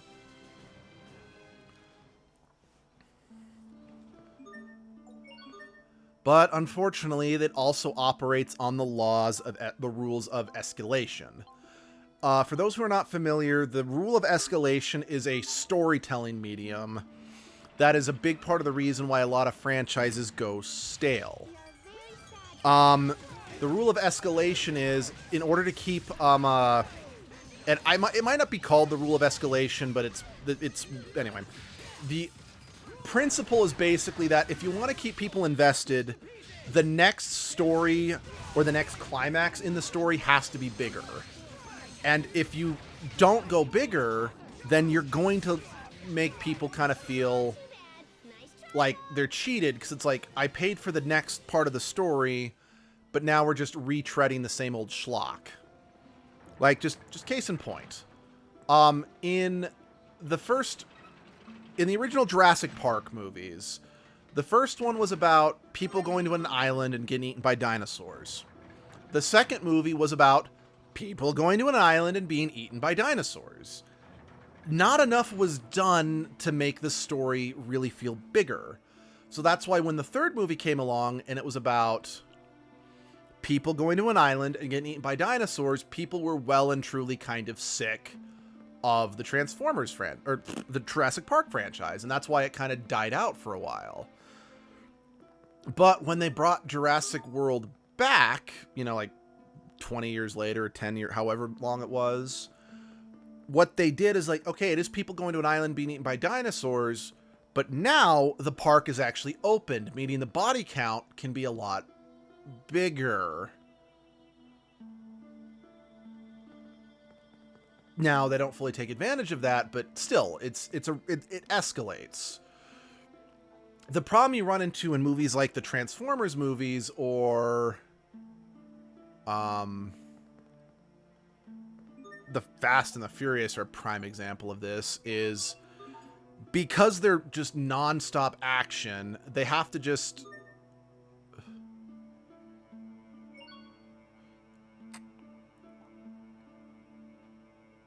Because they're non-stop action, the action keeps getting more and more and more unrealistic, and it just kind of becomes dull after a while, because it's like, how do you truly make things bigger and bigger while still existing within the rules and within the consequences that the franchise has established up to that point, if you know what I mean?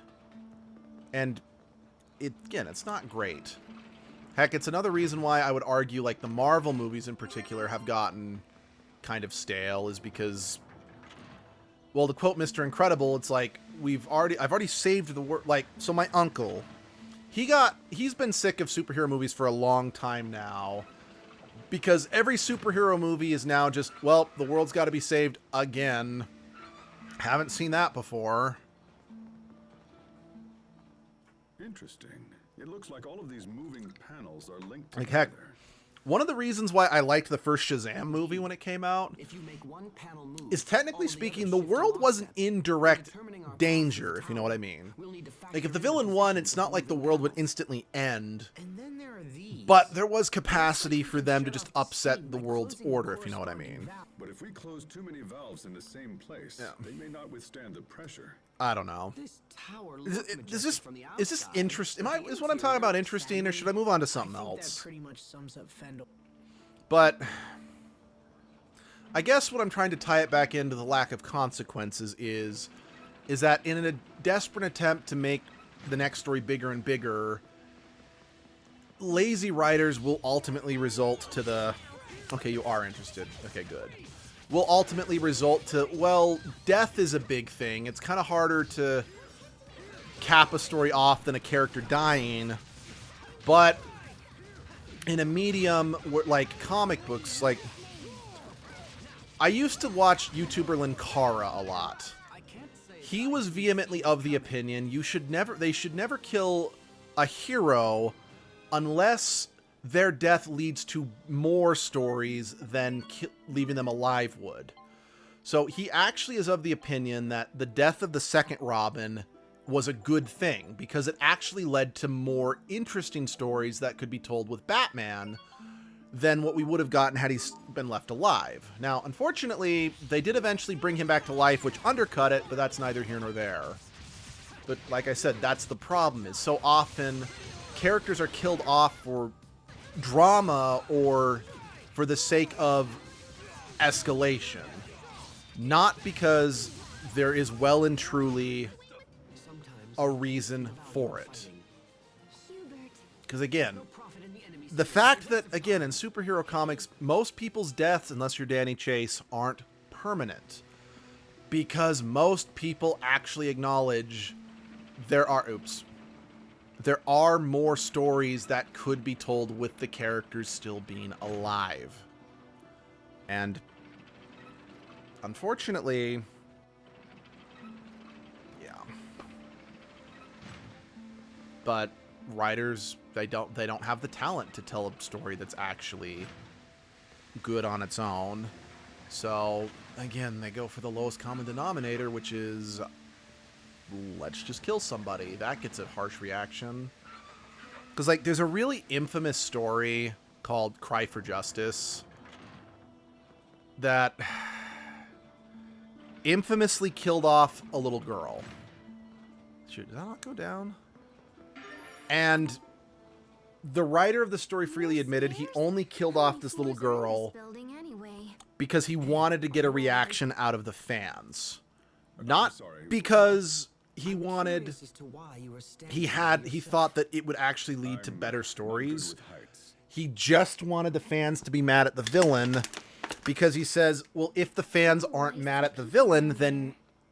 Well, fans being mad at the villain are the point. That means you've written a good villain. He's like, no, let me phrase that. He wanted the fans to get mad. Because he said if a villain's plan is to be good, it has to make the fans mad. But as a lot of people have pointed out, a good story leaves you feeling mad at the villain. A bad story, like what happened when they killed this little girl, made people mad at the author. Because again, there's a difference. Hold on, I want to... Because yes, having a villain you can hate sync with is, I would say, a good thing. Like, there are just villains that you just want to hate. And you just, ooh, you hate them so much. But you hate the villains. You don't hate the author, you hate the villains. Admittedly, one of the main reasons I really kind of do not like the Ace Attorney series is I kind of feel that more often than not, I'm mad at the authors. I am not mad at the villains. I'm mad at, like, why did you write someone so frustrating? Let's see, don't get me started on fake out deaths. Ninjago is a character that's been killed so much people are legitimately annoyed. 2 times it worked, other times it didn't. You know... Yeah, no, I agree. Honestly, part of the reasons why... So, there's a lot went into Edgelord's character. But at first, Edgelord was 100% a joke. Like, just, that was Edgelord. He was a joke. But one of the things that I specifically wanted to do with Edgelord is the fact that they die constantly and come back. Again, the point of that was to...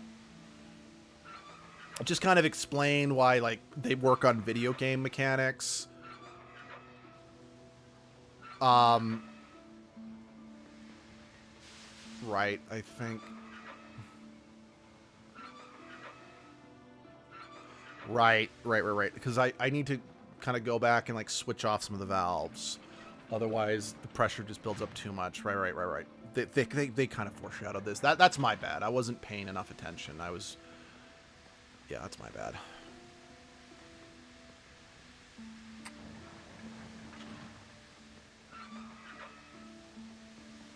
I don't know if I have to go, like, all the way back. I'm just going to turn these valves on and see if that works. But, wait, no. Wait, but how's that supposed to work then?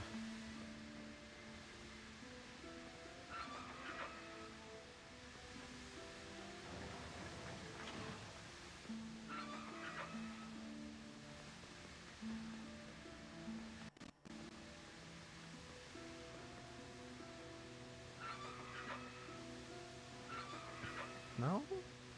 Shit. How's this actually supposed to work? Alright, hold on. Let's go back. Maybe I can do that. But yeah, like, edgelord constantly dying was meant to kind of be a deliberate mockery of the fact that... Let's see, my stomach's upset because I made some sad mistake of eating chips too early in the day. Oh, no. Yeah, I've made mistakes like that.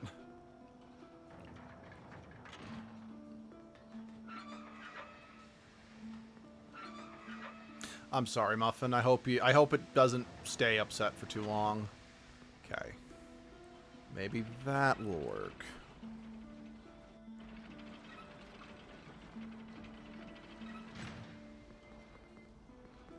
Wait. Okay, no, that was just the descend. But it was meant to just make fun of...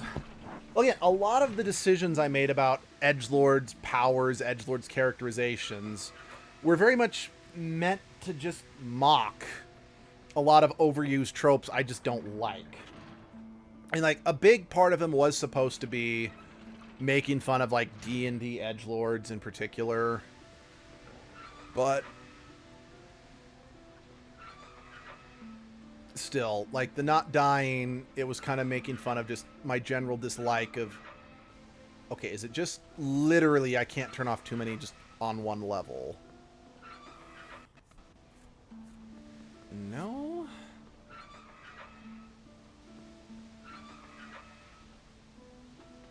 Okay, yeah, no, there we go. Okay, I overthought that one. Because, yeah, it's like... I mean, again, it's a very big part of the reason why... What's it called? In the comic...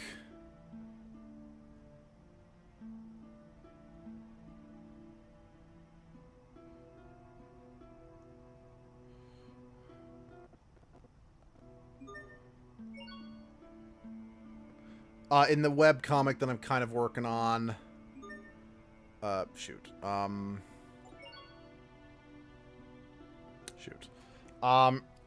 It's meant to be so over-the-top and farcical and acknowledging just the fact that edgelord and Trash Dragon, neither one of them can die, you know?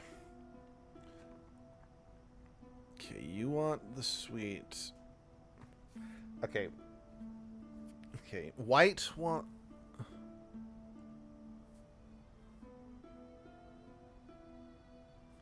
Okay, oh shit, and they form up differently each time.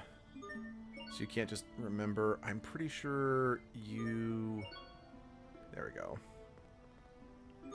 I do find it funny, just in anything, when the in-game healing items are also just eaten, in a sense. Like, it kind of reminds me of that bride quest in Phantasy Star Online episode 1 and 2 that I did with edgelord. Where, like, see, I also didn't know you work on a webcomic. I'd love to see some stuff if you're comfortable sharing. Yeah, no, I've done some just, like, physical drawings of the comic because I don't have a drawing tablet, and getting one was my last year's New Year resolution, but there was, a lot of expenses, and then Abby and I also decided we want to go to Disneyland this year, which means all my money is going towards that. But yeah, I do eventually want to make a... I am working on an edgelord and Trash Dragon webcomic, yeah. Like I said, I haven't touched the comic in a couple months, mostly because I kind of have writer's block. I'm not 100% sure where... kind of the direction I want to take it in. It's partially due to the fact that since I'm drawing it on physical paper, I'm a bit more limited on the length of the stories. I mean, yes, I know I could spread them out over multiple pieces of paper, but I'm mostly just, as of right now, trying to tell simpler stories just to keep the creative juices going. Well, let me phrase it. They're not even stories. They're more like Sunday comic, what you'd read in the daily paper for like a Sunday funny comic is kind of the form it's in now. I want to do more with it eventually. Yes, absolutely. If anything, I want the comic to be kind of more the definitive, this is edgelord's story, if you know what I mean. Where it's like, yeah, playing through the different games, that's what they're doing to kind of make up for letting their home planet die. But the webcomic is what they're doing in their downtime, and that's kind of more who they are as a character, if that makes sense. That's also where, I mean, don't get me wrong, most of the... Yeah, I want to get a drawing pad also. I have an idea for what comic goes. Oh, dear. I'm in the attack. The basic draft of the story later, like, basic description, that's fine. But, yeah. But, like, most... I mean, again, most of edgelord's supporting cast does originate from the channel. Like, HR... Let's see, so edgelord, HR... Pepper and Thamu, they originate from the channel. Like, most of them, except for HR, they go all the way back to the original Biomutant Let's Play that, or live stream that inspired edgelord in the first place. But some of the other characters like Inlay, Trash Dragon, and Lupa, those came about due to me going to Evermore Park that sadly closed forever last year and has its own set of drama that I don't really feel comfortable getting into because it's super personal for everyone who ever went there, and well, Abby worked there, so it's... And I'm just going to say this right now, if anyone comes across the Jenny Nicholson video on it, do not watch that video. It's full of shit. Like, it's actually really bad that YouTuber Bob at Evermore, in a recent video he did, because Bob at Evermore has been interviewing former cast members who actually flat out called out her video. It's like, most of the things she criticized were fixed years before she even put her video out.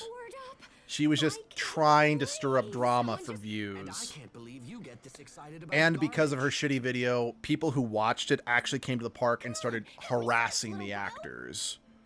Like, no, like, what are we looking for? That video was so infamous that it actually had to be part of the training for new employees when they were hired. So, fuck Jenny Nicholson and fuck that video. Also, fuck Crispy's Tavern, but that's because he was a dick to me personally over Evermore Park. Yeah, I remember those Bible live streams. One of the first streams I started watching more consistently. Yeah, I kind of want to stream Biomutant again, but I just don't know what I would add to it, you know? Are you well? Yeah, I'm just looking forward to seeing Kurt again. Then perhaps you should act like it. Because when you appear anxious, it makes the others uneasy. Oh? Yeah. My brother in particular But relies on you with all his heart. Back to my original point, Lupa, Inlay, and Trash Dragon, they originated due to, I remember... That's the first thing you said when you finished Biomutant. I know. Oh, again, I would love to play more Biomutant. I just don't know what I could add to it. Because I feel like, well, I didn't 100% the game in either playthrough by any means, but it was all, but I'm like, there just really would be no reason at the end of the day. It's like, I wouldn't have anything new to show you guys. Now, I thought... maybe whenever I get to the point where I feel it's time to retire edgelord as a character, it might be funny to have him replay Biomutant as an attempt to do a do-over. But I don't know if or when I'm ever going to grow tired of doing these edgelord streams, you know? Because, again, I do think it is kind of important. I need to be able to bring something new to the table if I'm going to revisit a game. It's part of the reason why I don't want to revisit Spore Hero ever again. between our playthrough with Kendall, Abby, and Sunshine and my edgelord live stream of it, I just do not feel there's anything more I could bring to the table Kurt's office. for Spore Looks Hero. like he's out. And I know that does piss off a lot of people. And heck, I remember some people who tuned into the edgelord live streams were angry that it wasn't just more of those videos with Kendall. Because again, I know a lot of our Spore Heroes are probably our second most popular playthrough on the channel. In fact, a friend of so the reason I did it as edgelord is because a friend of mine, a very good friend, asked me if I would do an edgelord stream of it because they grew up playing Spore Hero. And because if you type Spore Hero into Google or into YouTube, I think our playlist is the first one to pop up, because I think we're one of the only people on YouTube who have a full playthrough of that game. So it was kind of like, in a weird way, a badge of honor. So it's like, yeah, I'll revisit it. But now that I've done it as edgelord, now that I've done it with the group, I just don't see what the point is, you know? Especially since, unless I'm able to get Abby and Kendall with me, I can't do more monstrosities to, you know, freak them out, if you know what I mean. It's just, you know, I mean, it's kind of part of the reason I actually considered live streaming the Mass Effect trilogy again after the Legendary editions came out. But not enough was really changed about them to, I think, warrant the time necessary for me to beat them again, you know? Yep, that's it. It's I guess the thing I could do is, since I played through those as Fem Shep, I could do a playthrough as Male Shepherd just to show everyone the different romance options. What? That's just a stone's throw away. I just don't see the point either.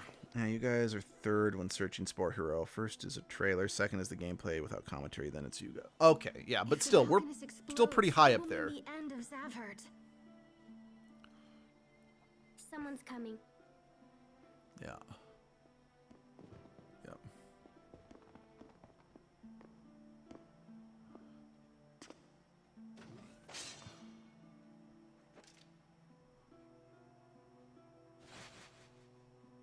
Malik, is that you? Hello, Kurt.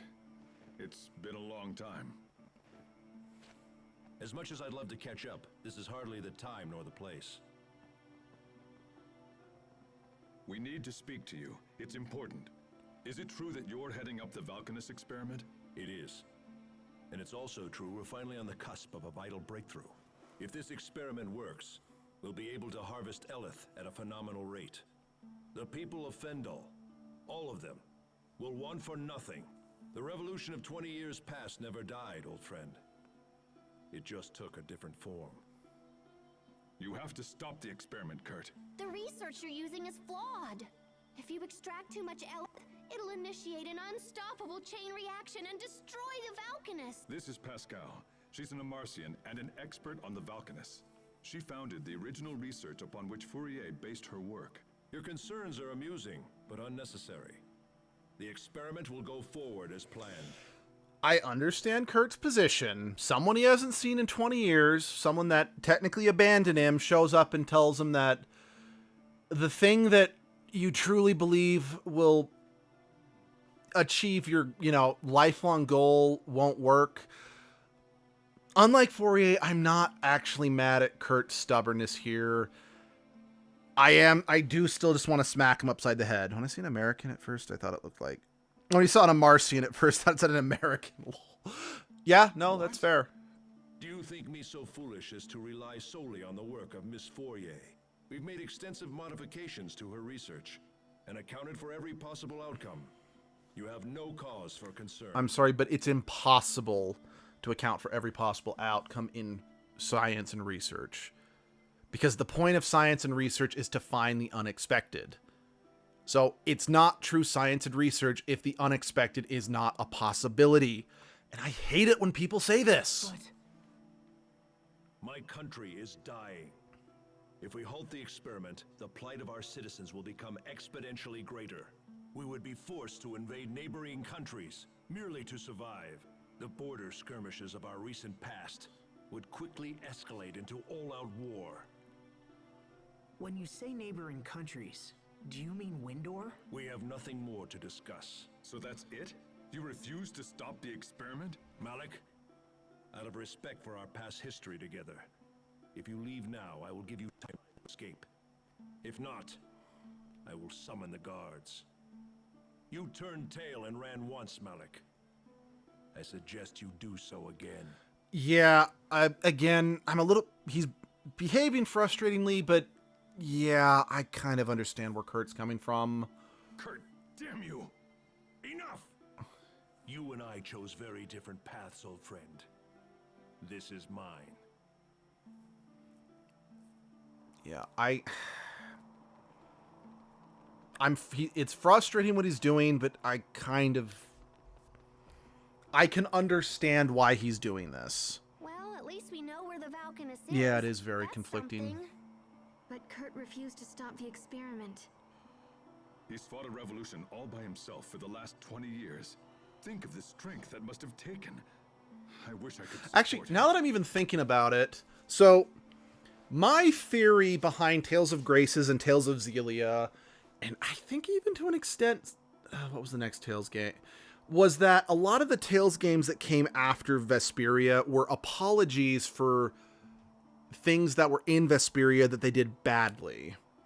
Because, like, for example, I felt that Flynn would have made a better protagonist in Vesperia than Yuri. And Asbel acts like Flynn. So I feel that, in a way, Graces was meant to be, here's the game about Flynn. Then Xillia touched upon an idea that Vesperia introduced about people who need to use devices to survive. The problem is the devices are harmful for the world as a whole, and Xillia did it much better. Yuri in Vesperia has kind of a stance where he's trying to change things for the better, or like one of the characters, Flynn, is trying to change things for the better on the inside and is doing it on his own. I wonder if Kurt here is meant to kind of represent that, but done... I mean, it's not necessarily better because it's only really covered in this part of the game, but still, it's just... You heard what he said, Pascal. Do you still think the experiment is dangerous? There's no safe way to extract Eleth from that Valkanus. It's just way too unstable. I see. Captain Malik, we should go to the glacier and stop the experiment. We're the only ones who know the truth. It's our responsibility. Responsibility. When we next meet Kurt, we will almost certainly have to fight him. Are you prepared to do that? To fight my old friend. If we do this, it will bring the wrath of the entire Fendel nation down upon us. It's kind of cool learning about world and stuff I don't know about from people who are passionate about it because I live under a rock. I'm very bad at discovering stuff on my own. No, I feel ya. We are but 6 people. If you don't pull your weight in battle, it'll put all of us in danger. Kurt is still my friend, no matter what happens here. Yeah, but that doesn't mean you don't have... Yeah, anyway. But I will do whatever it takes to stop him. I owe him that much. That's all I needed to hear. Shall we move on? Okay. I do want to try to get to the Valk. I know I've only got, at most, I've only got another hour to stream. I know I want to, at the very least, get to the Valkanus, so we might just buckle down and just bulldoze towards it, you know? Like I said, I have an hour at most.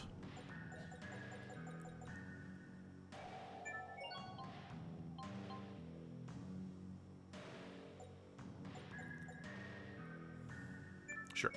Gelfang sounds cool. Cool. Let's go. Wait. This way. Oh. Yeah, I was definitely wrong about that pathway back there leading to the Valkanus. Oh, and Muffin, I will send you some pictures that I've taken of my comics so far. But yeah. I'll just send them via Discord. Actually, you are following me on Instagram, aren't you? Because I've actually posted all of them to my Instagram Reels, just kind of as slideshows. If you want to see them there with, like, music and zoomed in on the pictures, they're there as well. Again, whatever you prefer. I can send you the pictures, or you can go look at them on my Instagram. I'm perfectly fine with whatever is easier for you.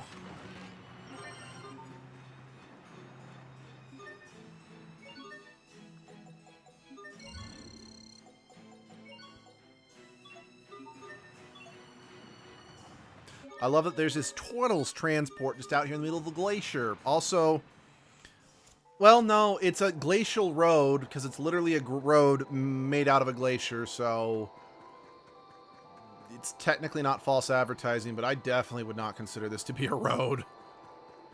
This is an accident waiting to happen. Yeah, I think I'm following Instagram. It's not too much of a bother. Yeah, no, it's not a bother. Things have been pretty quiet so far. Let's hope reaching the Valkanus is equally simple. Oh, wait. I remember this place. Again, I don't love this dungeon. It is still better than the lab, just because the lab was so fucking boring. But it is more slide puzzle. It is slide puzzles, and I love this series, but the Tales series has never been great when it comes to these. I'll also show you some character designs I have. No, yeah, that's fine. I'd love to see them. Okay.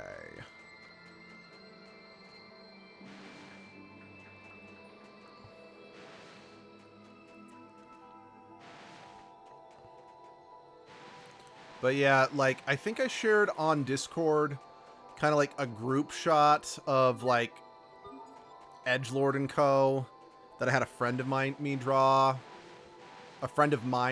Like, the point of that is that I wanted to use that artwork as, like, promotion. Like, I had a friend who really wanted me to try to go to, like, local cons as Edgelord to kind of, A, help promote the comic when it's ready, and B, just, well, Edgelord has a fan base locally thanks to the time that I spent at Evermore Park, as well as just,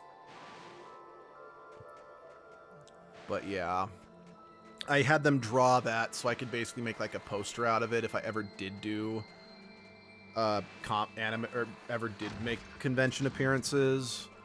Plus, it's also a way to, you know, use it also as, like, promotion for the comic in a sense.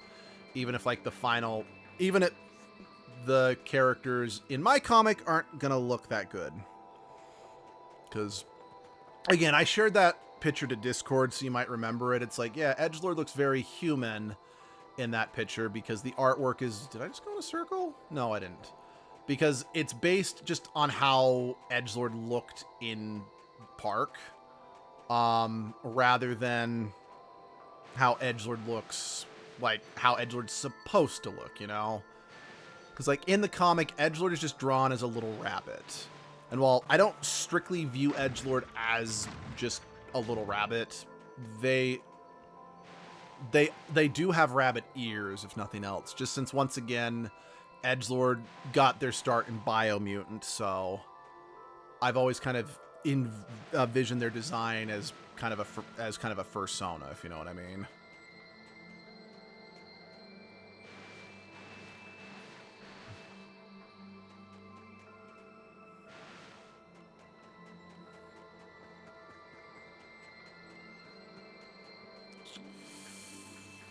Okay, how do I...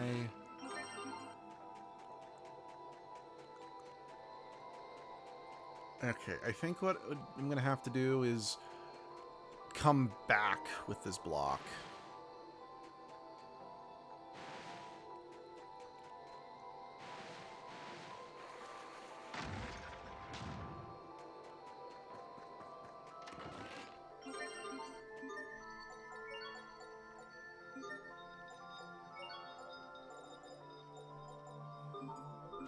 You know, and I know this is not a new thing by any means, But something I have always liked about the Tales series is that all the characters have like individual extra equipment pieces. And it's like, again, it's not universal across the whole series. But I don't know. That's a little thing I've always liked. Because it allows the Tales characters to all have like unique designs while still having them get armor buffs, if you know what I mean. Like I said, I know this is nothing new, but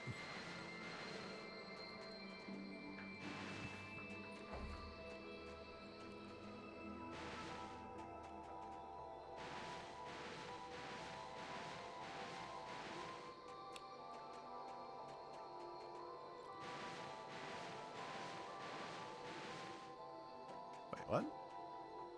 Can I not push it off? Oh my god, really? I just saw what I was supposed to do. I'm dumb.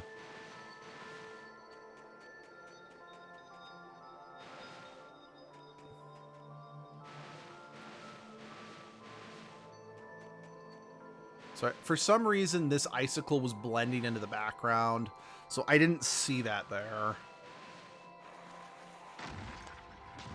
My brain am thinking good with stuff. Alright, we'll fight.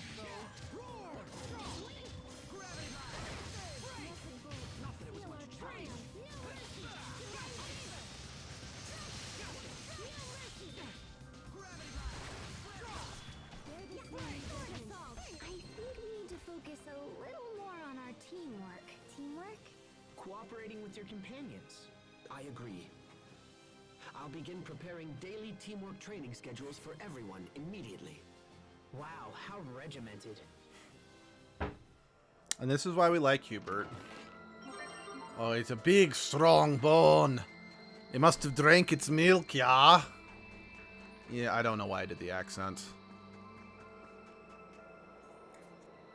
Okay, okay, I'm not hating this one as much as I thought I was going to. I think this is definitely less frustrating than the slide puzzles in Tales of Symphonia. Yeah, thank you. I'm glad Papyrus would approve.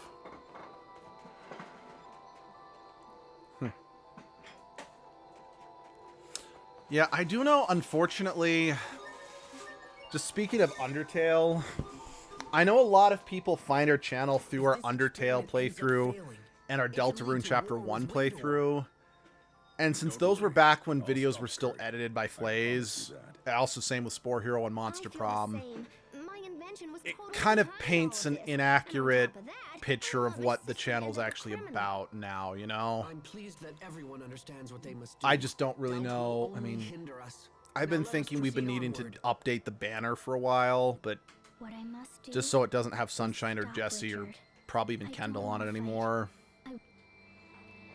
But I also don't have all the money in the world, like even kind of paying for that updated picture to get an edgelord streaming was, and the one of like the edgelord and crew. It's like I don't always have the money for more art, if you know what I mean. So no, I agree. Problem is, people on the internet are fickle. They don't actually care how things are or how life is. They're like, hey, I subscribed to you because you did this one thing I liked.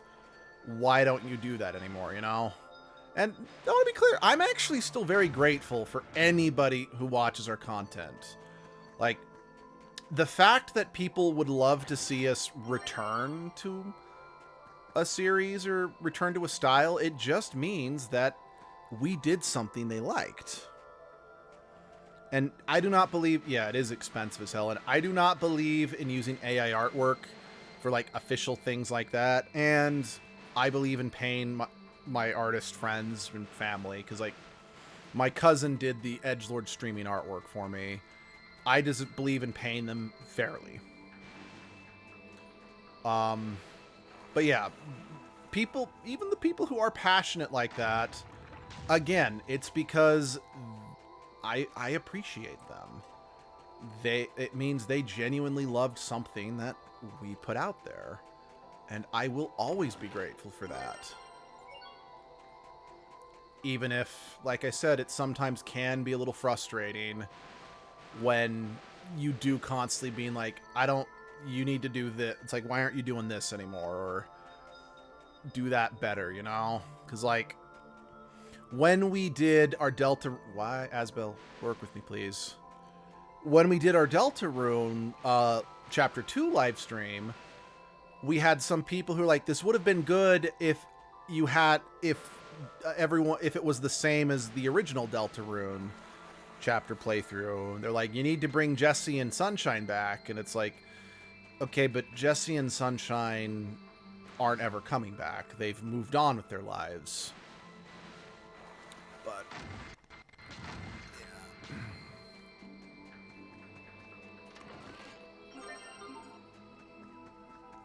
yeah.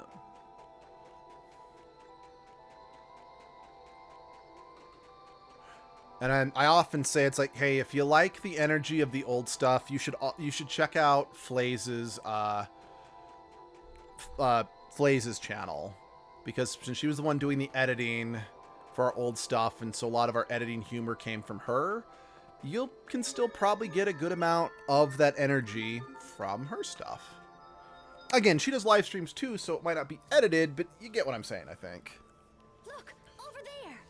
Over there! Okay, I think out of all the Valkanisses, this one looks the most phallic for some reason. And it's probably just the color with the little black tip at the end.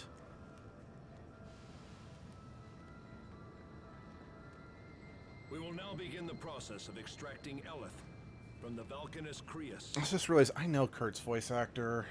I know that voice. Again, if it wasn't obvious, Fendel is an allegory for the Soviet Union. Like, I know it's kind of obvious, but Nothing's happening. Increase the power. Chancellor Eigen here is, there's no subtlety in that design.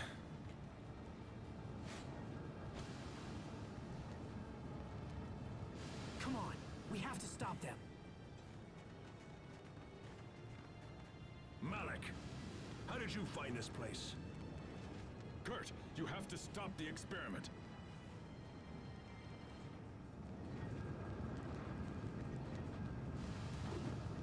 Seize the intruders. We will survive. Ow. Ow.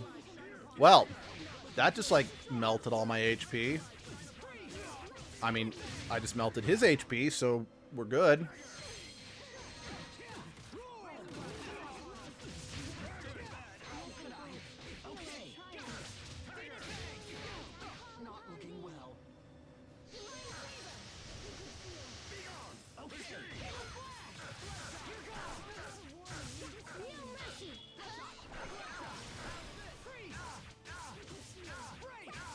Again, I know it's kind of ironic that I'm mostly using, like, my freezing attack here in a place that people are probably used to the cold, but it's one of Asbel's more satisfying moves to just spam, so...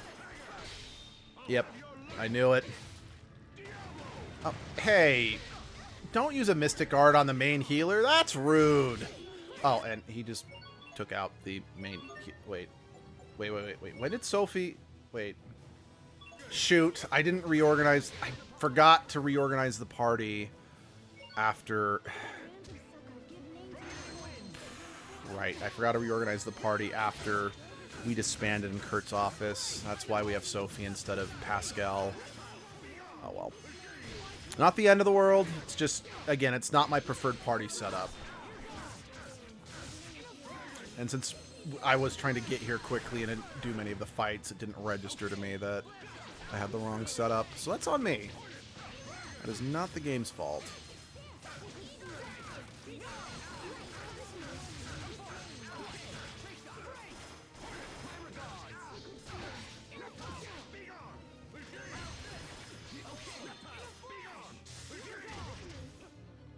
Again, I love just in how an anime, in order to make the bosses intimidating, they often have some of the most ridiculous weapons and weapon combinations out there, and I fucking love it.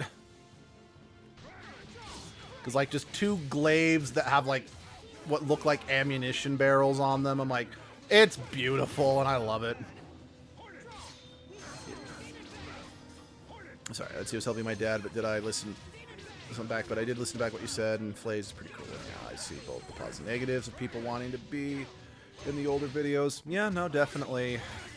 I think probably one of my biggest regrets with the channel is the fact that our D&D videos never really amounted to anything, because we actually had hours of recorded footage that just never saw the light of day because we got a little too overzealous in terms of how much we were recording, if you know what I mean.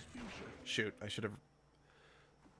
And unfortunately, Jesse, like, just stuff happened, and Jesse lost... I think Jesse lost a lot of her notes, so she couldn't actually remember how the campaign was supposed to end.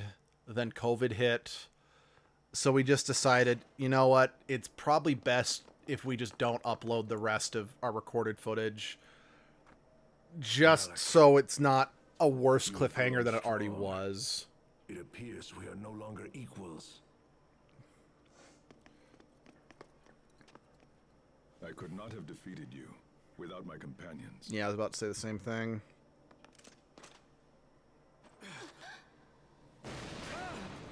The Valkanist! Told you so!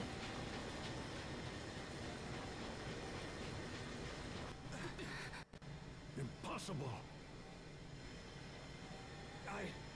I'm sorry, sir. Chancellor Eigen ordered me to increase the output to maximum. This is what I said. It's not... Oh no! It's starting a chain reaction! It's what I said. There's no such way to account for every outcome, because literally the point of science is to test unknown outcomes. The emergency shutdown isn't responding. I'm afraid there's no choice.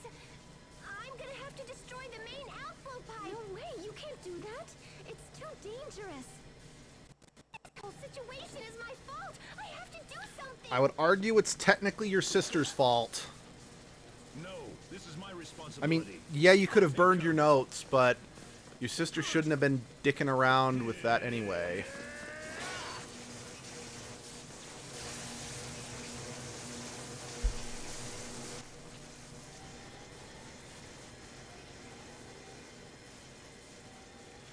Yeah, well, hey, even though I came in here at a later point, I'm here now, and I'm still sticking around for the...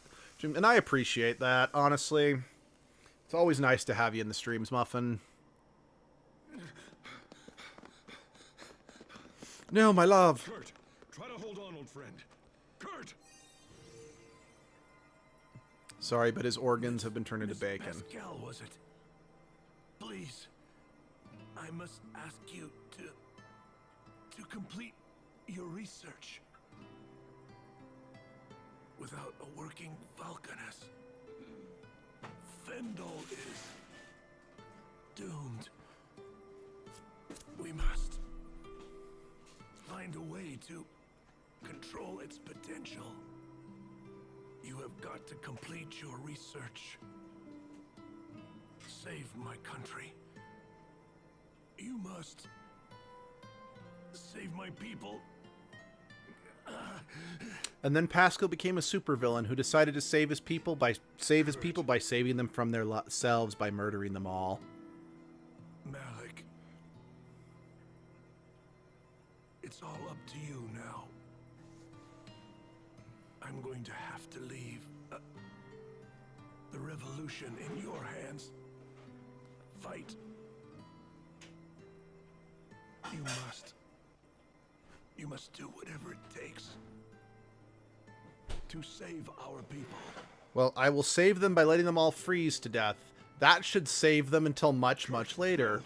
You're strong. And then we can serve them with a nice orange sauce. Kurt!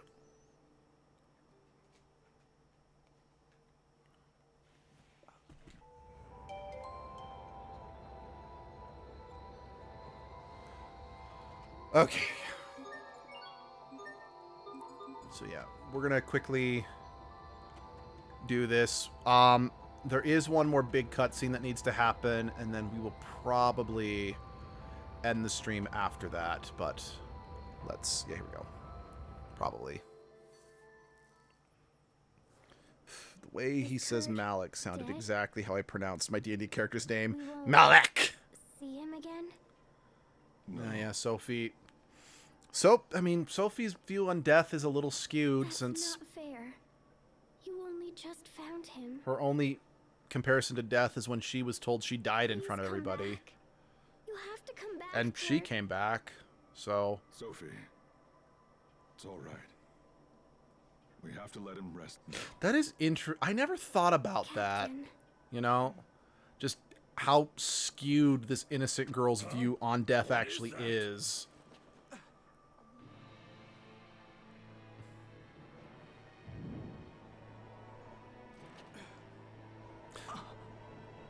Grab a cannon and shoot him out of the sky.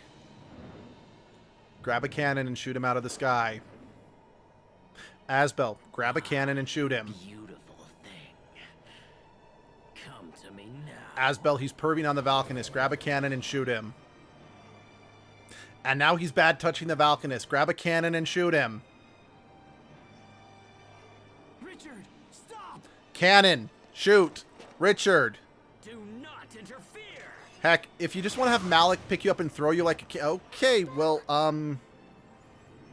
I mean, Richard kind of blasted him like a cow, and he did it again.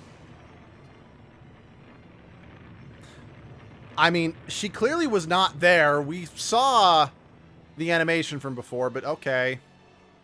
Yes, letting a monologue is... You never do that. Oh, she's going berserk.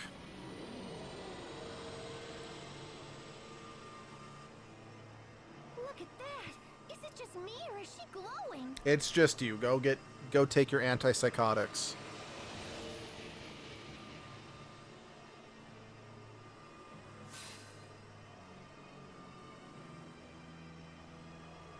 It seems that you and I are fated to battle. Yeah, that's not how his face normally looks, just to be clear. That's his... Again, you weren't here in the stream yet, and you weren't here last time. Richard's being possessed. I will not be destroyed. You cannot stop. Although, admittedly, that is part of a narrative problem that this game does have. It's not always clear when it's Richard speaking or the thing possessing Richard speaking. Perfect. Now to finish things. Richard! Just when we managed to stop the experiment. Yep, he is possessed. Now, the last... That just can't be him. It just can't. No human could have possibly done that. By the way, the last time we saw Sophie glow was when that monster that nearly killed us when we were children appeared. Complete disaster. All of our Elith is now gone. Right, In they're addition technically to harvesting that, it Elith was from stolen away Creus, by not the Creus King of itself. Windor himself. That scum. This is nothing less than an act of war. Yeah, you're kind of right. I don't think that you'll be slinking away either. Guards! One moment there, Chancellor Eigen.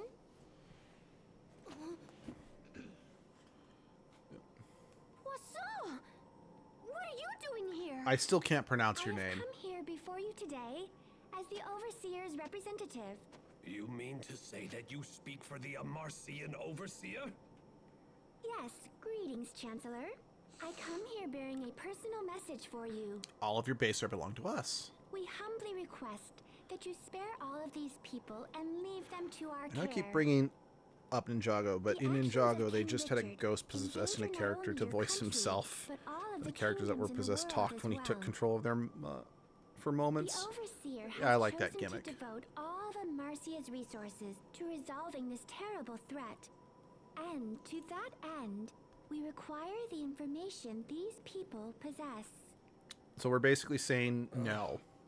But my country has suffered a great outrage, and He's I not cannot- wrong. The Overseer also said one more thing. Depending Again- upon your answer, we may be forced to recall all engineers who currently provide aid to the government of Fendel. Blackmail! She hopes this won't be necessary, and that we can continue to enjoy a mutually beneficial relationship for years to come. There's no mail like blackmail, like no mail I know. In the hands of the overseer. Everyone move out. I want to be very clear. I think the Chancellor was actually completely reasonable in this scene. That was a serious threat you just made. Did the Overseer really say that? No, but she tweeted it. Of course she did. Huh, you're gonna make a great Overseer someday. Your timing was totally perfect, too. The question is, how in the heck did you know we were here? Your sister Fourier returned and informed us that the Valkanist was in very grave danger. Fourier! I'm sorry about the Valkanist, but we couldn't save it. So what do you think we should do now? We have no idea where King Richard will strike next. Actually, the Overseer did mention something about that as well. Oh, she did? She believes that King Richard will most likely make for the Lestalia. The what? Dahlia? The Lestalia is the core of our planet, and the only true source of all the Krias in the world. Here, Pascal, I have something for you. This is the key to the Archive of Wisdom. Oh, hell yeah! There is much about the Lestalia that still remains hidden even from the Overseer. But she believes you can find more information about it within the Archive of Wisdom. You sure it's okay for me to go inside it? The Overseer believes you have learned a great deal from recent events. Just don't go to the section she marked knows to follow the NSFW. rules for you, but just this once. Wow, she really said that? Don't worry, it's nothing pornographic. It's just Well, that's where she let's keeps check it all of her out. methamphetamine Pascal, recipes. Agreed. The time for caution is over. We must seize any hope, no matter how faint. Don't give Muffin keys. Muffin will consume the keys. I'm staying here. Captain? I have to. I am responsible for Kurt's work and continuing the revolution. I am, in my heart, a man of Fendel. I will not abandon my people again. I fear there's little point in you taking up the torch of revolution now. Why not? Kurt's final wish was for the Valkanist research to be completed and his people rescued from misery. If there is any hope for completing this mad task, then we must find and defeat King Richard. It's got a point. I think you should come with us. Come with us. Show the world what it really means to be a true man of Fendel. Hubert. We're still on this out there. Hubert lived 20 years in Fendel and 20 years in Windor. Captain Malik. He spent just as much time out of Fendel as he has in it. Meth is not safe for your work environment unless you live in Albuquerque.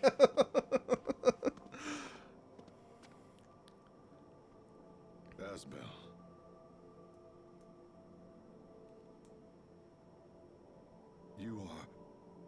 You're too good to me, my friends.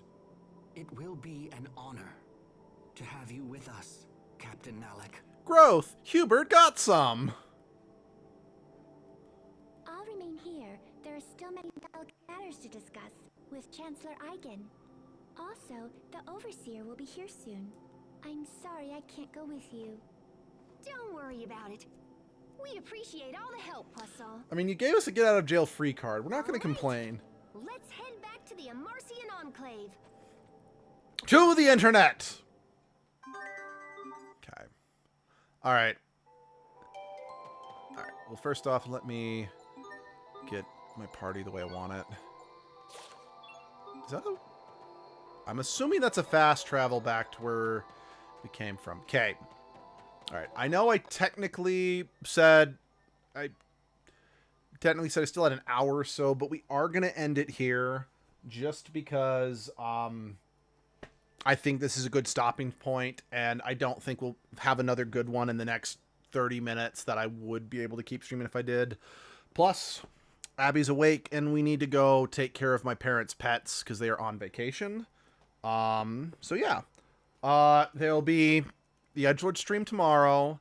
I don't know if I'll be doing any extra streams next week, just because I don't know if there'll be time for that.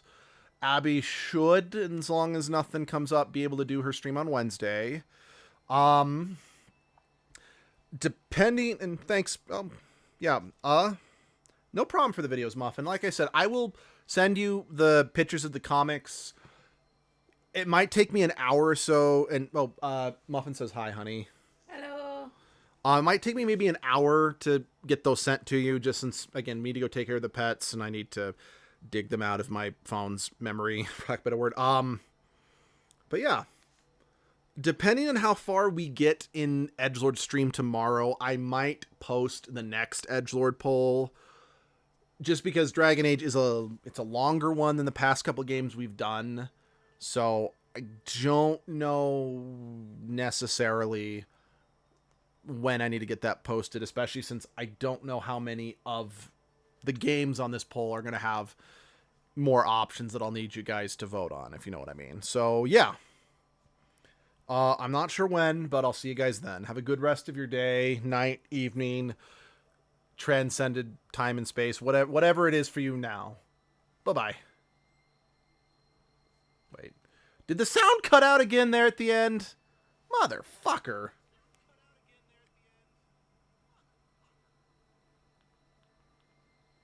Yeah, sound cut out there at the end, motherfucker.